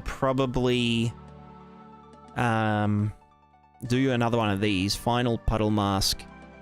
No. Fuck. No contrast.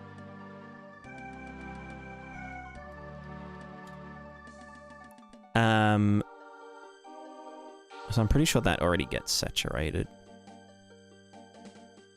Yeah, whatever. Because then... with, like, the refraction stuff, right? Refraction sort of... the deeper the puddle is, the more the refraction kind of... is that true, though? Yeah, yeah. Like, at the deeper parts of the puddle, it should refract more than at the edges. Probably. Can anyone confirm? Yes. I'm gonna self-confirm. So we just get the no contrast version and multiply that over this as well. then it will just dull the refraction at the very edges of the puddle mask.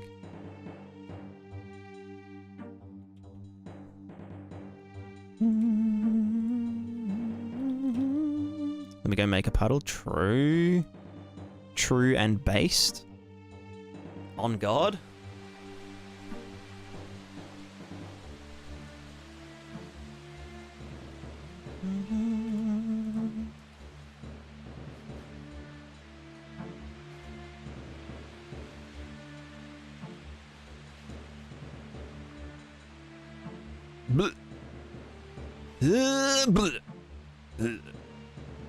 Looks quite wet.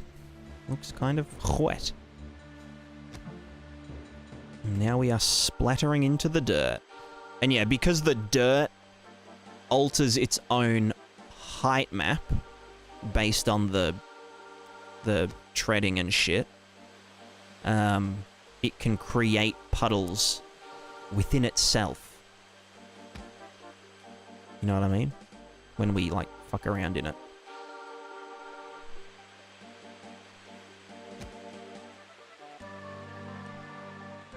So we want to be able to do that on the height map level.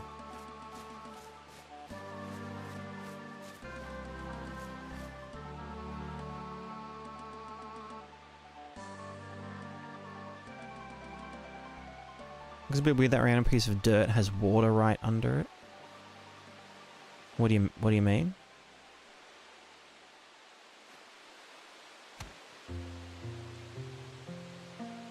Also, something I've noticed is that the dirt height map is around the wrong way.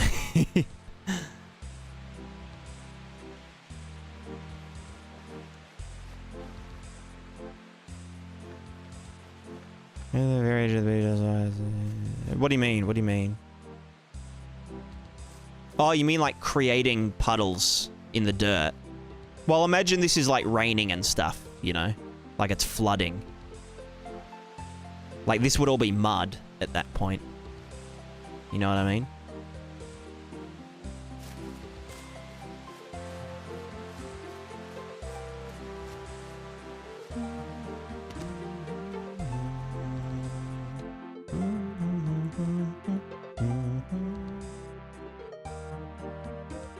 You're very smart. Yeah. I guess.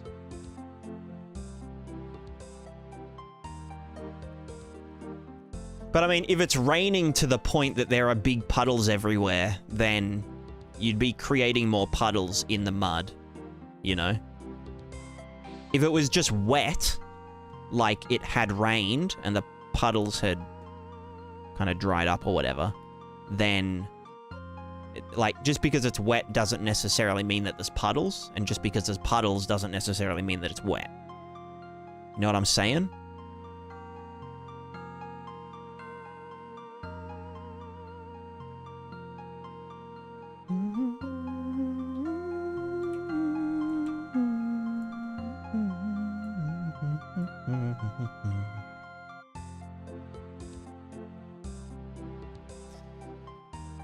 So the dirt height map, rocky dirt height map, I'm pretty sure it just needs to be 1 minus -ed. But how did I fuck this up? If I just go back to the rocky dirt height map, here, bam, bam, bam, we 1 minus it, and then do this stuff, where we do this stuff. And then we add this and do the color mask stuff.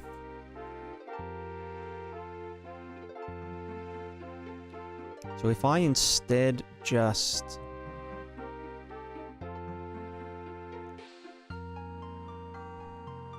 unless this one is just no, so white is height, and then in cliff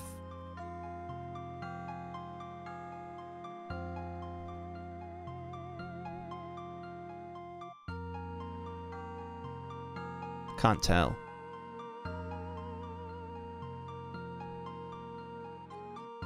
Are these the peaks here? Or are they troughs? I mean, this says that they're troughs.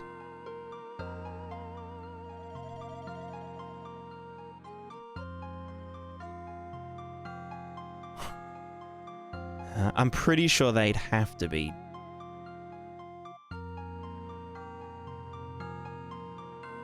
Just gonna zone out on it for a sec. So this is saying that red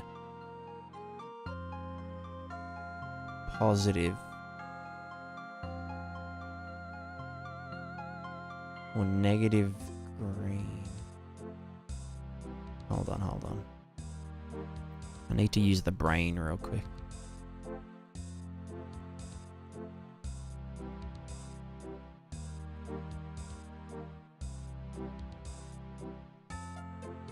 So if that is the high point, then red up there. But then in here, the red is on the bottom, which means that this is a trough.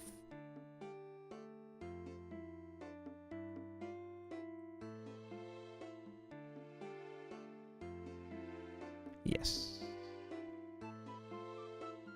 Okay. So it's just that the cliff height map is around the wrong way, and I 1 minus it, and then 1 minus it again to do some other shit. What is even the point of that? Why do I just not do this and then not do that? And then make this a negative. I mean, it doesn't even fucking matter, alright? Hold on. Let's just see what happens if I do this. It'll just make the blending go funny, right? No, it's just the macro blending, not the micro blending. Yeah. Also, let me just get these fucking puddles.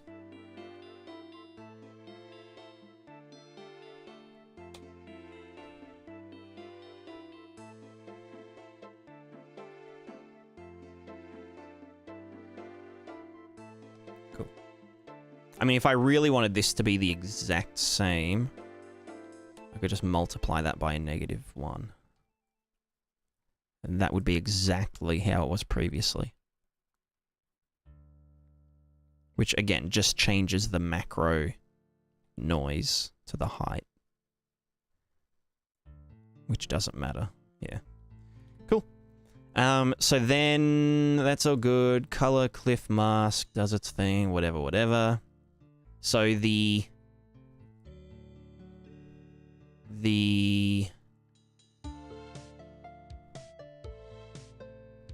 Wait, is that correct then? Or is this blending at the troughs? Fuck.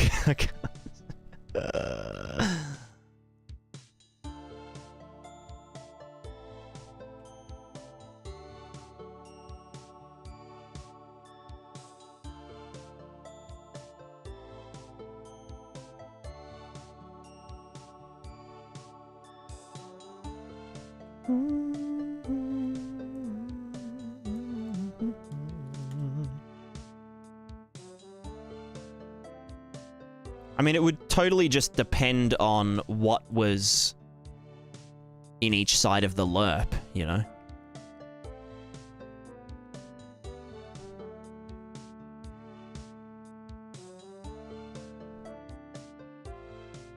I'm fucking tripping.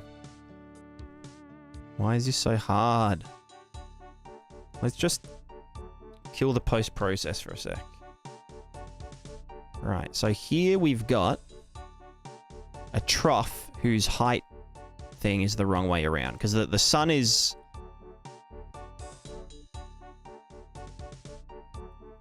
So confused. Okay. That's where shadows are. Cool. So then if we do this, we can see that the bump offset is making that stick out. So this, not real. Okay. So at least now the bump offset is correct. So then the actual blending shit, does it need to be flipperinoed?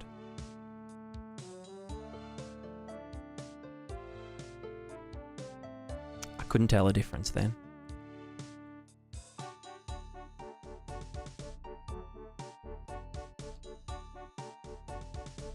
I think it does need to be flipped. Maybe we'll be able to tell here.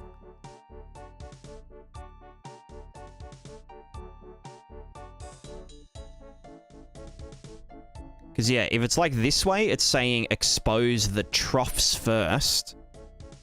But it should be the other way around, where it says expose the not troughs first. So that the dirt will fill in the troughs. So this is how it should be. So that means that the dirt one...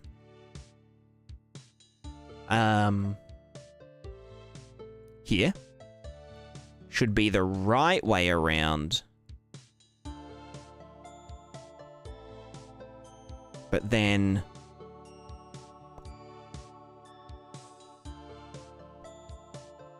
hold on. We need to flip the lerps around where we blend the dirt into the grass.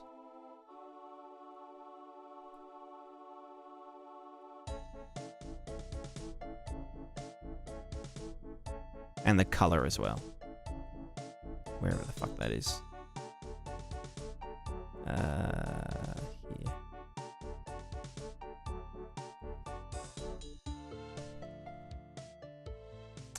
Fuck, I've really fucked it up now. Let's just undo a few things. You know what? 1 extra, 1 minus isn't going to kill us, you know? We can just... everything go back to where you were. And further. Right?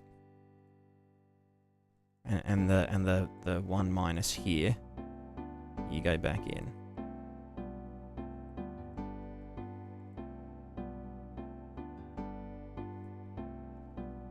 Right, so that's all fine again. But then in the puddle bit, it's not correct. So no, maybe I do want to...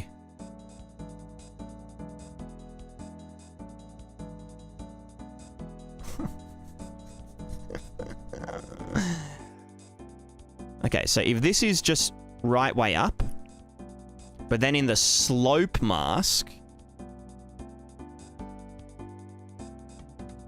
dirt slope mask, where I do all this shit,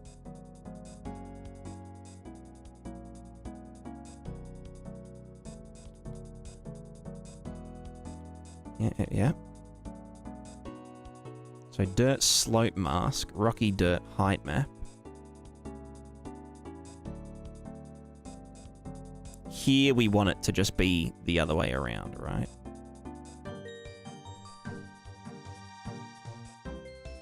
Just in here. And then everywhere else it can just stay the same. Cool.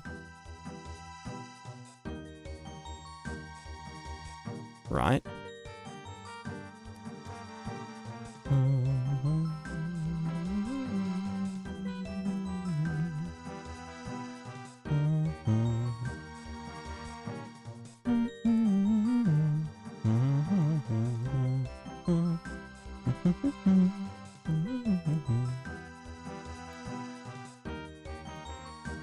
And then for the color stuff, we could do this. Probably. Does that bring all its original color stuff back? Yeah, just a bit.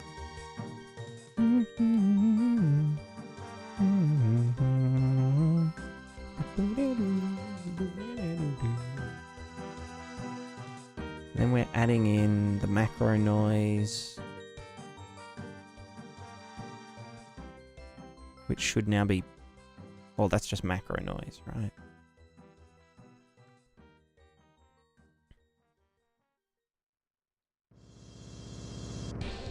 No, that is better.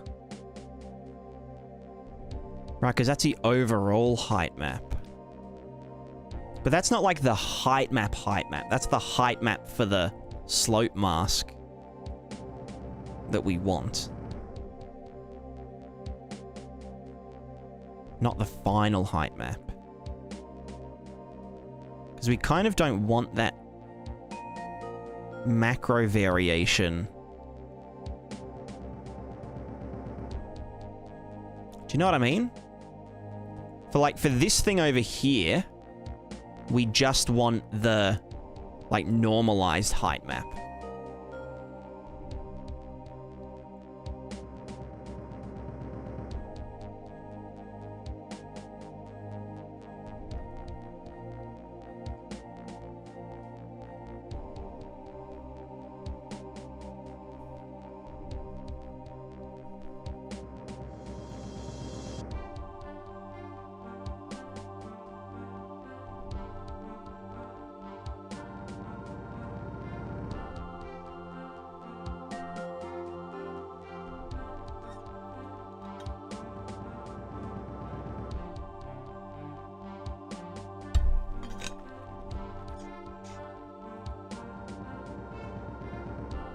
It's not lucky terrain of deformation interaction in Helldive is too pretty sick. There's deep mud in my areas.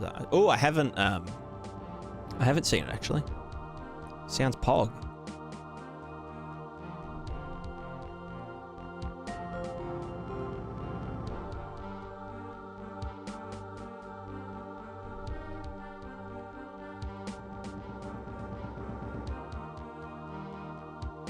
So wait, why don't I just add in this macro noise after the fact? Like, why don't we just say, fuck you? And that's the height mask. Literally just this. Height map. Well, yeah, height map versus height mask. You know what I'm saying?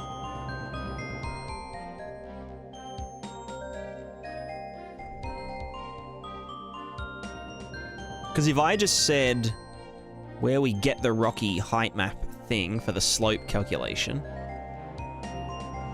if I just added that in here, it's the same thing, you know?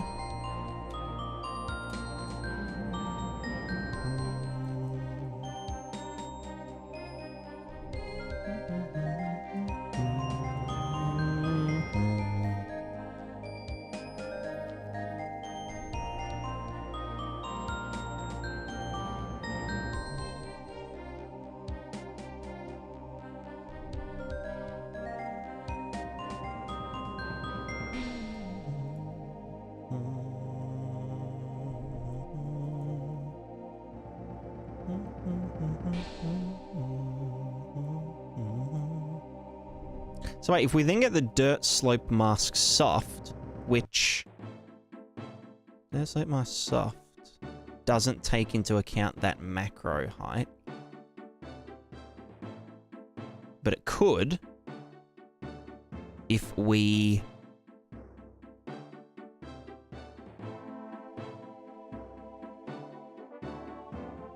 did it earlier.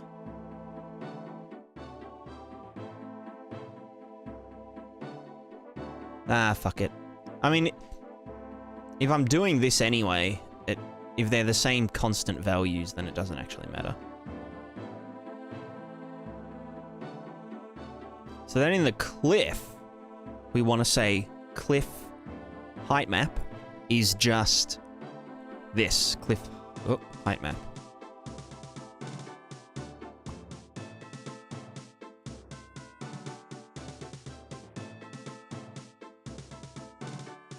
Versus the cliff height mask.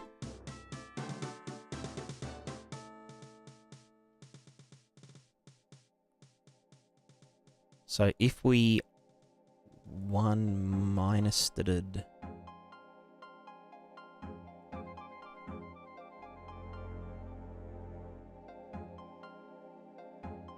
yeah, so we still want to do that.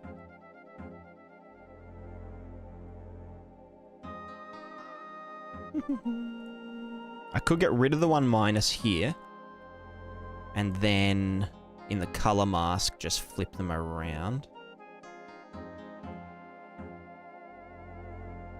That would be fine.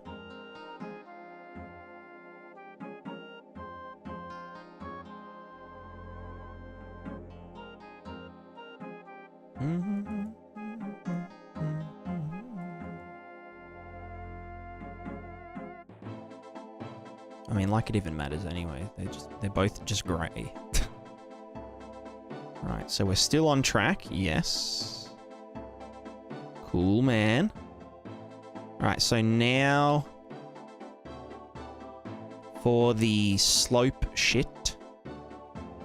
Slopity de popity, where we get the cliff height map into the slope dude. We want to do this. We also want to... Was it 1 minus then do this? Or was it the other way around? I can't remember. It doesn't actually matter. It's just to add macro noise variation to the cliff stuff.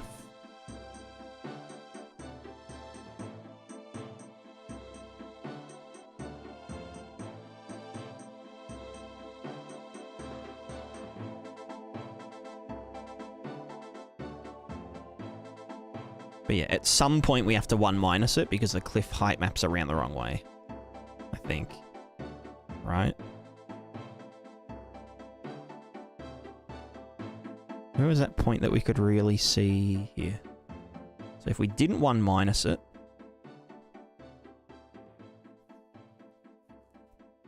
then yeah, we expose the troughs before the noise, before the shit. No, I think we want to 1 minus it first, then add the macro noise, then subtract the slope stuff. Yeah. Yep.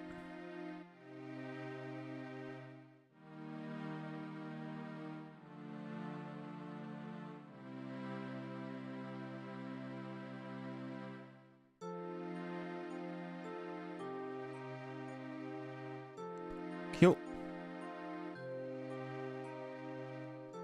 Alrighty-o, so now our height map and shit is all good. If I hit play, we're back here. So now if we go to the puddles go up. That is all working with the height map, in theory. Is it? I can't tell. And then here, the rocks are poking out of the water. Nice. And yeah, if that's like if that's a trough there, then does it even? I mean, it does, but it also.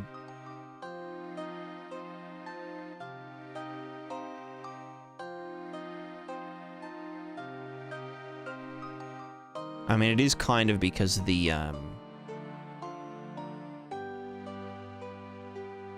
thingo. The thing with the stuff. One thing that I may want to do is adjust these like offset-wise and stuff. And like do their contrast and shit. Contrast 1, panels, blah blah blah, height map, da da da. Yeah, because if we actually give these an offset, or like, let's say I upped the contrast of the cliff height map that then goes into the puddles and shit, right? Same with this.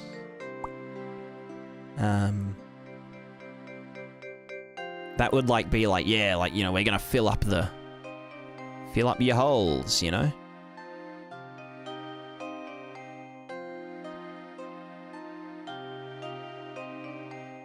Although it is going to be kind of cursed because we're using a noise mask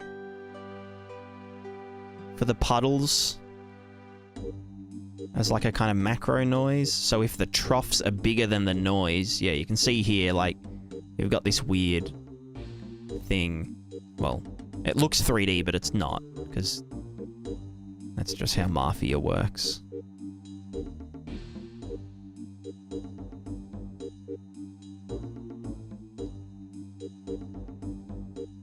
But yeah, like, that's kind of how we'd want it to go.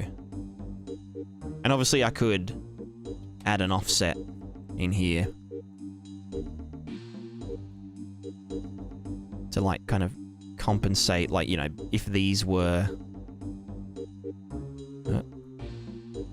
does that not... the fuck? Oh. You're saying I have to fucking... compile that shit? No.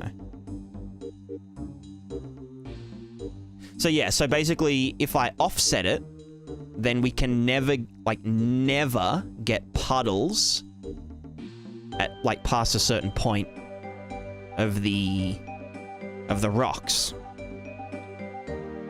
Which kind of makes sense. Oops, don't want to touch that one.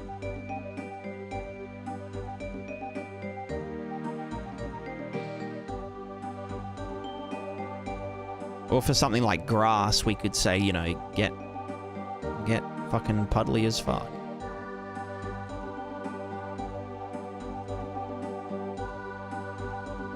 If I was a Giga Chad, we could do a cavity, like a pivot painted cavity mask on the rocks. If we really wanted to go deep on the puddle simulation, where we could say, okay, get the lowest point of a bunch of places, and then everything that is in that cavity, draw as the center point, and then we would use that to sample the puddle texture. But that's a bit fucked up. That's dumb as hell. What kind of sick fuck would do that? Oops. Yeah.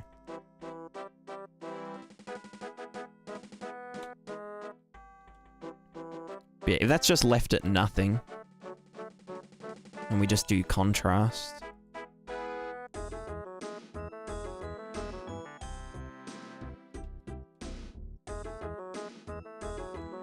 Yeah, so now we've got this shit, and we got the puddles on the thing with this stuff. All chilling. It's not very pudellular. Pudellular. Pudellular. Pudellular. Pudular. The other thing we can do, actually, with this puddle shit, is we could output to RVT thing, one of the RVT channels, that then gets read by Prismatica. So, like, we could output the height map into the thing that gets read by Prismatica, as well as, big brain time, the vertex color thing. Where is it? Sorry, vertex normal. And we want to get the mask B. Mask B movie. We want to 1 minus multiply. No, we just want to do a fucking contrast with an offset.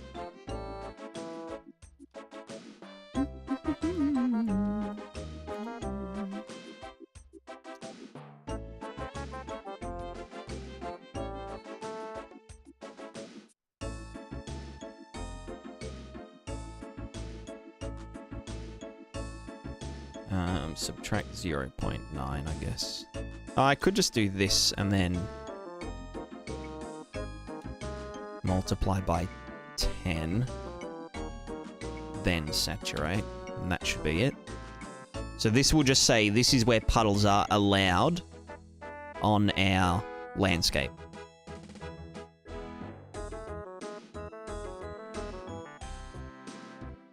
So just don't let puddles appear. Might even go flatter than that.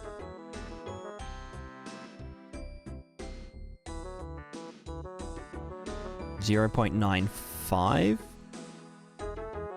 and then that would be by 20.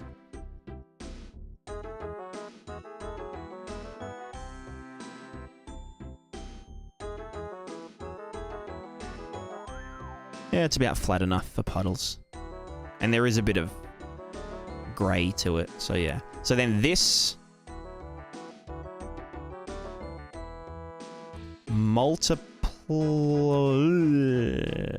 how's that work?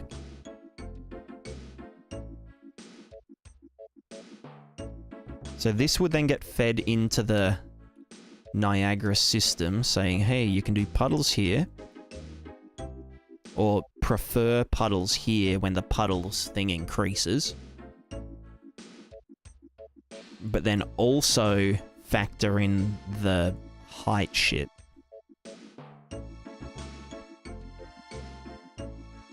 So would we just say subtract 0.5 from the height stuff and then add that to here? So it like offsets it, kind of, sort of, maybe, kind of, sort of, maybe, kind of.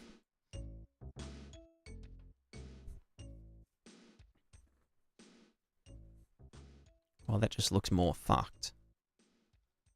But it has texture on it. Can this grass just piss off? I mean, here's a good example, right? Where we don't want it.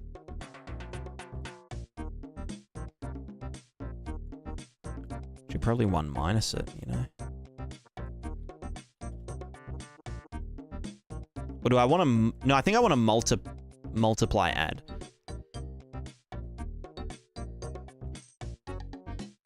Okay, wait, where's it supposed to be?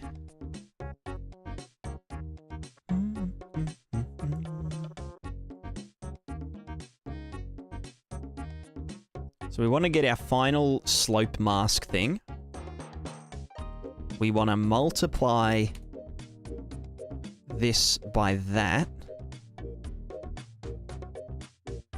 And then add it.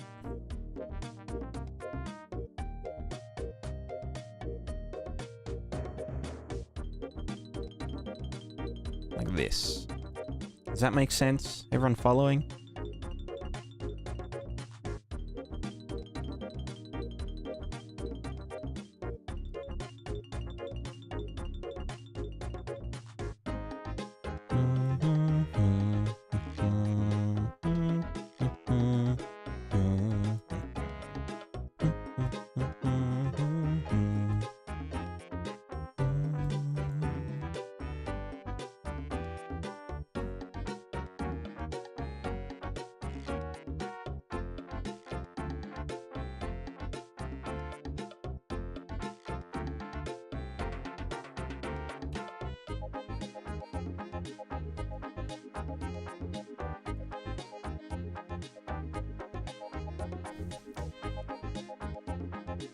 There we go.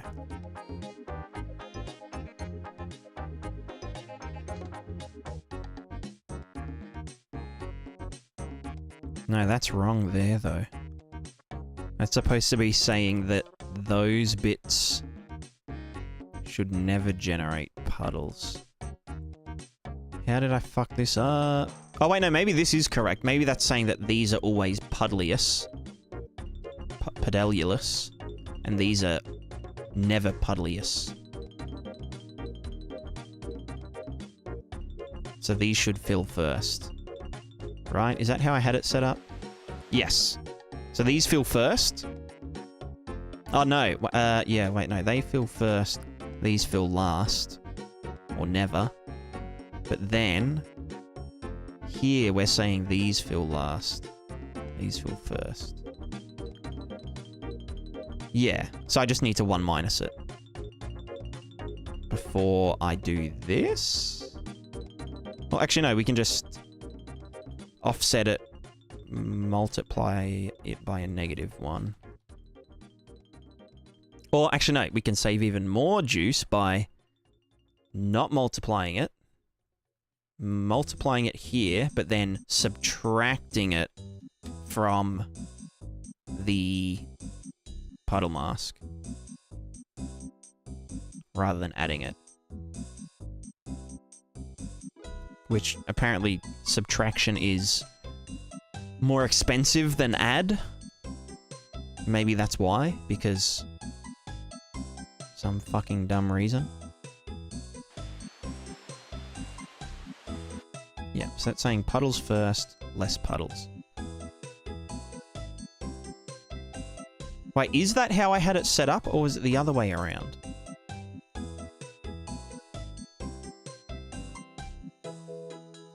Well, fuck it. Anyway, let's get this and put it into the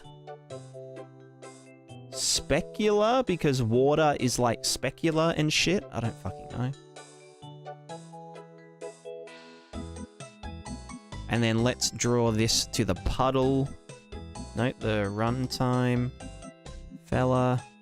Draw to water data.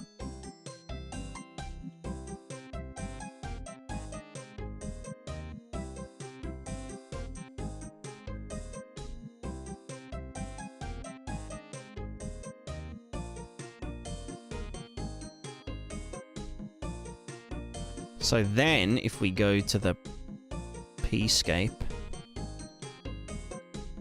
Prismatica,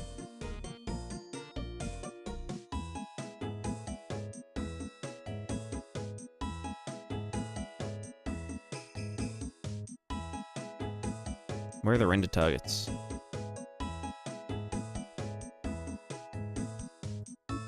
Water. Right, and we go here. We got the water and shit. I'm not seeing anything because I'm dumb. And everything's fucked. Sweet! I think it's supposed to be the roughness channel. Maybe.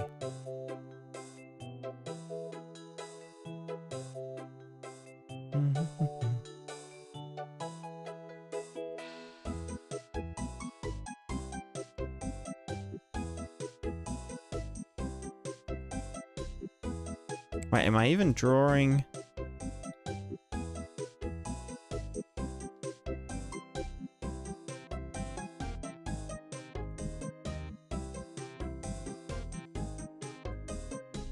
Mm-hmm. Oh. It doesn't matter.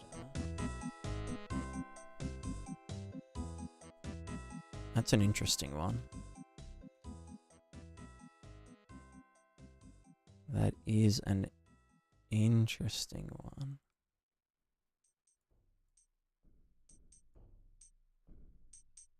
Maybe I can't. Maybe I do just have to rely on the regular mask. Like the random noise mask.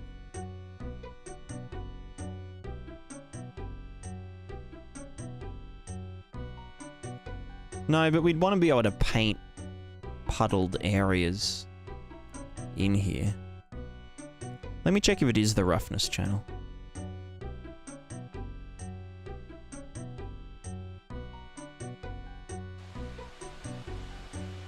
I think it was.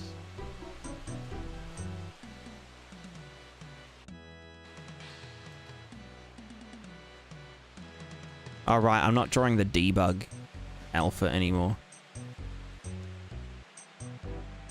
Unless it's just not doing any boundaries.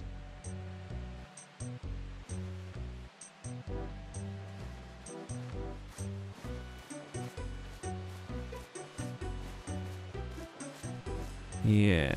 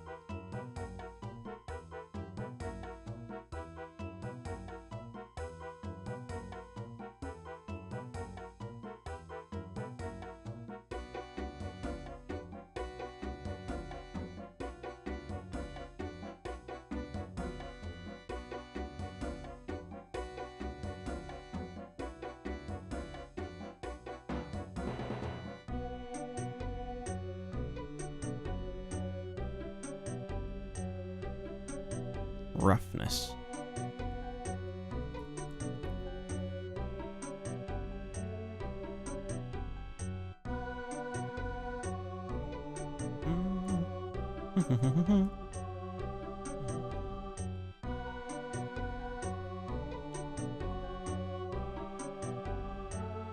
It is drawing to water data, okay. So if I just said roughness, set the roughness to 1.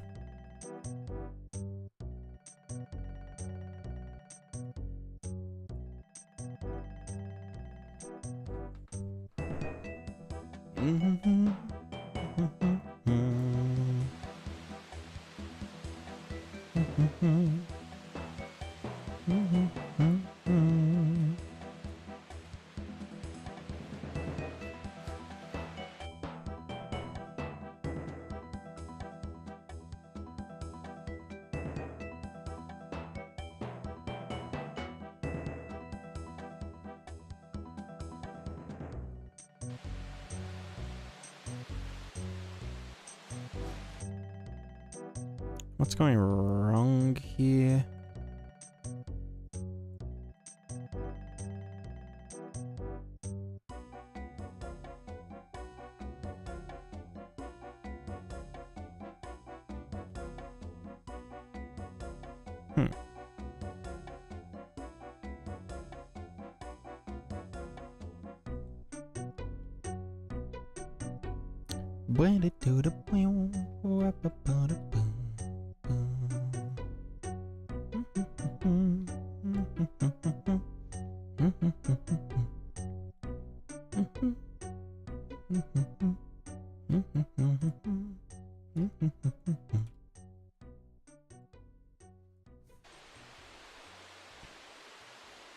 I mean, it could just be that I don't draw the debug to the alpha.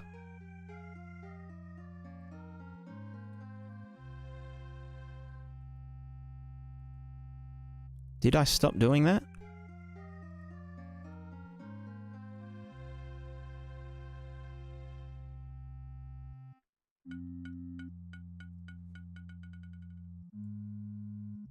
Water surface, water puddles, max. Water puddles input. Ah, you're dumb. He's dumb, he's dumb. Right, so it's just that we weren't drawing the debug.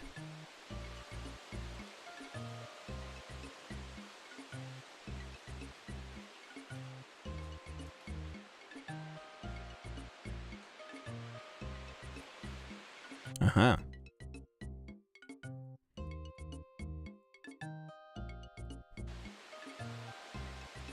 Yes. So then if we said this in there.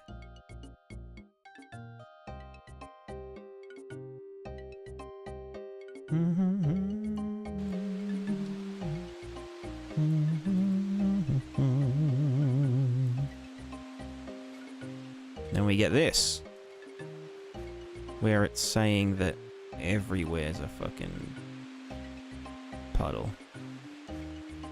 Yeah, but anyway, because we feed in that slope stuff, we don't get puddles up here. Well, we don't get interaction up here. I can obviously disable the puddles as well, but yeah, this is how that would work.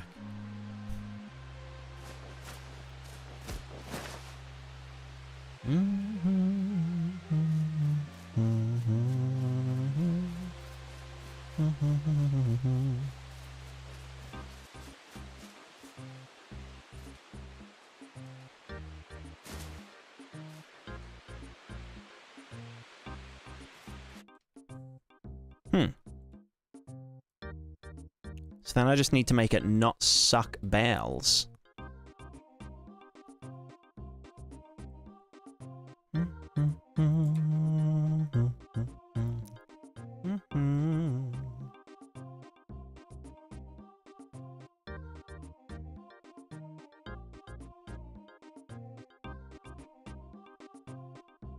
Puddle vertex color. Whatever this is the that's what we're sending to the fella.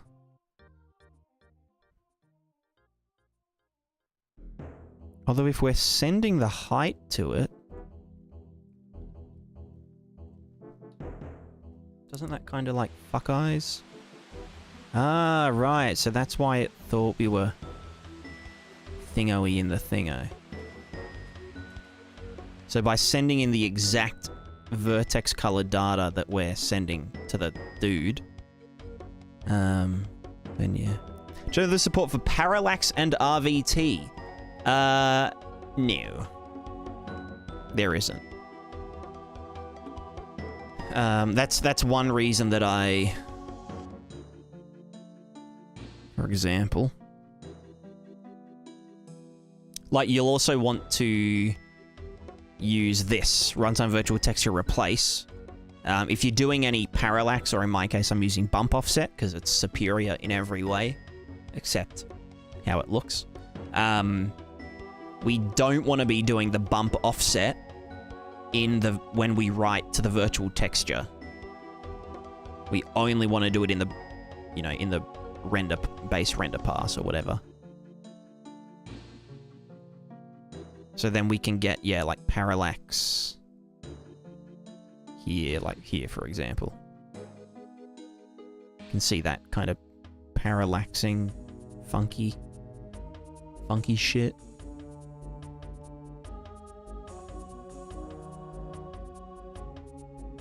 But we wouldn't want to draw, like the color and the normals to our normal map in the thingo. Why is bump offset better than PWAM? Just because it's way cheaper.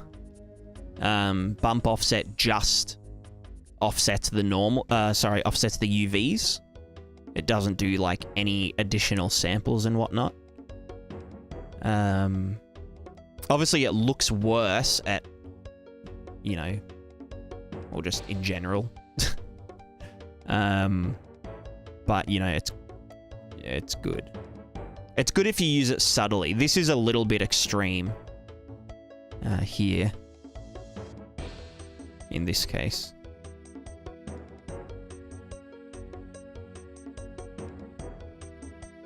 But yeah.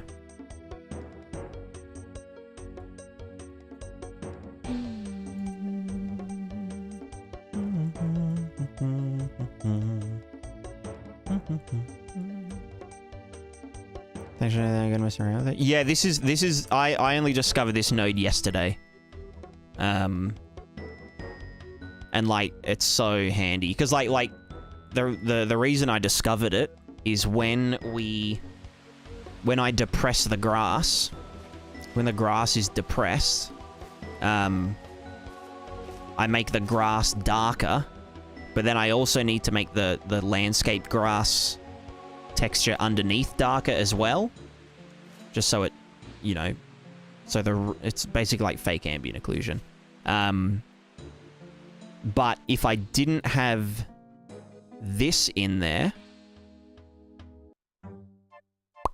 then whenever the RVT updated, or it could even cause the RVT to dirty.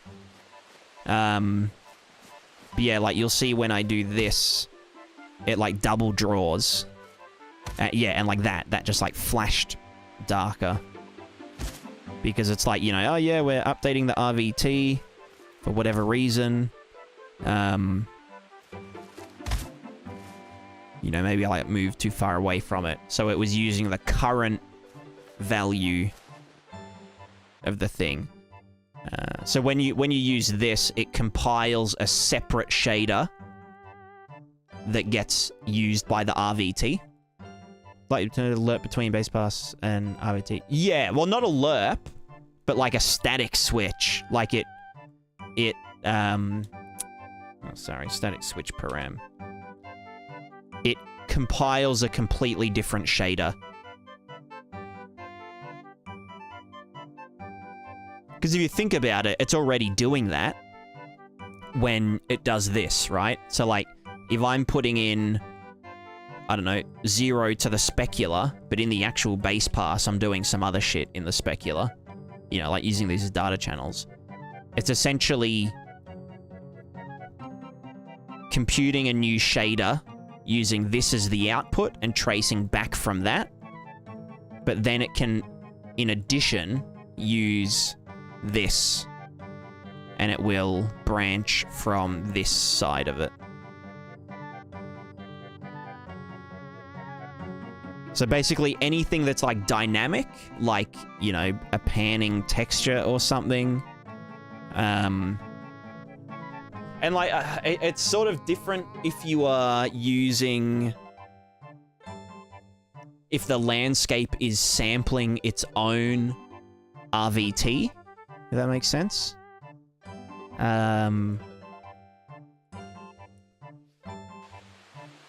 But yeah. Oh no, I just work here.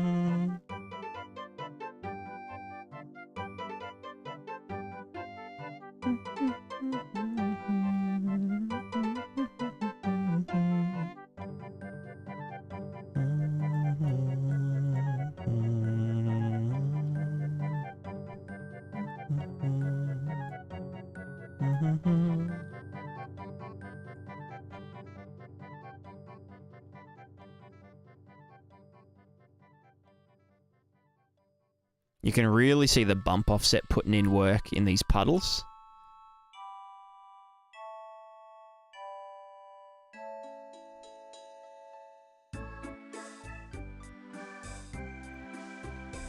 That was super big brain to do the reflection vector out of here. Because the normals for lighting is different than the thing that we use for the fake reflection stuff. So like the puddles actually look 3D now, but they're just yeah, lit.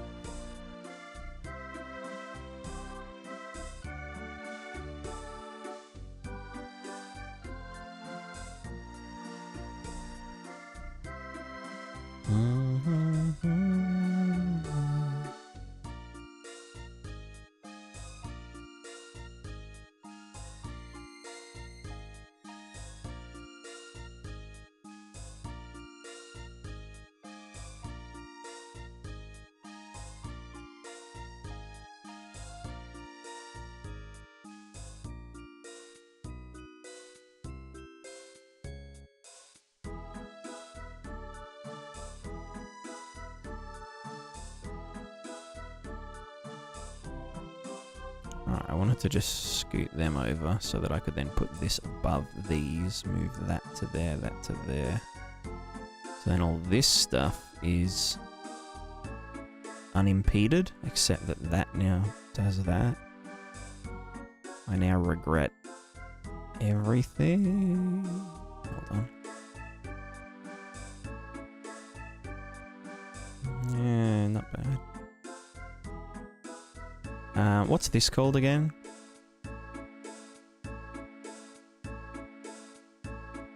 The puddle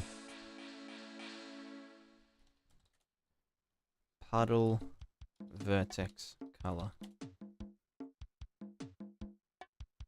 Well, like the puddle inclusion exclusion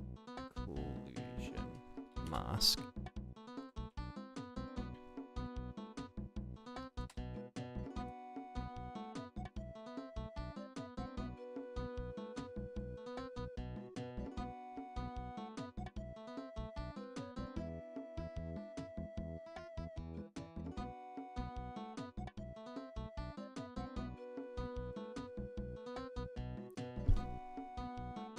Do you know if it's much of a performance cost to do the RVT replace? you mean for this, it would actually save performance depending on what you were doing.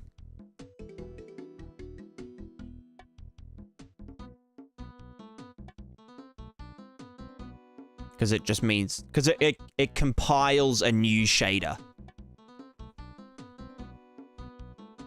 So it's like if you get a static switch, and I said static switch param, and I was just like, if this is ticked, put 0 in to here. If it's false, then put that, and then did that to the base color.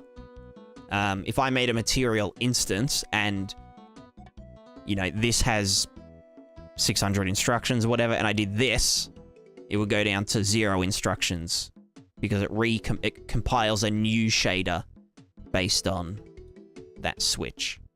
Now, obviously, that's why you can't do it at runtime. You can't do a static switch at runtime. Or like, sorry, you can't trigger it. You can't just say, change material parameter, static switch.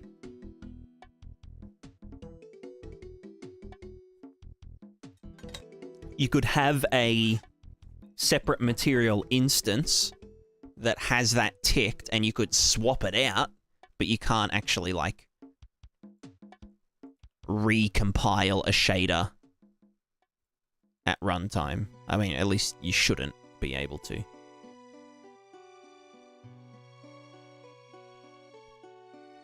Insert Dead Space remake. Dead Space remake has entered the chat. XD. Classic Unreal 5 performance issues game.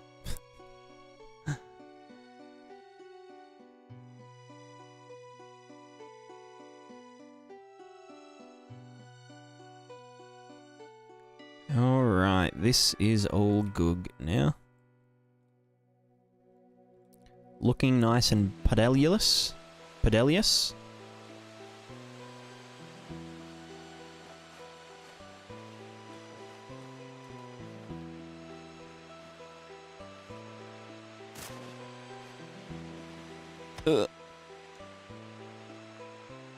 guess a Dead Space knockoff one. Oh yeah, maybe that was it.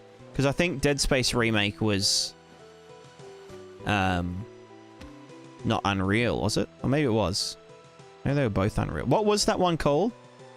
The something protocol. Callisto Protocol. We have Dead Space at home.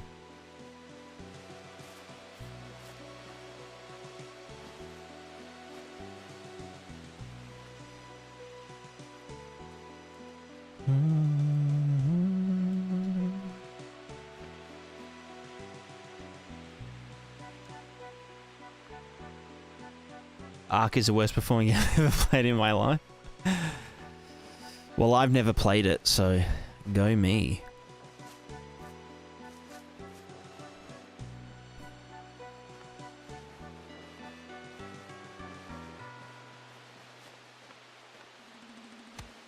Does there even frostbite? Yeah, that makes sense. That makes sense. Yeah, no, I'm thinking of Callisto Protocol anyway.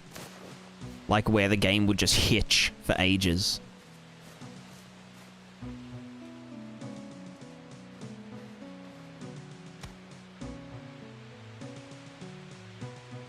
Yeah, nice water, bro.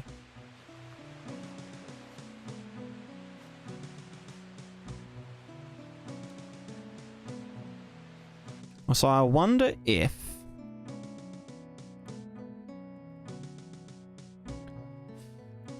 I wonder, therefore I am. You know what I'm saying? Just imagine.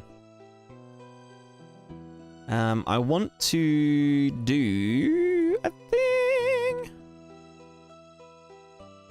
I want to do a thing with the stuff. I want to get...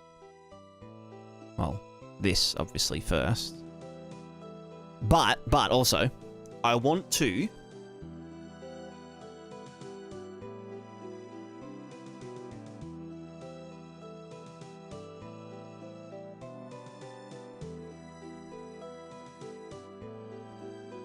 hold on.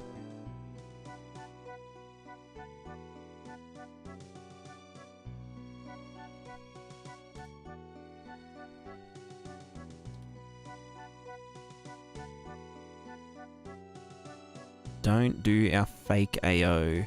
Oh, AO. Anytime I say AO, I have to say AO. Fuck. Something wrong with me. Store-bought Rocket Games. Hello, you have a question? Go for it. I am the questionnaire.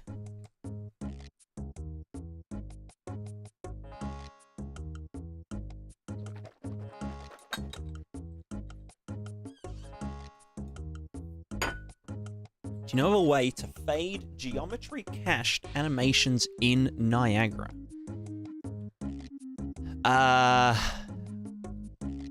No. I don't.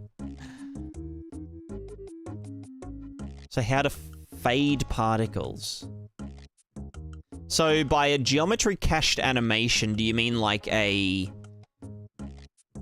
like it uses a... like a vertex animated thing? That you'd get from like Houdini or some shit? Like that you'd get out of Houdini?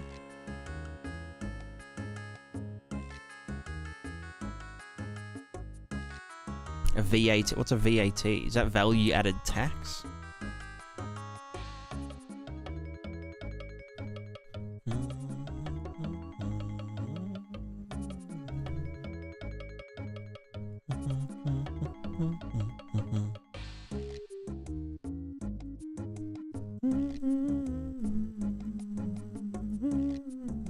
Vertex animation. Yeah, that's what I was thinking. Yeah.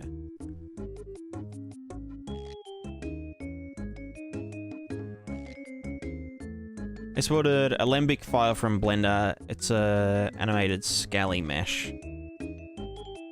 Yeah, but it's in Niagara, and you've got it working in Niagara. Do they? So by fade it out, you mean just like fade it from full opacity to not full opacity? Because that would be something you'd have to do in the material of the particle. What do they get? Do they just get sampled as a mesh? Do you just use like the mesh sampler? Like in Niagara? Can't do it with geometry cache. Gotcha. So it's a separate dude. Because it's Alembic. It's not a mesh with a vertex animation texture. Let me have a geese real quick. Let me see what we got. Content. Niagara. Next. Fucking empty.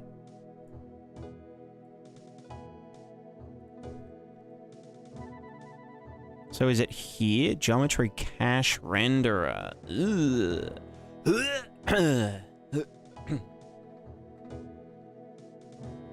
So, what do you have? A geometry cache asset. But it does have a material. Do you have to be used instead of the geometry cache's materials? The geometry cache requires more materials that exist in the array of the entries. Set to none, we use geometry as a material instead. Are you... Did it dither in the material, but it affects all of the meshes, not per particle. Yeah, gotcha.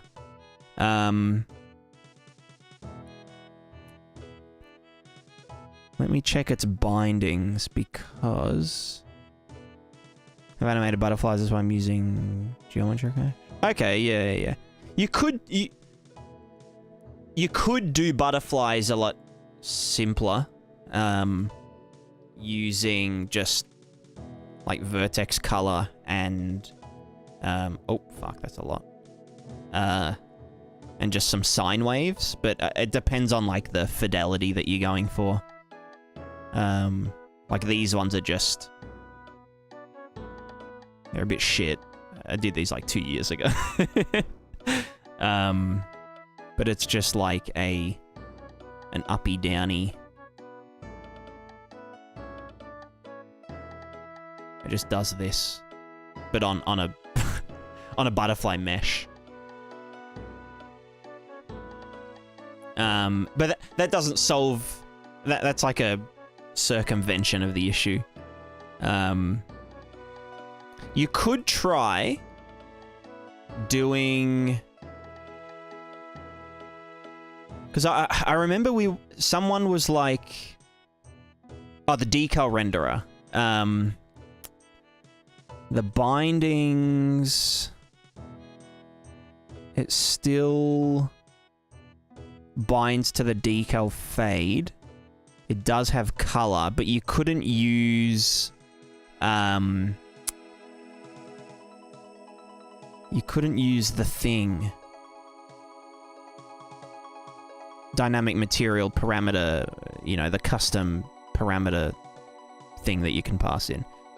So you might be able to use the age binding in the materials. So particle age normalize. No, what the fuck's it called? Particle lifetime or some shit? Relative time? Particle relative lifetime?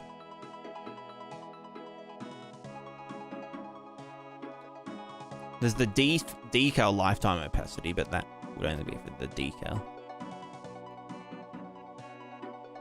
What are the other particle fellas? Actually, does it bind to color? No.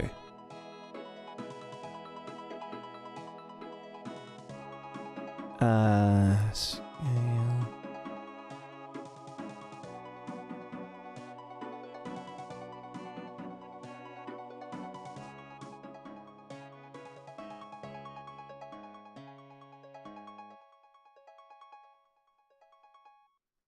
And if I remember correctly, the material parameters bindings doesn't work for most things.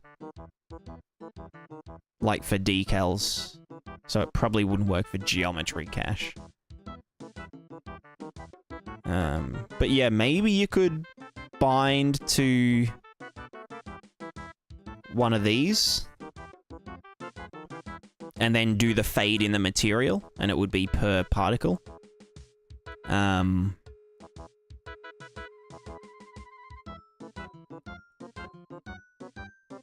Is there a particle? No. You could also try the dynamic parameter thing. So like if you... Well, no, because it isn't binding to the fucking... to the dude. Or it probably wouldn't bind to the dude. Whereas if you do it on a mesh, its bindings has dynamic material 1, 2, 3, 4.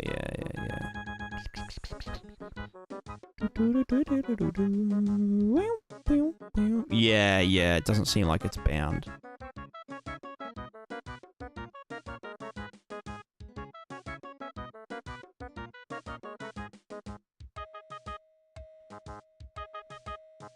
It does have scale.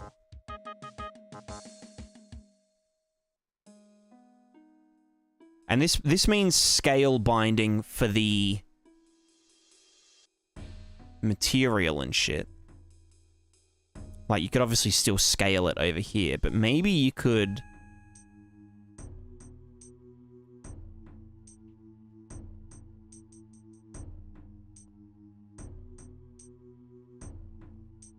No, that actually would change the scale of it. Elapsed time is particle age, not normalized. And then, yeah, I'm guessing that these don't work. Because, yeah, I get what you mean. Like, yeah, you could change the opacity in the material if you made a material instance and set that and whatnot, but yeah.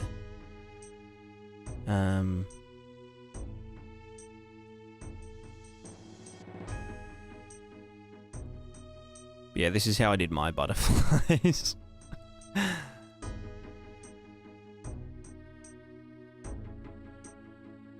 If I was going to do this again, I'd use rotate rather... I'm literally just, like, moving the verts up and down. So, like... How do I get this to, like, not fucking...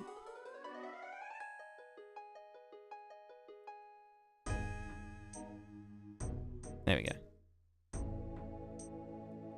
Yeah, so I just use time, sine wave, make the whole thing go up and down slowly, like this.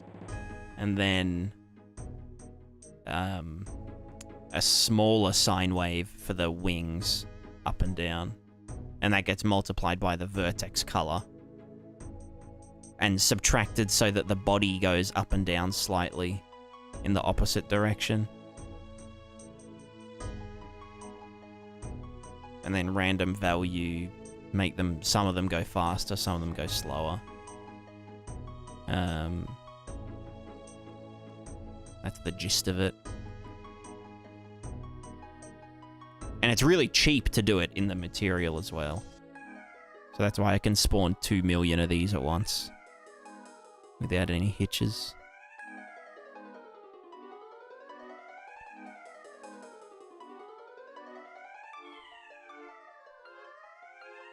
Fucking bounds.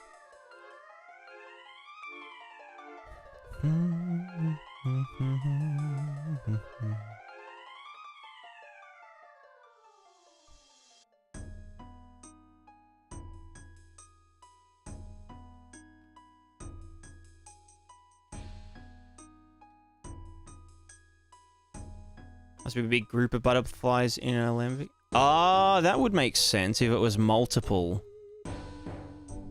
I guess that would be a reason to not do them individually. But, yeah. Particle edges there, you could just set the material to use particle color as opacity and just control that particle update with the age binding. No, because it wasn't binding to color. Try that already? Yeah, okay. Oh, here they come. Oh, and the music?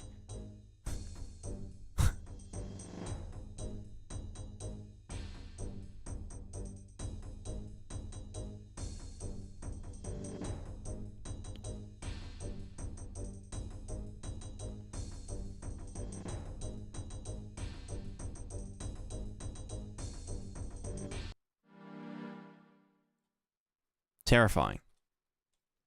Bitrate says no.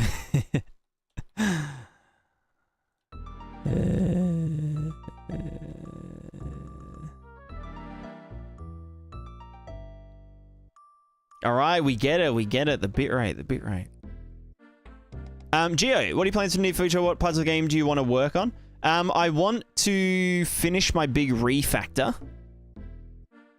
Which is mainly just the action system refactor. And then, I don't know.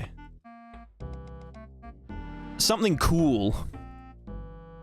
Something cool XD.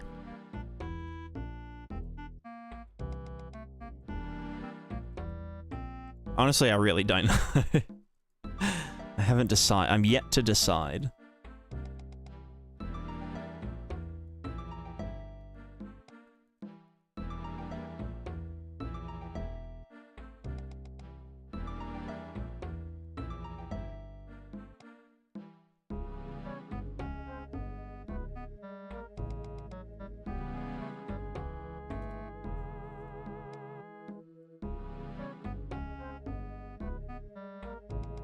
Right, now how does pixel depth offset work? If it does work. Because I've never gotten it to work.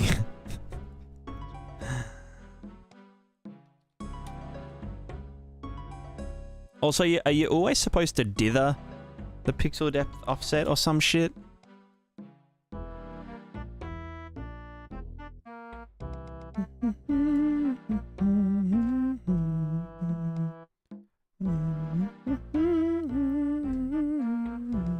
Okay, so that is doing the fade, but then we also run into this issue where it's like, hey, fuck you, you know? Although I can fix that with a shadow parse switch, where we say, In the dude, -20. And in the default, 0. Boop.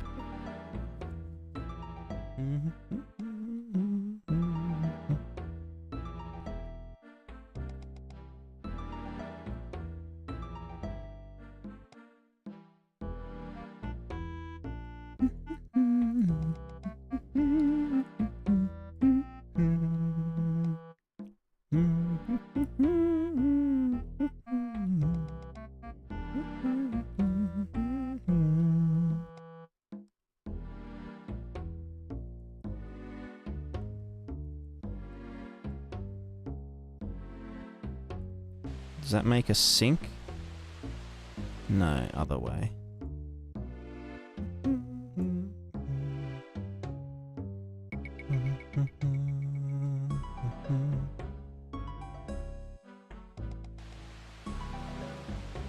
No, that's even worse. So it should be this way.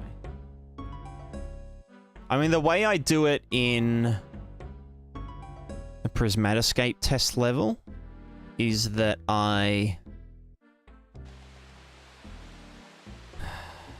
do WPO upwards so that we clip into the ground, but I feel like that wouldn't work here because the density isn't very high, so we'd be clipping into like this as well.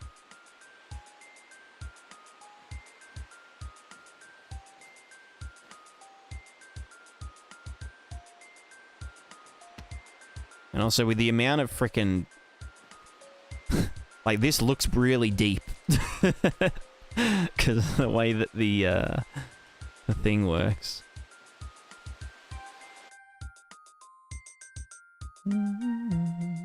The bump offset, I mean.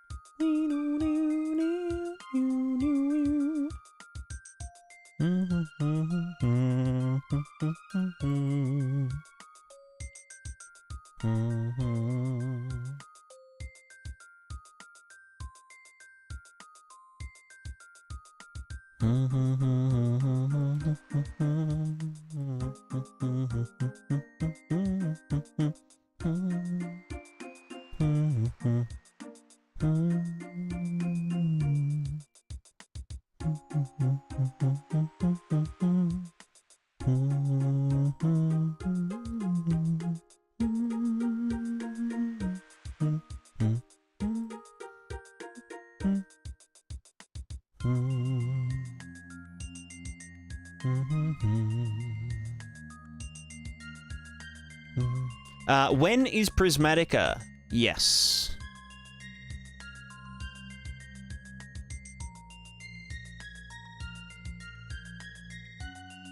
Which one? Which one? What? Geo? Which refactor?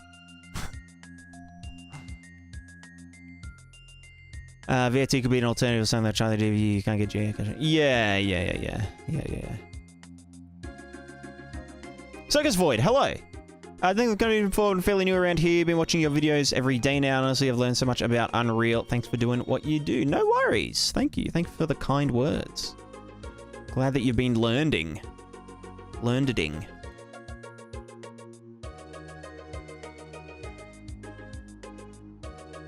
It always warms my heart to hear that people are learning from my videos.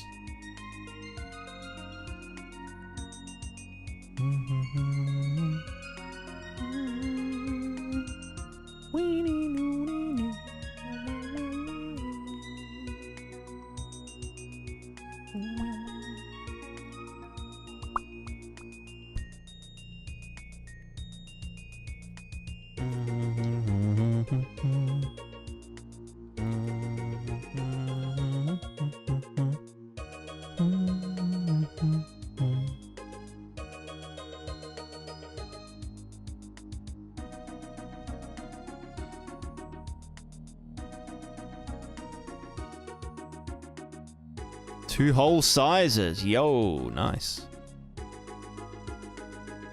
That's lit.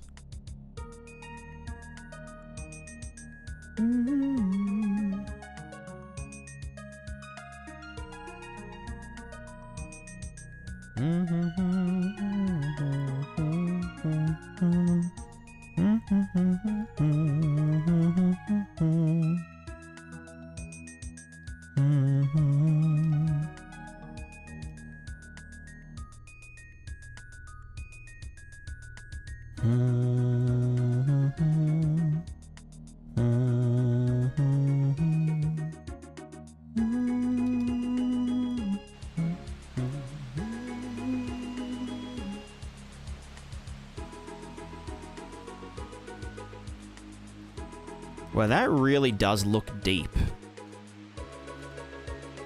Like, too deep.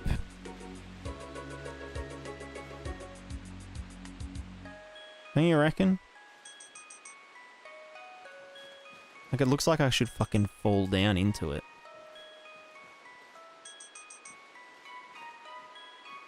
That one wouldn't be too bad if my feet disappeared under it, obviously.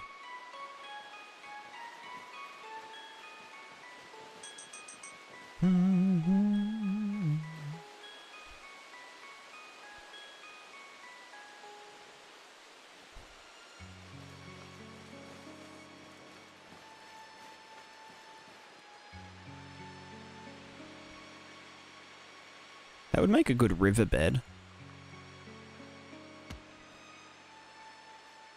Keep in mind, this is just a 2D effect at the moment. Puddle submersion, yeah. I mean, literally, you could get knocked out in this game and drown in a puddle.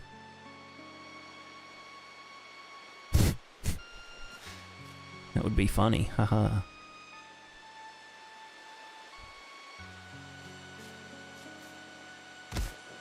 Because it'd be funny because it's in a video game. Not funny when it happens in real life. It's tragic when it happens in real life.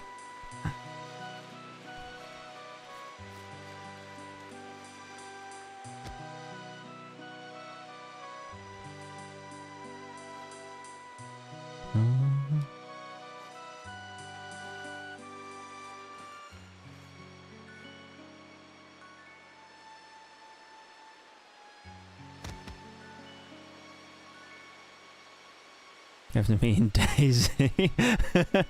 True.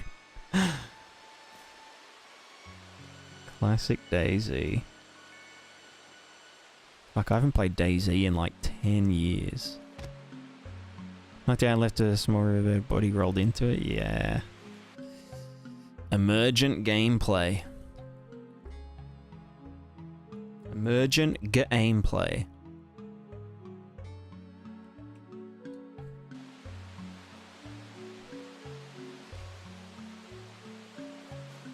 Imagine you're in a cave in Prismatica and it's like, whoa, man, look at this fucking flooded cave. Wow, this is sick. Oh my god, bro.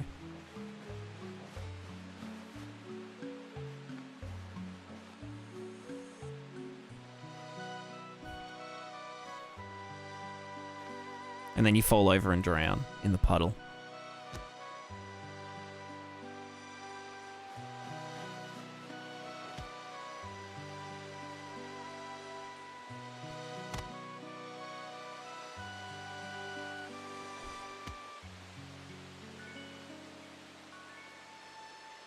You just need the glowing bacteria from pitch black or glowing away. Yeah. Yeah, I know what you mean. That's kind of what this was emulating, this skylight kind of thing.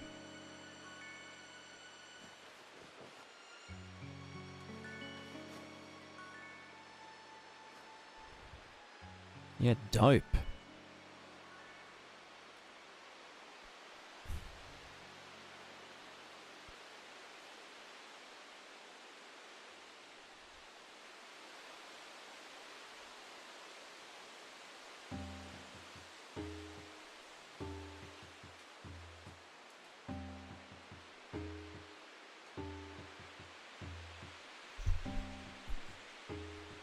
What even caves of puddles lit like the ocean waves do when the bioluminescent critters get shifted? Yeah, I can do that.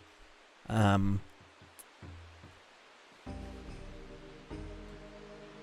be able to do that when I do the paint layer. paint buffer thing. I mean, like, I could do it now, but it wouldn't look... You know, I can do an example. Just using the wind or something.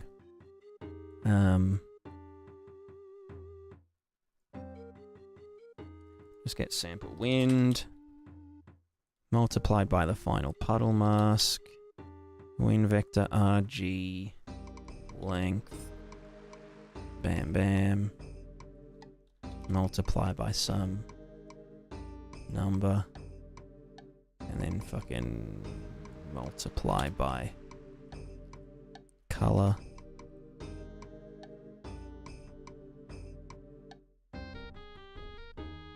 Just need to turn lumen on, you know?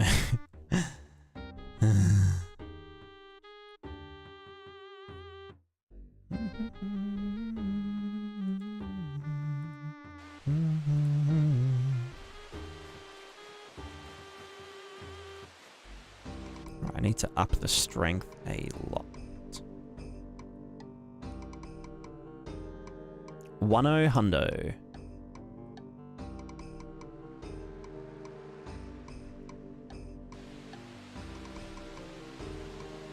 Why does the wind start off? You know what? Don't even worry about it.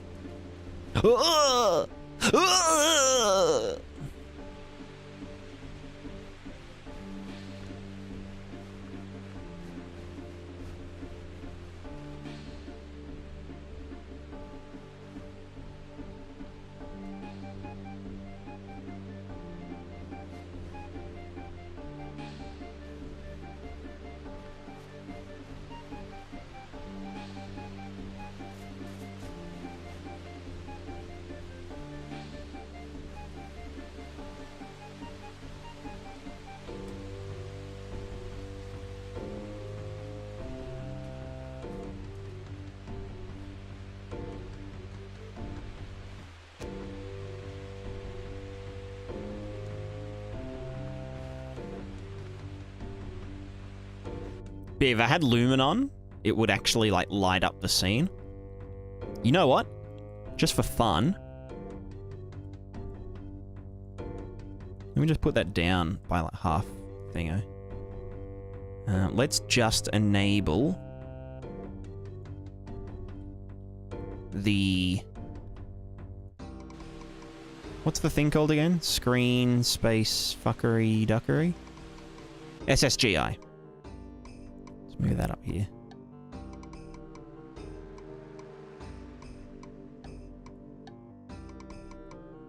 Glob. Global illumination. Screen space beta. Yeah, that's what they said about. Anyway. Oh, it doesn't. Okay, hold on. Now. Ooh. Ooh. It's lighting me up. Getting lit.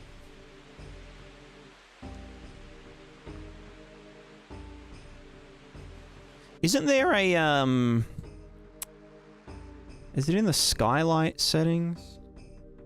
It'll be in my time manager. There's like a global illumination.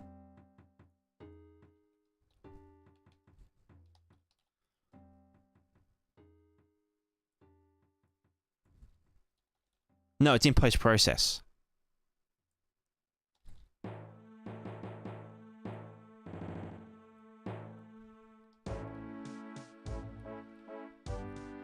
Label illumination. Method. Screen space.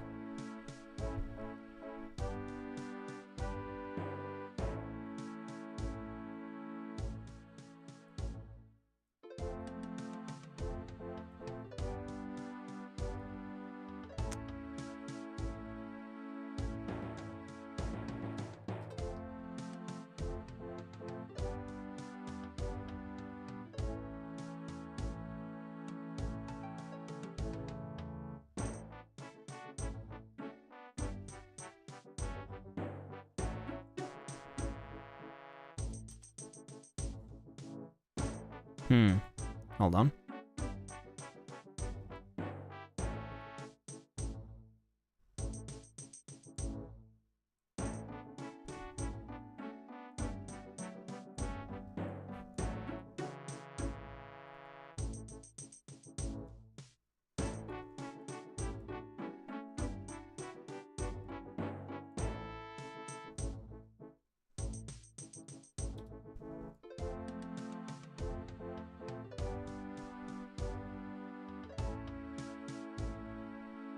And maybe not that extreme.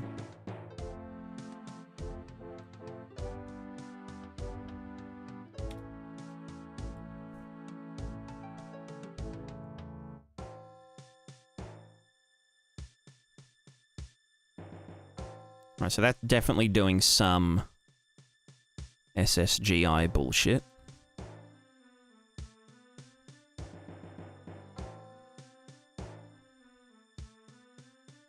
Then what was the setting? I know you can like adjust the intensity of it.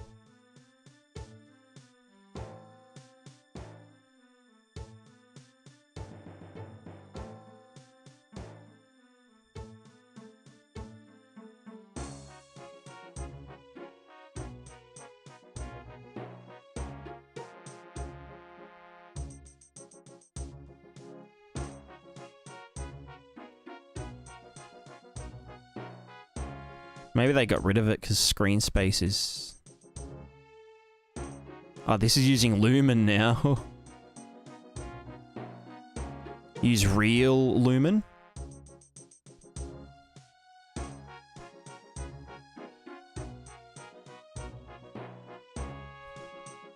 I didn't know you could do Lumen just in a post-process. That's kind of wicked. Gather quality 0. Maybe 1. Resistance, view distance, scene detail 0. Okay, maybe not. Quality 0. Yeah, that's fine. Lumen's so expensive. I'm still getting 60 FPS, you know? Scene capture cache resolution scale 0, whatever. Lumen scene lighting update speed, gather lighting, diffuse color boost. It doesn't matter because YOLO. Skylight leaking. Cool. Okay, cool, whatever. And that works when it's off screen, doesn't it? Ugh, Lumen's sick. Maybe I should start using Lumen. Wow. It's actually nice that you can turn it on in the post-process. Because, yeah, now if we do this, aside from the wind... I don't know why the wind starts slightly on.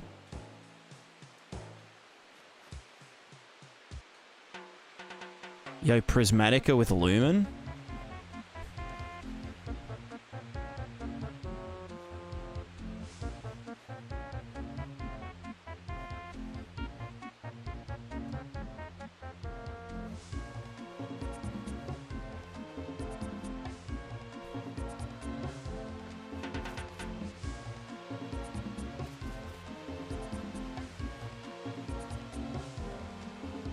May as well, yeah. So you're saving so much on your materials performance. Like, yeah, I mean it's doable.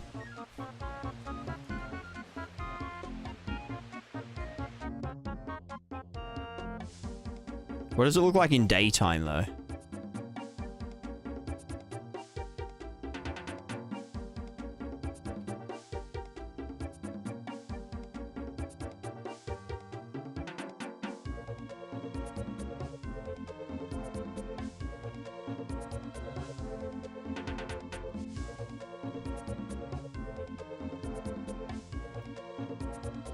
So it is still on. Honestly, it doesn't look that different because I do that fake ambient occlusion stuff.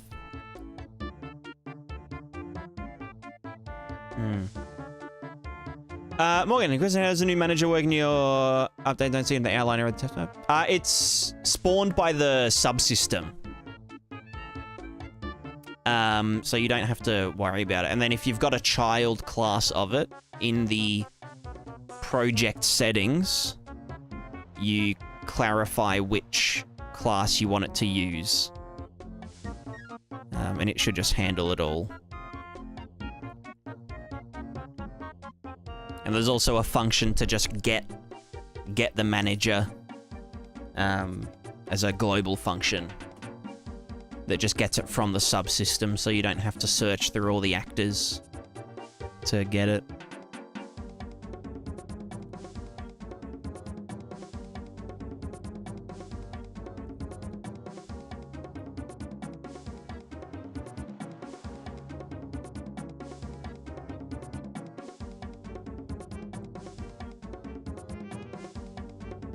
When you say subsystem, what is that exactly? It's essentially like a singleton, kind of. It's like a...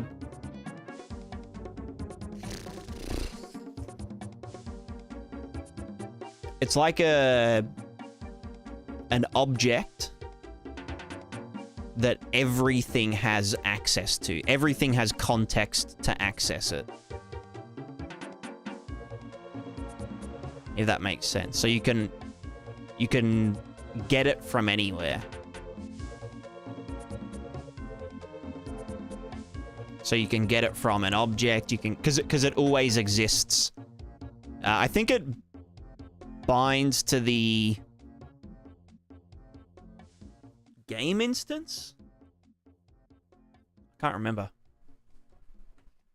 I'll have to ask Sov about it. Sov's the mastermind behind it.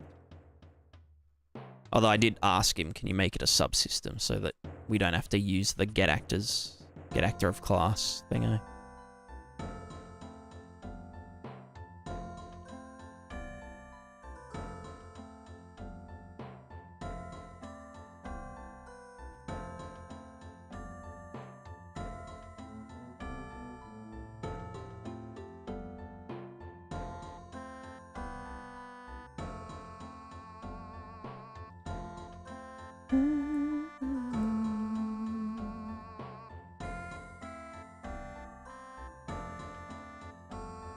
Works in any map? Yes. Yep. Yeah, it just like always exists. Or like it's always accessible. It's like an example of a subsystem that you may use somewhere at some time is like the enhanced input subsystem. Or if you're using like gameplay ability system, you've got like the ability system subsystem.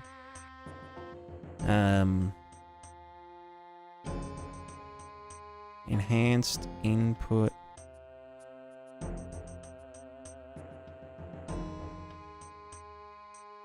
Like this. It looks like this. But we can just use get Prismatica manager and it will return Prismatica. Although you'll have to cast to your child class because Sov couldn't be bothered doing I forget what it's called. Because this is a K2 node. But you can do a thing where it auto casts. Kind of like how cast has like an entry for every single thing that you can cast to. I think it uses that kind of thing to then specify, get the manager object and cast it to the child class that you're using or something.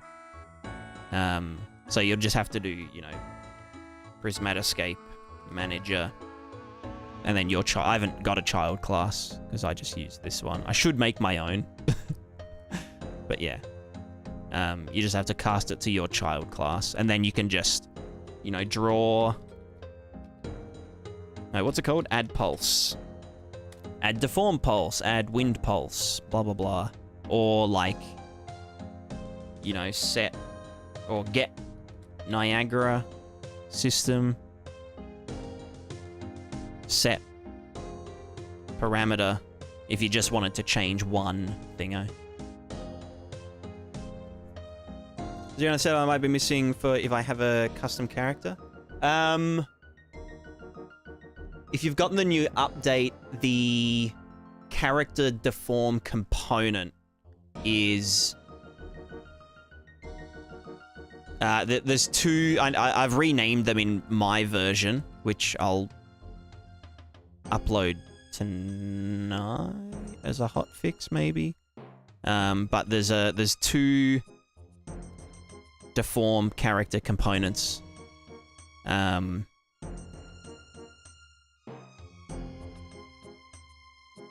Class super class. That one's there.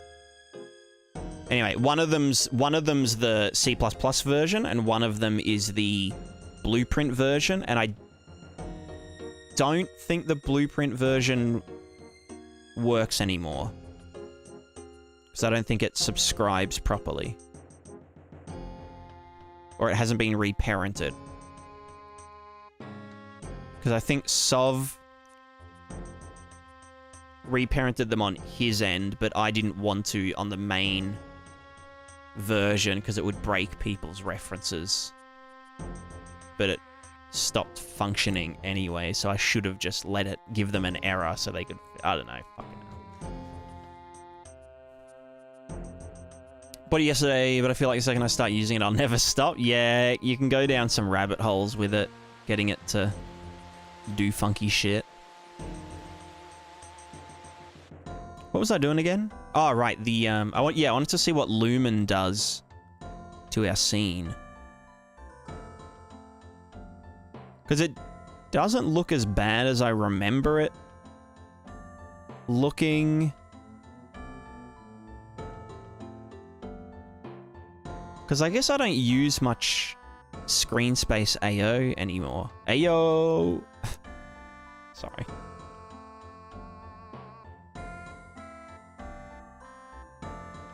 Like, yeah, we lose a bit of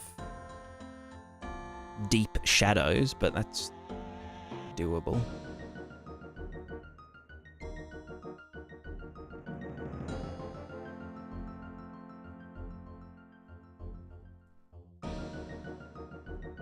I think we only lose that because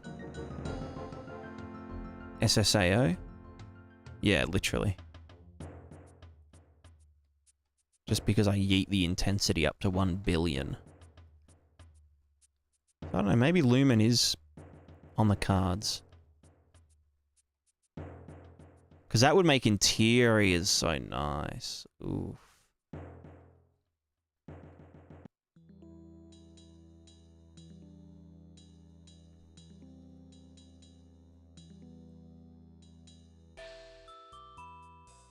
Because at the moment, if I go like house, Charlie house, hello.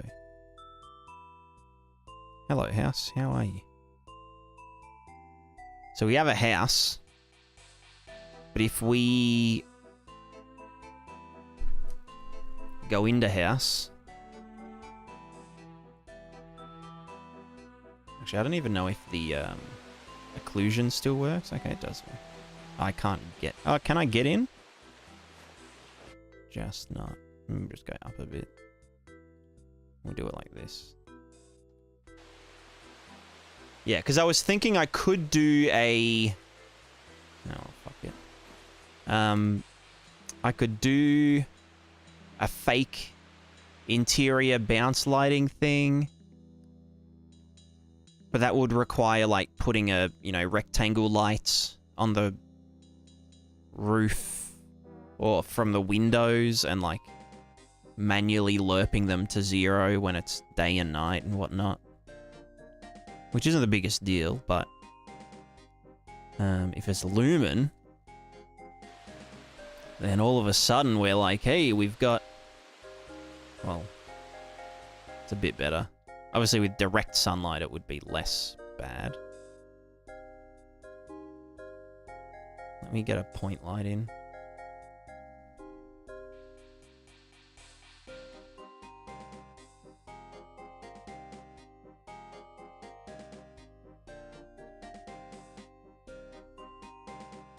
Although if I was going to use Lumen, I'd have to use realistic lighting values.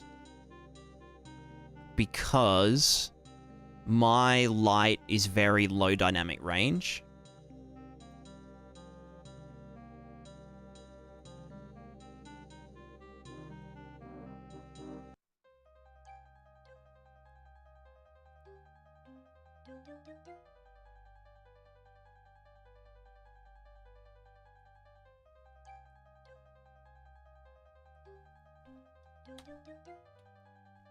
I don't even know if that's doing... I don't even know if Lumen is real right now.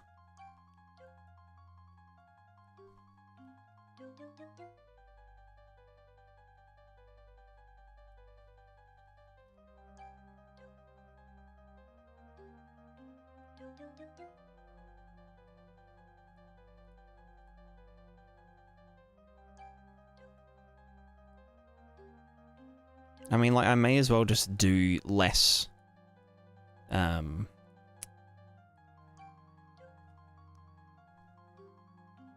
thingo. Yeah, I can't tell if this is actually working or not. Let me just get a cube. Okay, yeah, no, it does work.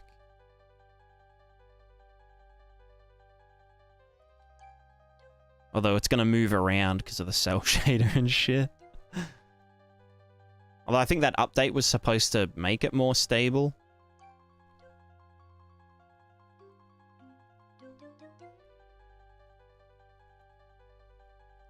I don't know, it could be cool.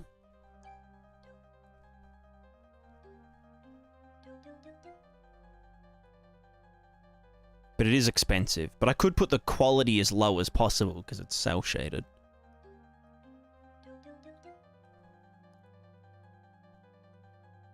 But if I just did this and went skylight, or time manager,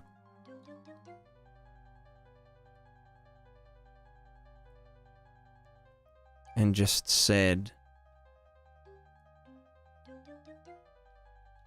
the distance field ambient occlusion exponent, blah, blah, blah, you know, and just did this,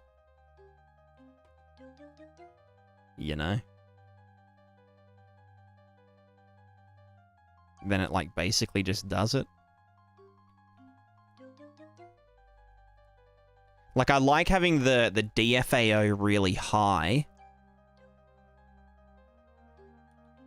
for, like, this kind of shit.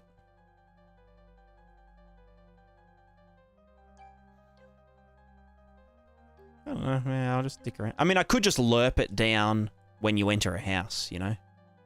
That would also make sense. DFAO.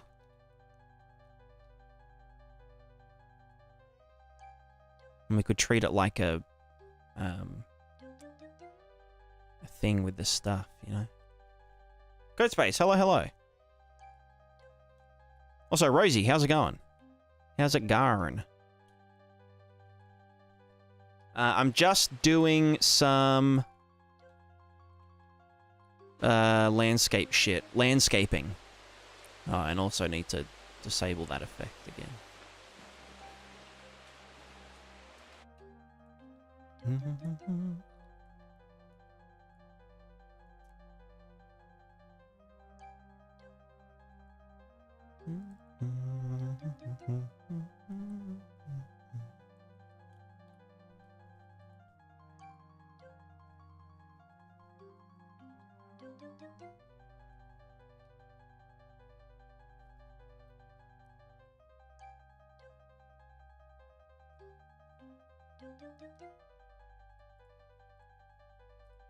All right, let's see. Where was my rain? I swear I had like a rain function in my old thing. Pris rain wetness. Hello.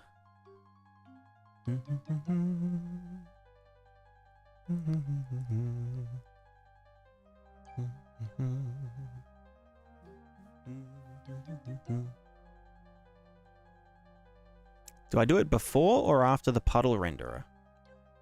Because the puddles are already wet. You know?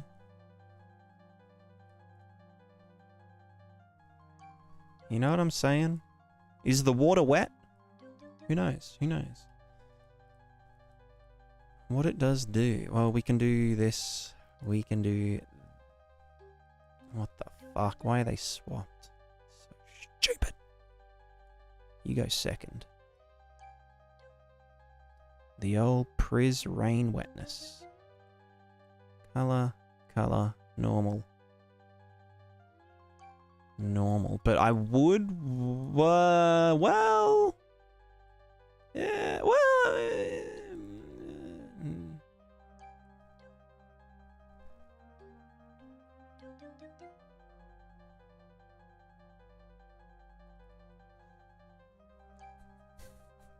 think I'd want to do this beforehand. Probably.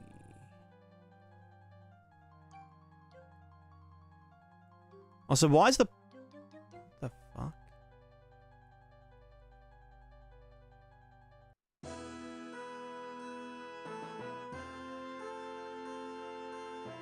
Was I not even... Is that just the fake AO? Is that why it was looking so flat? Because I... Eh? Input not... Oh! Oh! I see.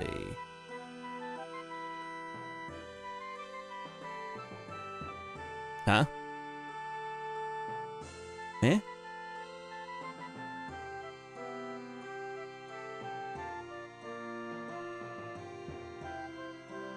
Oh wait, I unhooked the base color. Fucking dumb. Stupid ass. Right, that would be why the puddle looked so deep. Because we weren't flattening the normals. You know? May complete her 24 hours? Yeah. She got all the way through.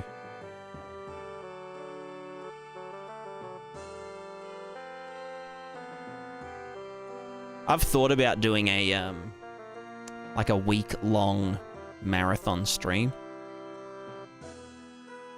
Because, like, what do I even do aside from stream? You know?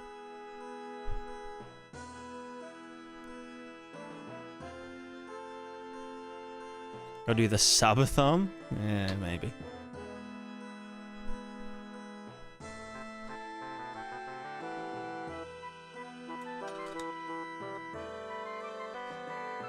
I'll do it like the week before I release like the alpha or something.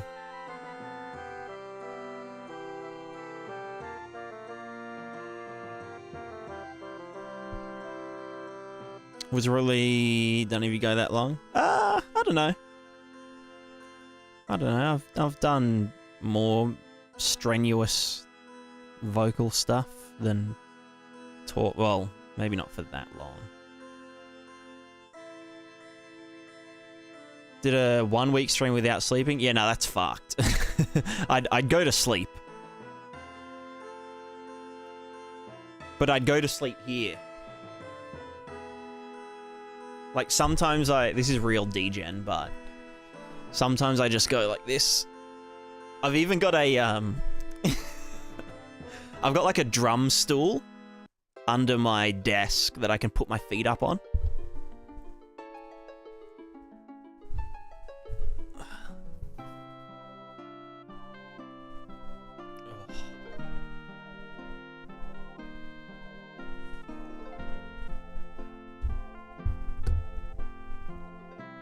Literally about to sleep right now.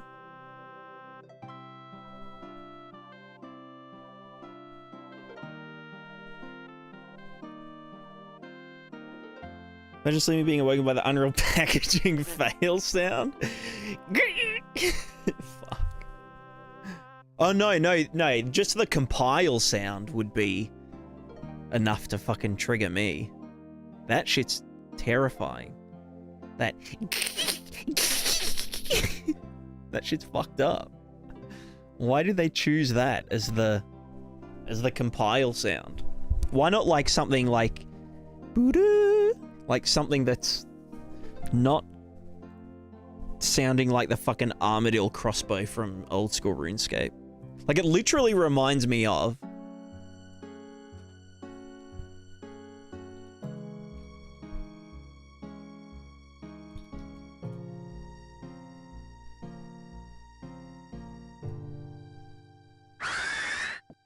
like this.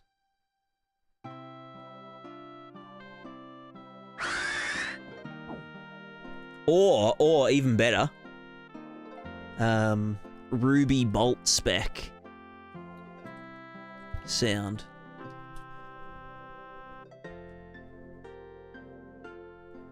Ruby Bolt E sound effect. Okay, this one's a bit longer, but...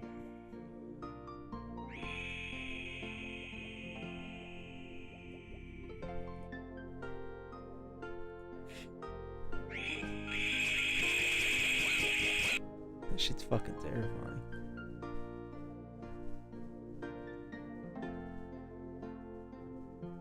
You can change the sound if you recompile your engine.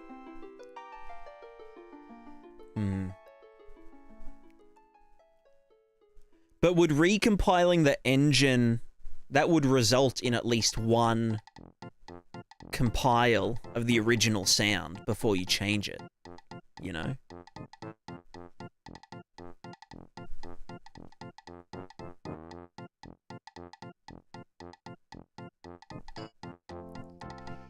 Anyway, I'm going to sleep. Good night, guys. See you in the morning. We'll get back to dev when I wake up.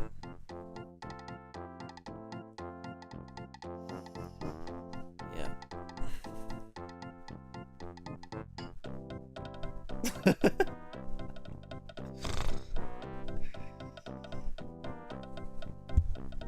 I'm real comfy down here. Also, I'm not actually ending the stream, by the way. Although I probably should. How long do you have to sit there before actually falling asleep? Like 10 minutes? Like I actually do sleep in this chair some nights. Cause like, you know, I've got a big wide screen. Sometimes I can prop a bunch of cushions up on the cat bed and just like lay down on my side and watch the monitor. You know. Neck must be wrecked. No, it's actually good to sleep in weird positions.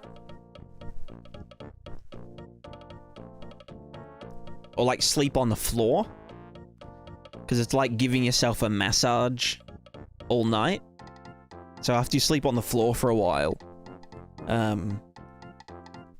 it's actually better for your muscles and joints.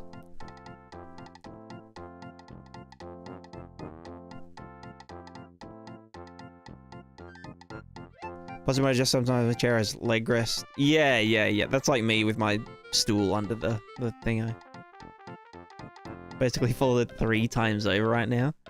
Jeez, you like a katana folded 1,000 times. Something can cut through solid steel, even though it's made of solid steel.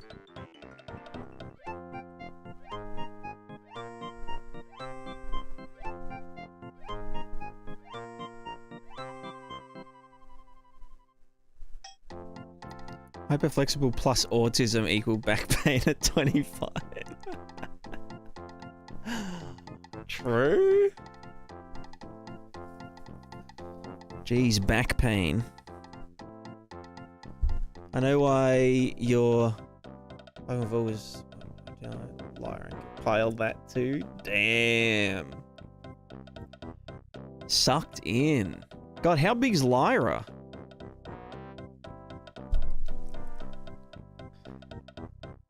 Similar for is like a message that's like cat propaganda. Nah.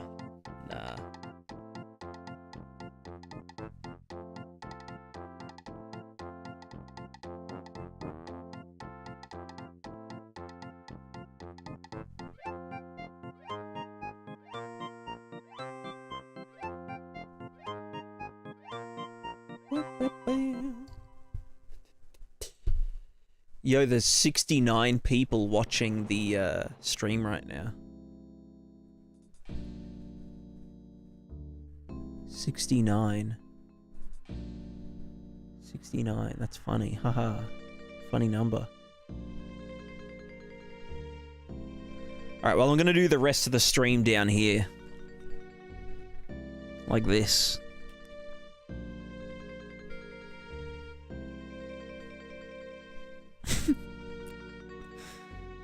Yeah, this is lit. It actually kind of hurts my neck because I have to...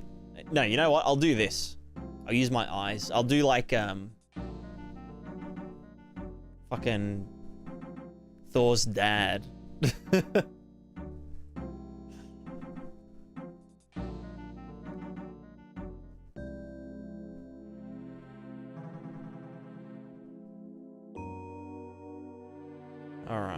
So, where was I? What was I doing? Oops. What did I just... Priz player control default. Player attack input call stack. Well, we can't attack yet, so don't fucking do that. Thank you. What were you trying to do? Oh, yeah.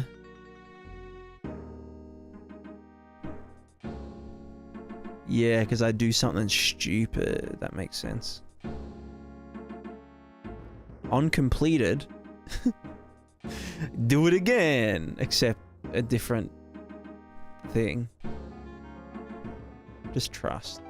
Trust, bro. Trust. I'm allowed to do stupid shit.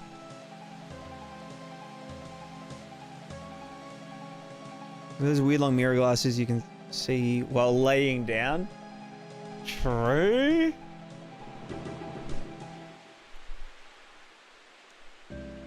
Yeah, that would be lit. Wouldn't it be upside down though? I guess I could flip my monitor upside down.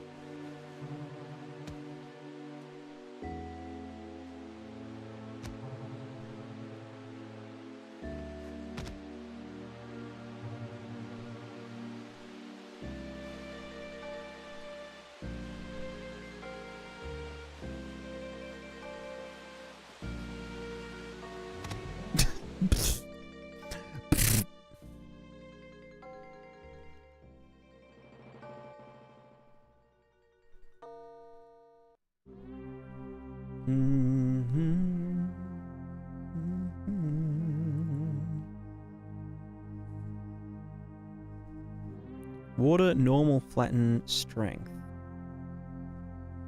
0.5 should be good enough. I want to see the normals under here. That's what I'm talking about. Alright, what else did I need to do?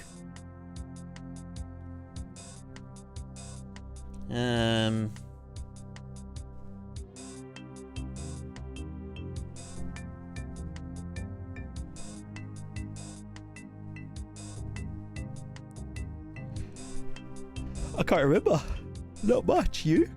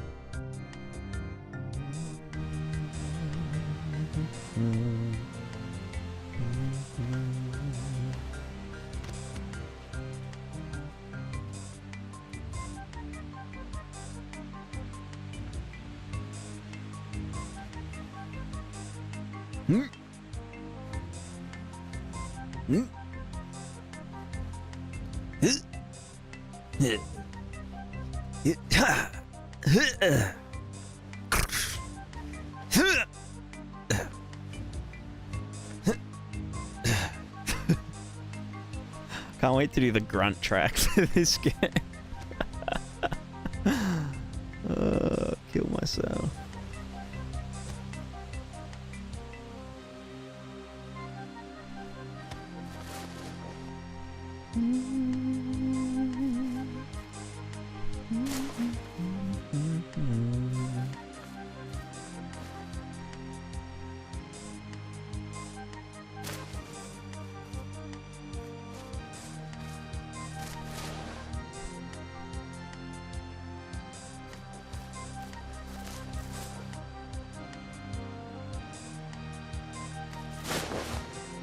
I do VS7 in my room, my roommates. Yeah, I can imagine.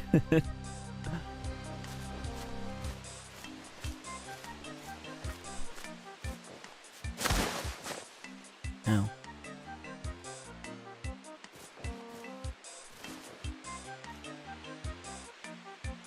But I really just, I want to make the player fall down as much as possible. Because, like, all the cool shit happens when you fall down.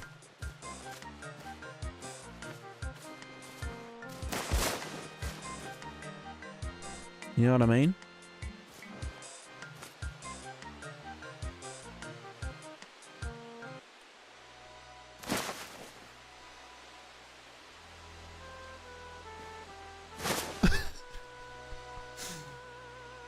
Having fun.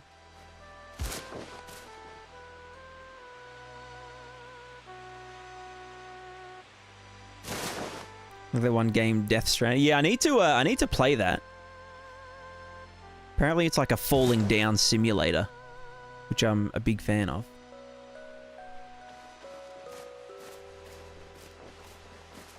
I've got it installed, actually. I've got it for free on Epic Marketplace, and then I've actually installed it. It's a boredom simulator. Sounds like for you it was just a low IQ simulator. You need a high IQ to appreciate Death Stranding.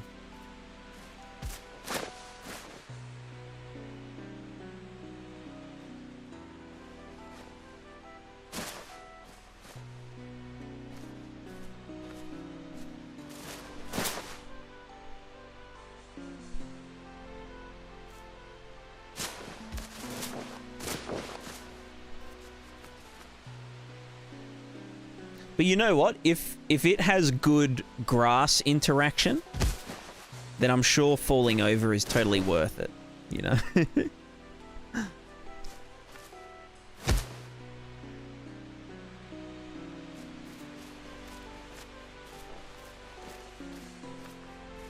Also, this looks really good. This looks really good. One other thing I wanted to do is run the puddle mask in the grass, so then I can blend in the darkness under the grass if it gets puddled, puddledular.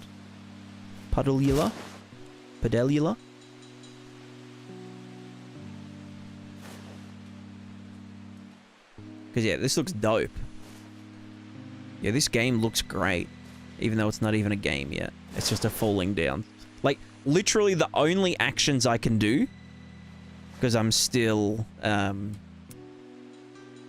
what's it called?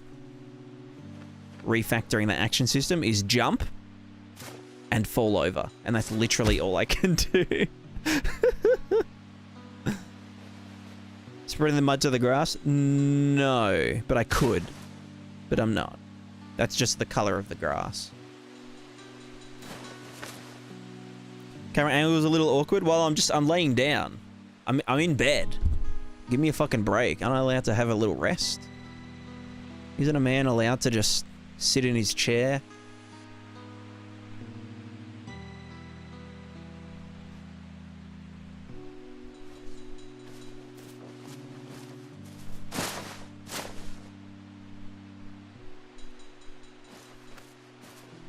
Sorry, that sounded really snarky. I apologize. I didn't mean to come off as aggressive.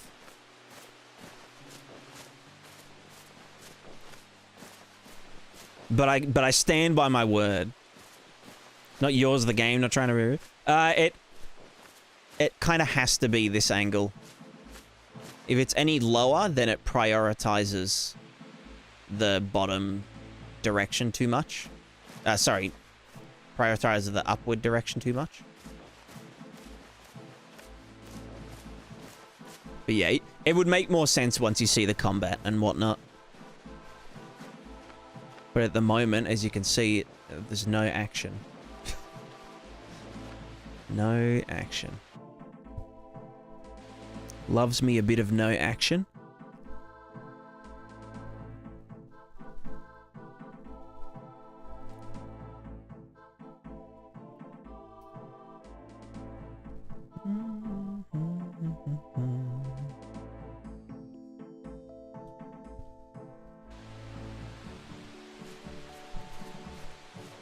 Oh.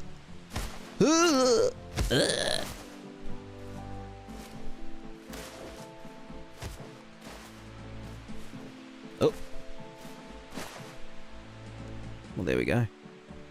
Go team. That was fun. Let's do it again.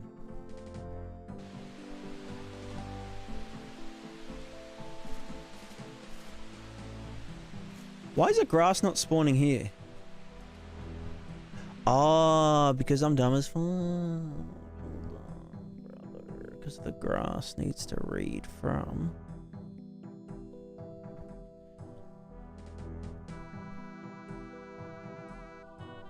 I can't type. Grass. Test. Why am I still down here? What's wrong with this guy?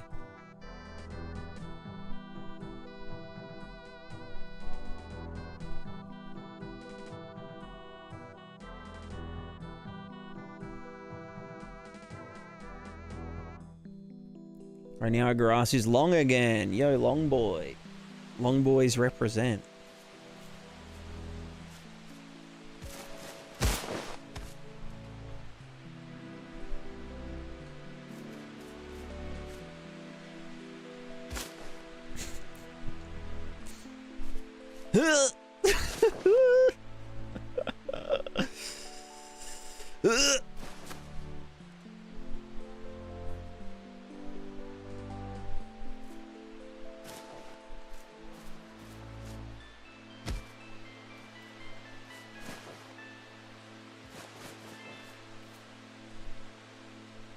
Nice. They got a random character. Yeah, it just randomizes the just some parameters and whatnot. And then the clothes are also just randomized at the start. But yeah, every character and every enemy or friend will be generated.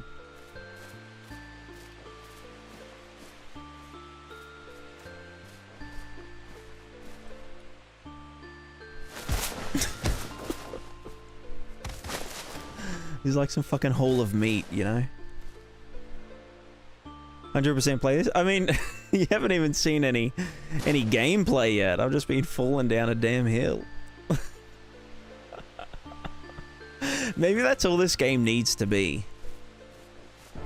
Maybe it should literally just be fall down a hill simulator. Maybe I'll do a demo build that's literally just that.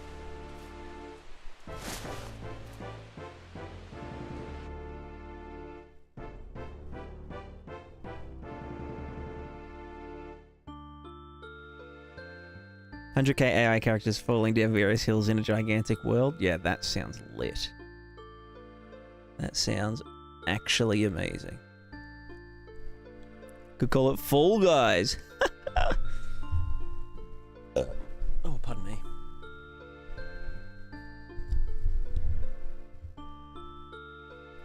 I played for hours looking brain dead at the PC. Yeah. You boot it up and then next thing you know, it's 2 days later and you've missed work. You've just been looking at the character falling down the hill.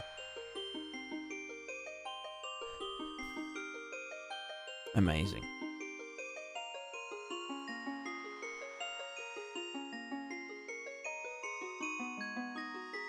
Let me get some bushes. Flowers. Let's get some flowers.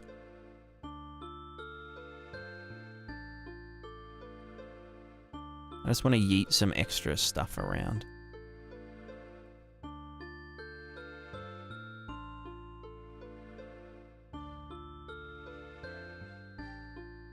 We'll get a...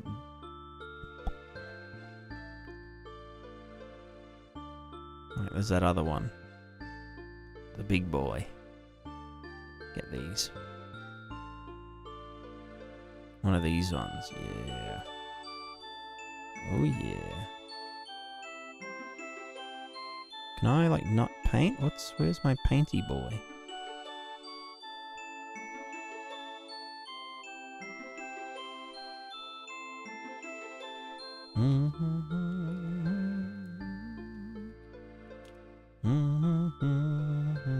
Ah, brush size. There we go. Oh, fuck.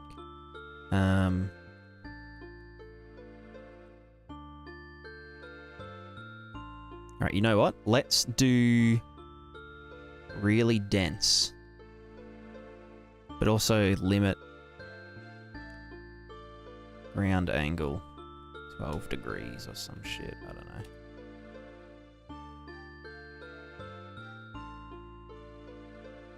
Nah, I want them closer. No, closer. Yeah.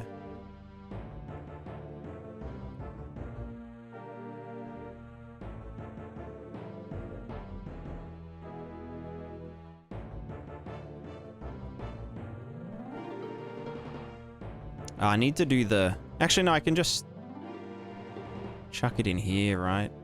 Just fucking...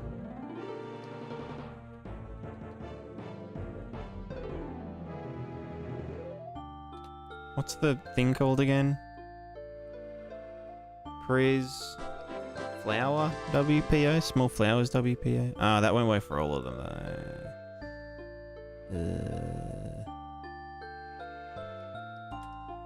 Fuck it.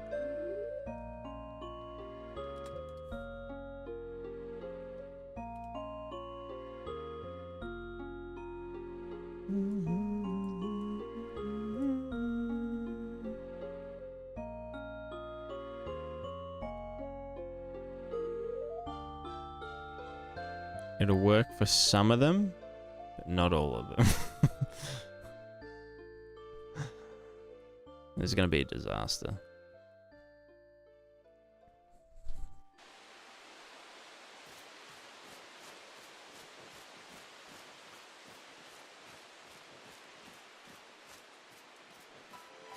Is this still going to interact proper? Yeah, yeah. That should be a bush, but it thinks that it's a... Same with this. That should, yeah. It thinks it's a flower when it's actually a bush, but anyway.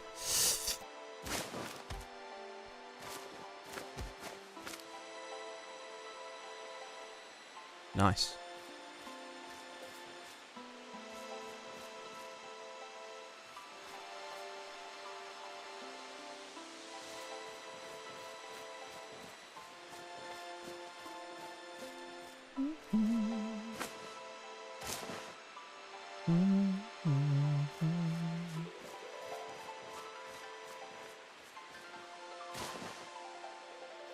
Tumble simulator, that's right. Oops.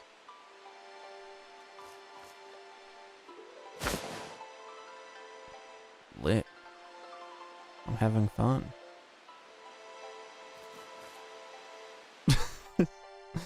So stupid.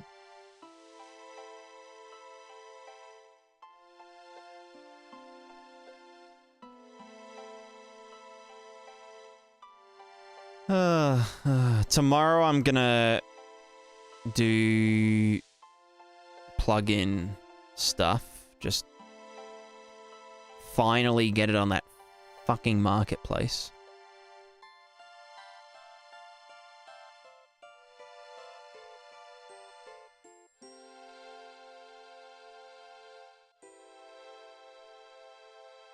For those of you that don't know, this is what all my interactions based on.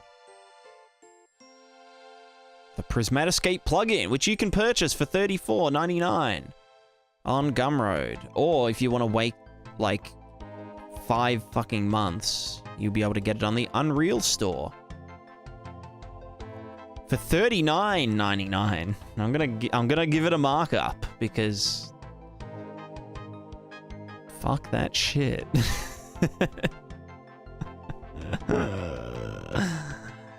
Yeah. I don't know if I'll actually give it a markup on the Unreal Store, but...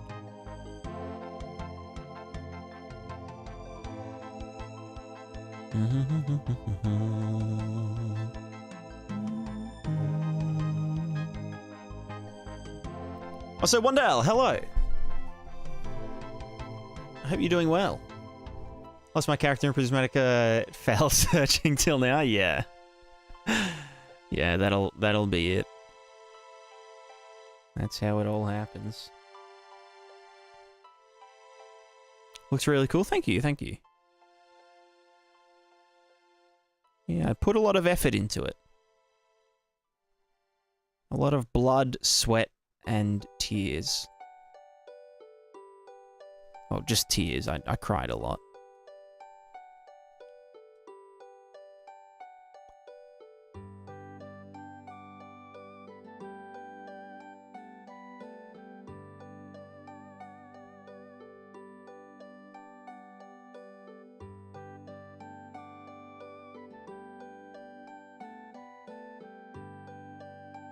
Blood expansion coming in the future? Yeah, it's gonna be good.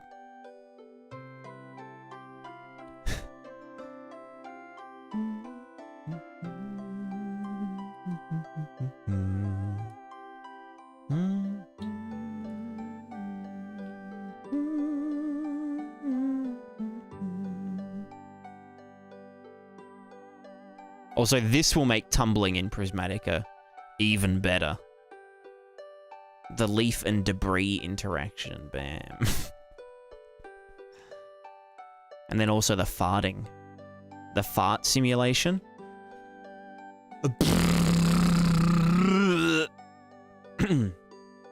Sorry, I really need to go to bed. Or at least stop streaming. I feel like I'm getting to that point. Where it's just not a good idea.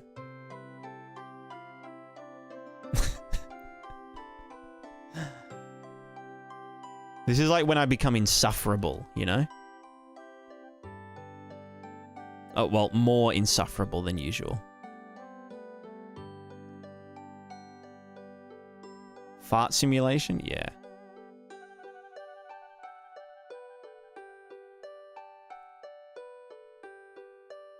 It's not a wind simulation, it's specifically a fart sim.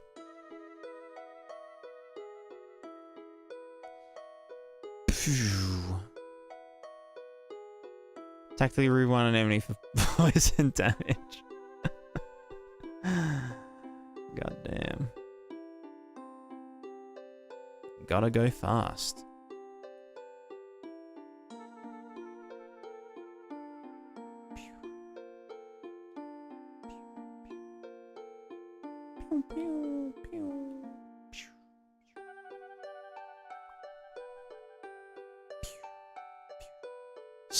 Soccer game?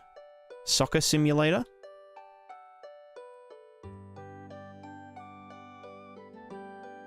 God, no one's made a soccer simulator before, have they?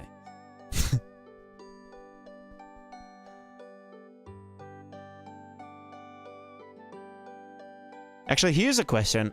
Are there any actual good sports games?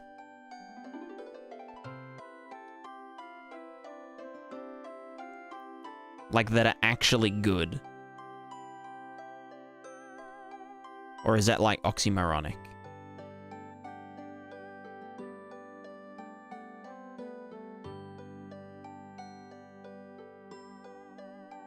I guess, like, racing is a sport, and there are some good racing games. Probably good, you know what I'm saying?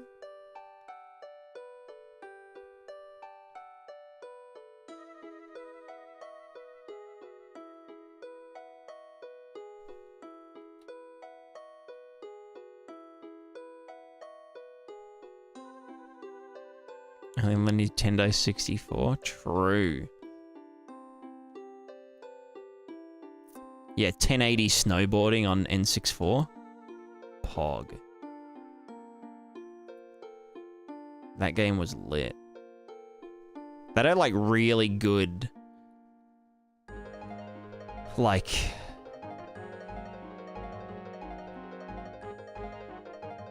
Like, even just landing in that game was, like, a task, you know? Like, it required skill. Otherwise, you just stack. Like, you had to align the board perfectly. You had to brace for the landing. So good.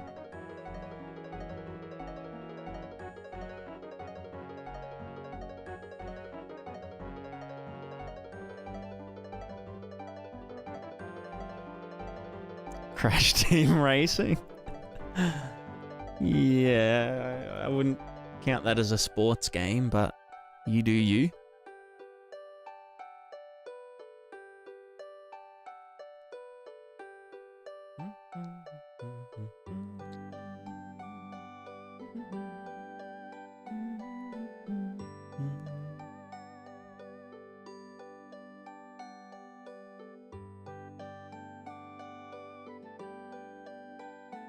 Where are all my... Oh, I let Lady Cat outside. I need to go get her in again.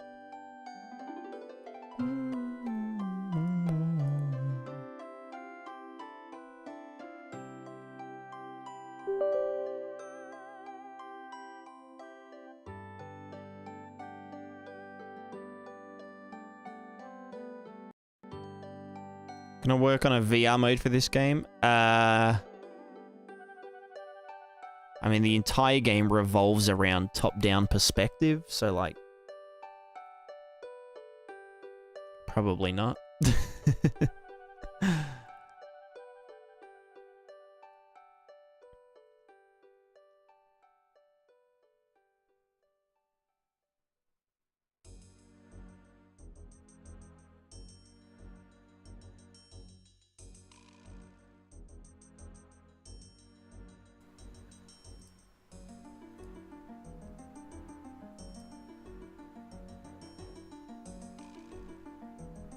VR from the top down. Oh, yeah, that could be possible. Yeah. I think, you know, I wouldn't rule it out. Like playing with little army dudes. Yeah, true, true. Although I don't know how you'd control the character, because it's not like you don't click to move or anything. It's like WASD. Like point to aim. I guess you could do that in VR, sort of. God, it'd be confusing.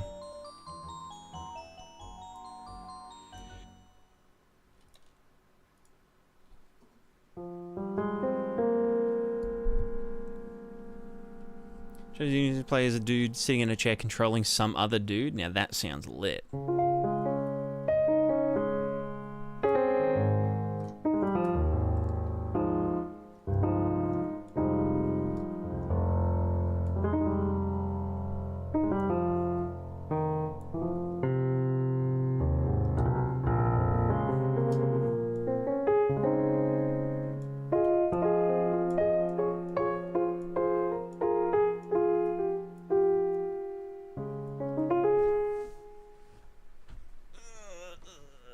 Let me zoom out a bit. Oh. All right, well, let's do it. Let's relax.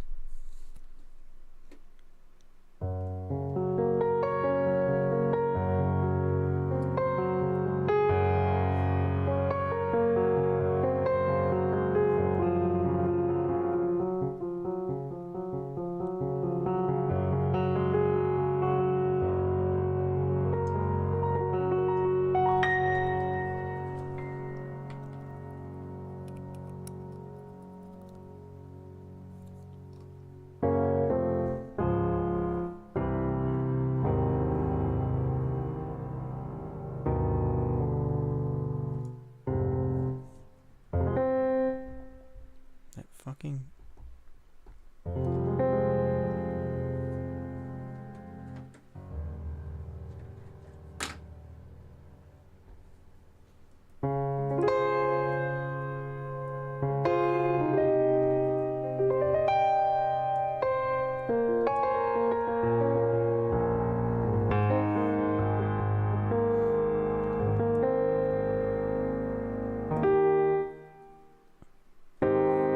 Where was I? Oh, here.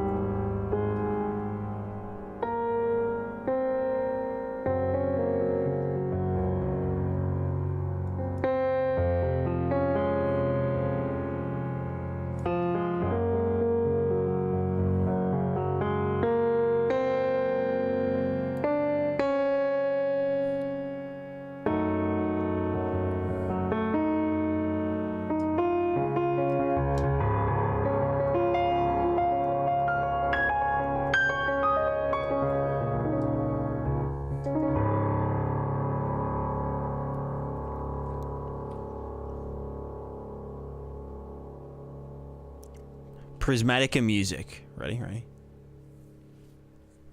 Totally comes having piano that high with arms. Yeah, it's fine. I'll just put a thingo. A thing under me. I mean, the uncomfortable part is this fucking microphone being in the way.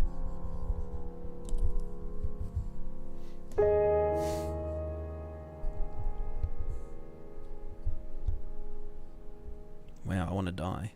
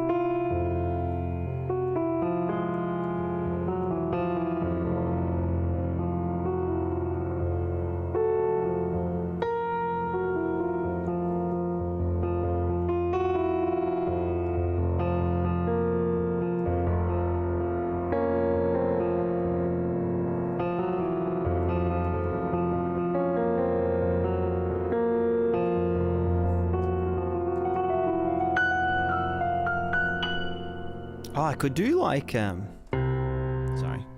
No, where am I? Here. But over that, so it's like this. Oh, well. Yeah, lit.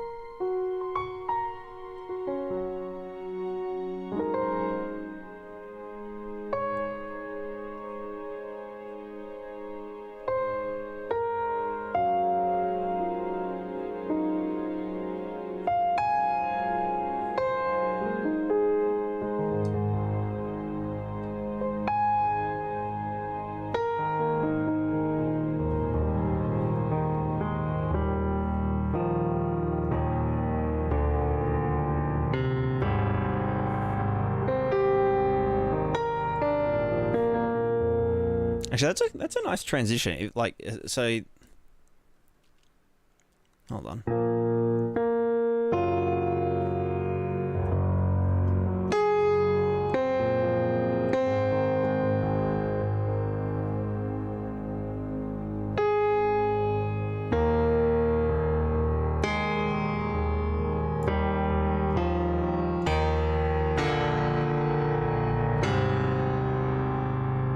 Now we're in a different key. We've gone up a step. But how does it happen? So this is our route. So we go... Wait, where's my strings? Strings!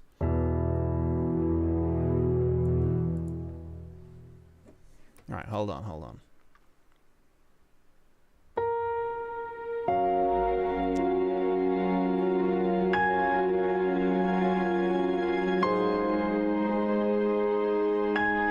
And then...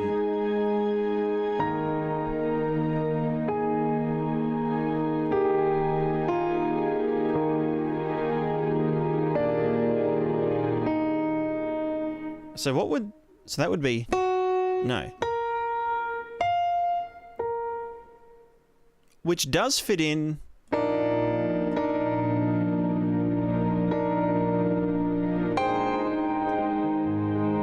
I'd have to go from... Well, no, because I'm still in that key at that point.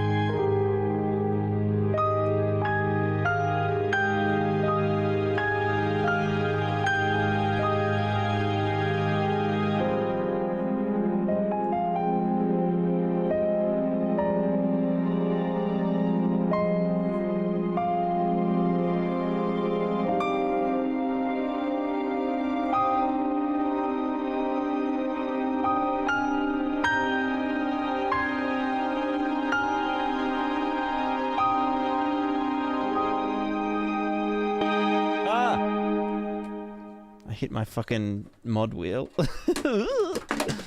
Oops.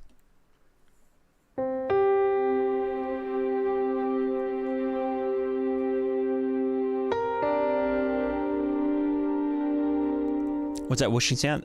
Violins. Violinses.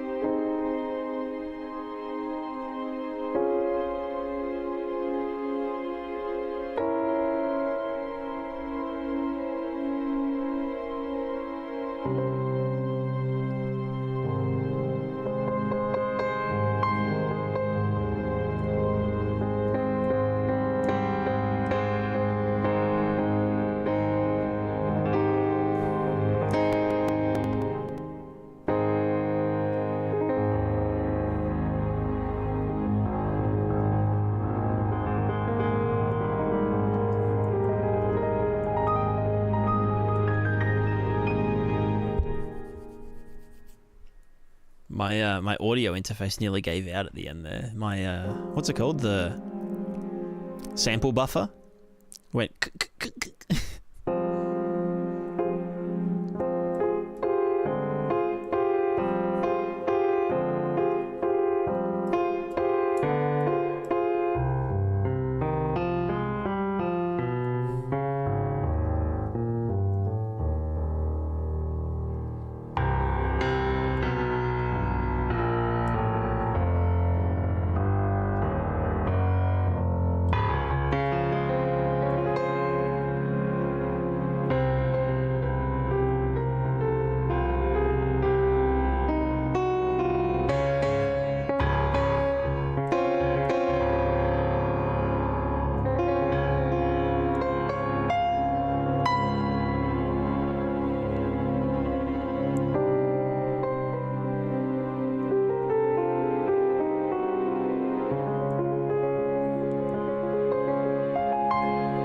Of Cordy wants his melody back. I don't know if that's actually used in the new Zelda games. I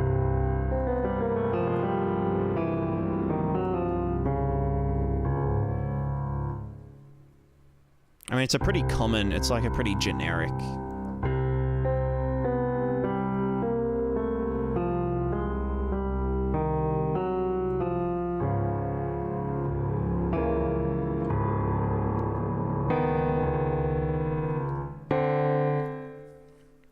First 6 notes.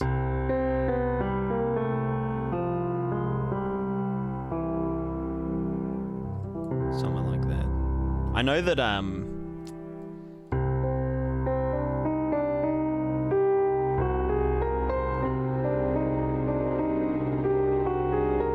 that's from the other one. Hyrule, yeah, that's it.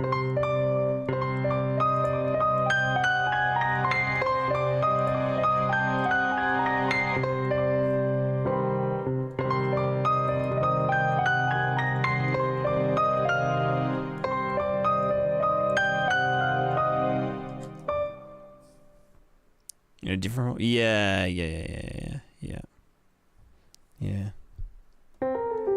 I'm pretty sure. Actually, I think this gets used in Banjo-Kazooie a lot as well. No, I'm thinking of that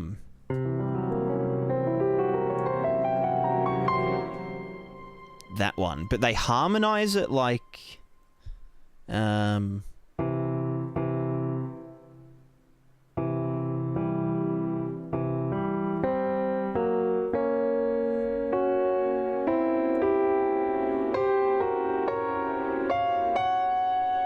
but like really fast, like no.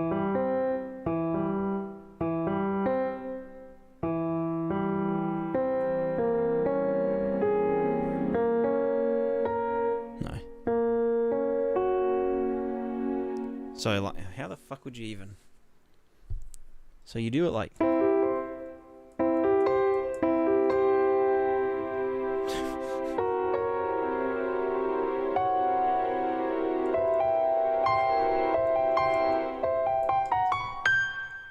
But it's like really fast, like. But it's harmonized. Obviously, it's played on different instruments, but. Hold on. But I can't double hit. Because it does, like. So you're playing the same note twice. But between different fingers. Gotta like fucking do some shit here. Unless I just played in different octaves, maybe. Yeah, like there you go.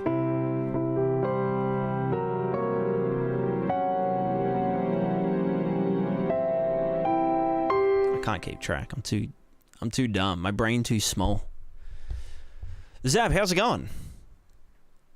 How are you?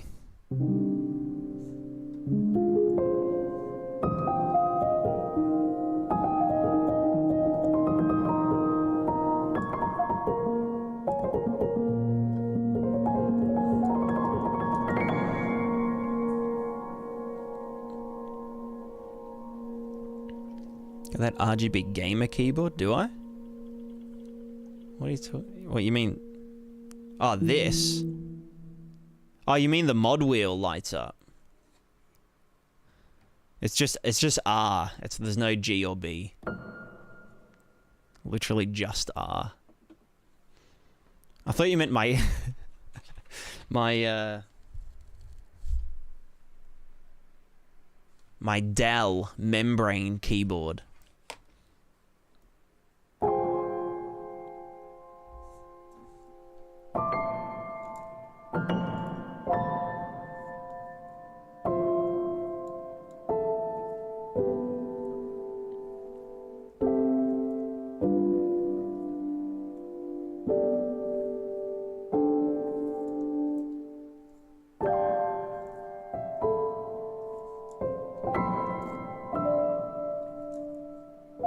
Default Dell keyboard. That's literally what I have.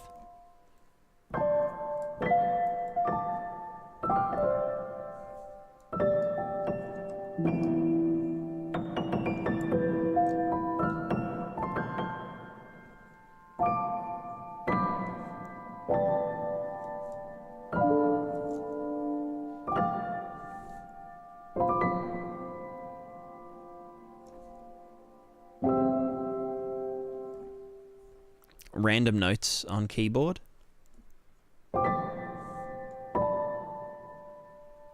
Breath of the Wild. Not even looking at the keyboard.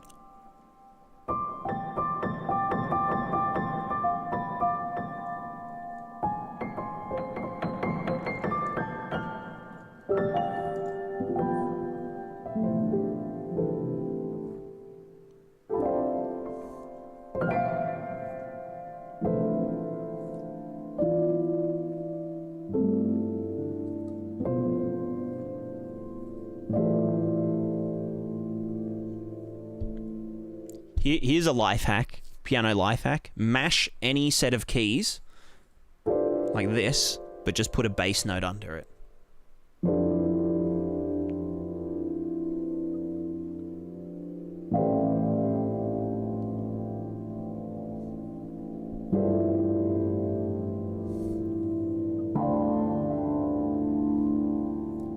Or just choose any 3 notes. Right? And then just bass line.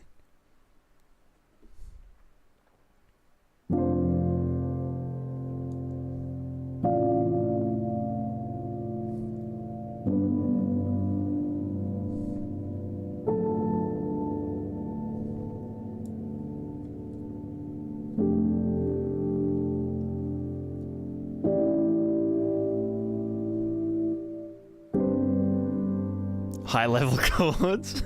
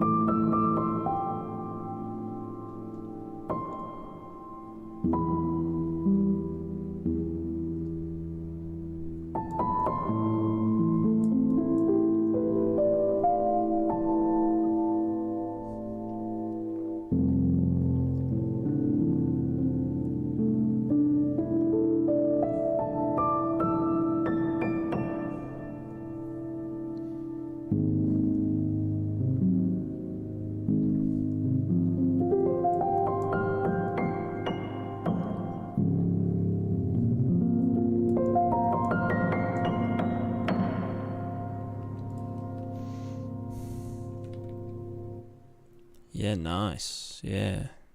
Music. Woo! Woohoo! Woohoo! Anyway, I'm tired. Time for the bed, I think.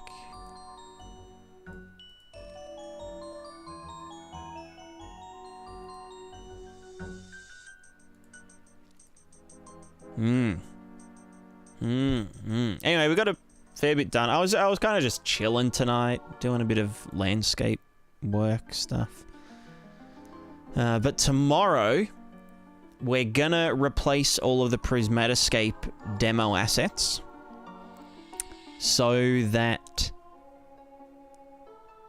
I can finally get it on the marketplace without any fucking issues. So, YOLO. You know what I'm saying?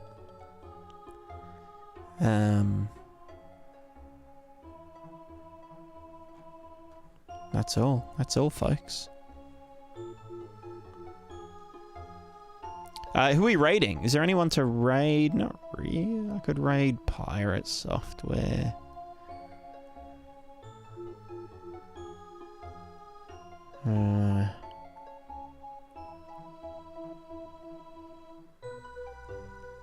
Maybe we just call it. Maybe we just call it night.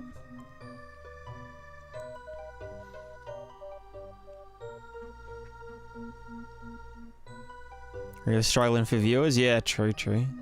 Sylar Atomic.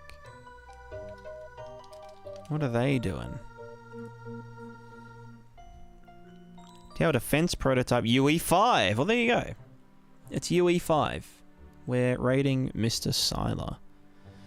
Let me go. Create a dashboard. Stream manager. Raid. Sylar. Oh. Sylar Atomic. Very cool. Alright, well. Thanks everyone for chilling. Hope you enjoyed the stream. Hope you learned something. I will be streaming again tomorrow. I don't have any new videos coming out. You know, I'm just chilling. We'll get back on track tomorrow after we do this plugin bullshit. Then we should be good to start really getting into the meaty parts of game dev. Anyway, thanks everyone for hanging out, and with that, we say goodbye. Goodbye. Oh, hello, boy. That's a special one for the YouTube people. You guys get to see Boycat being a little prick. Anyway, bye.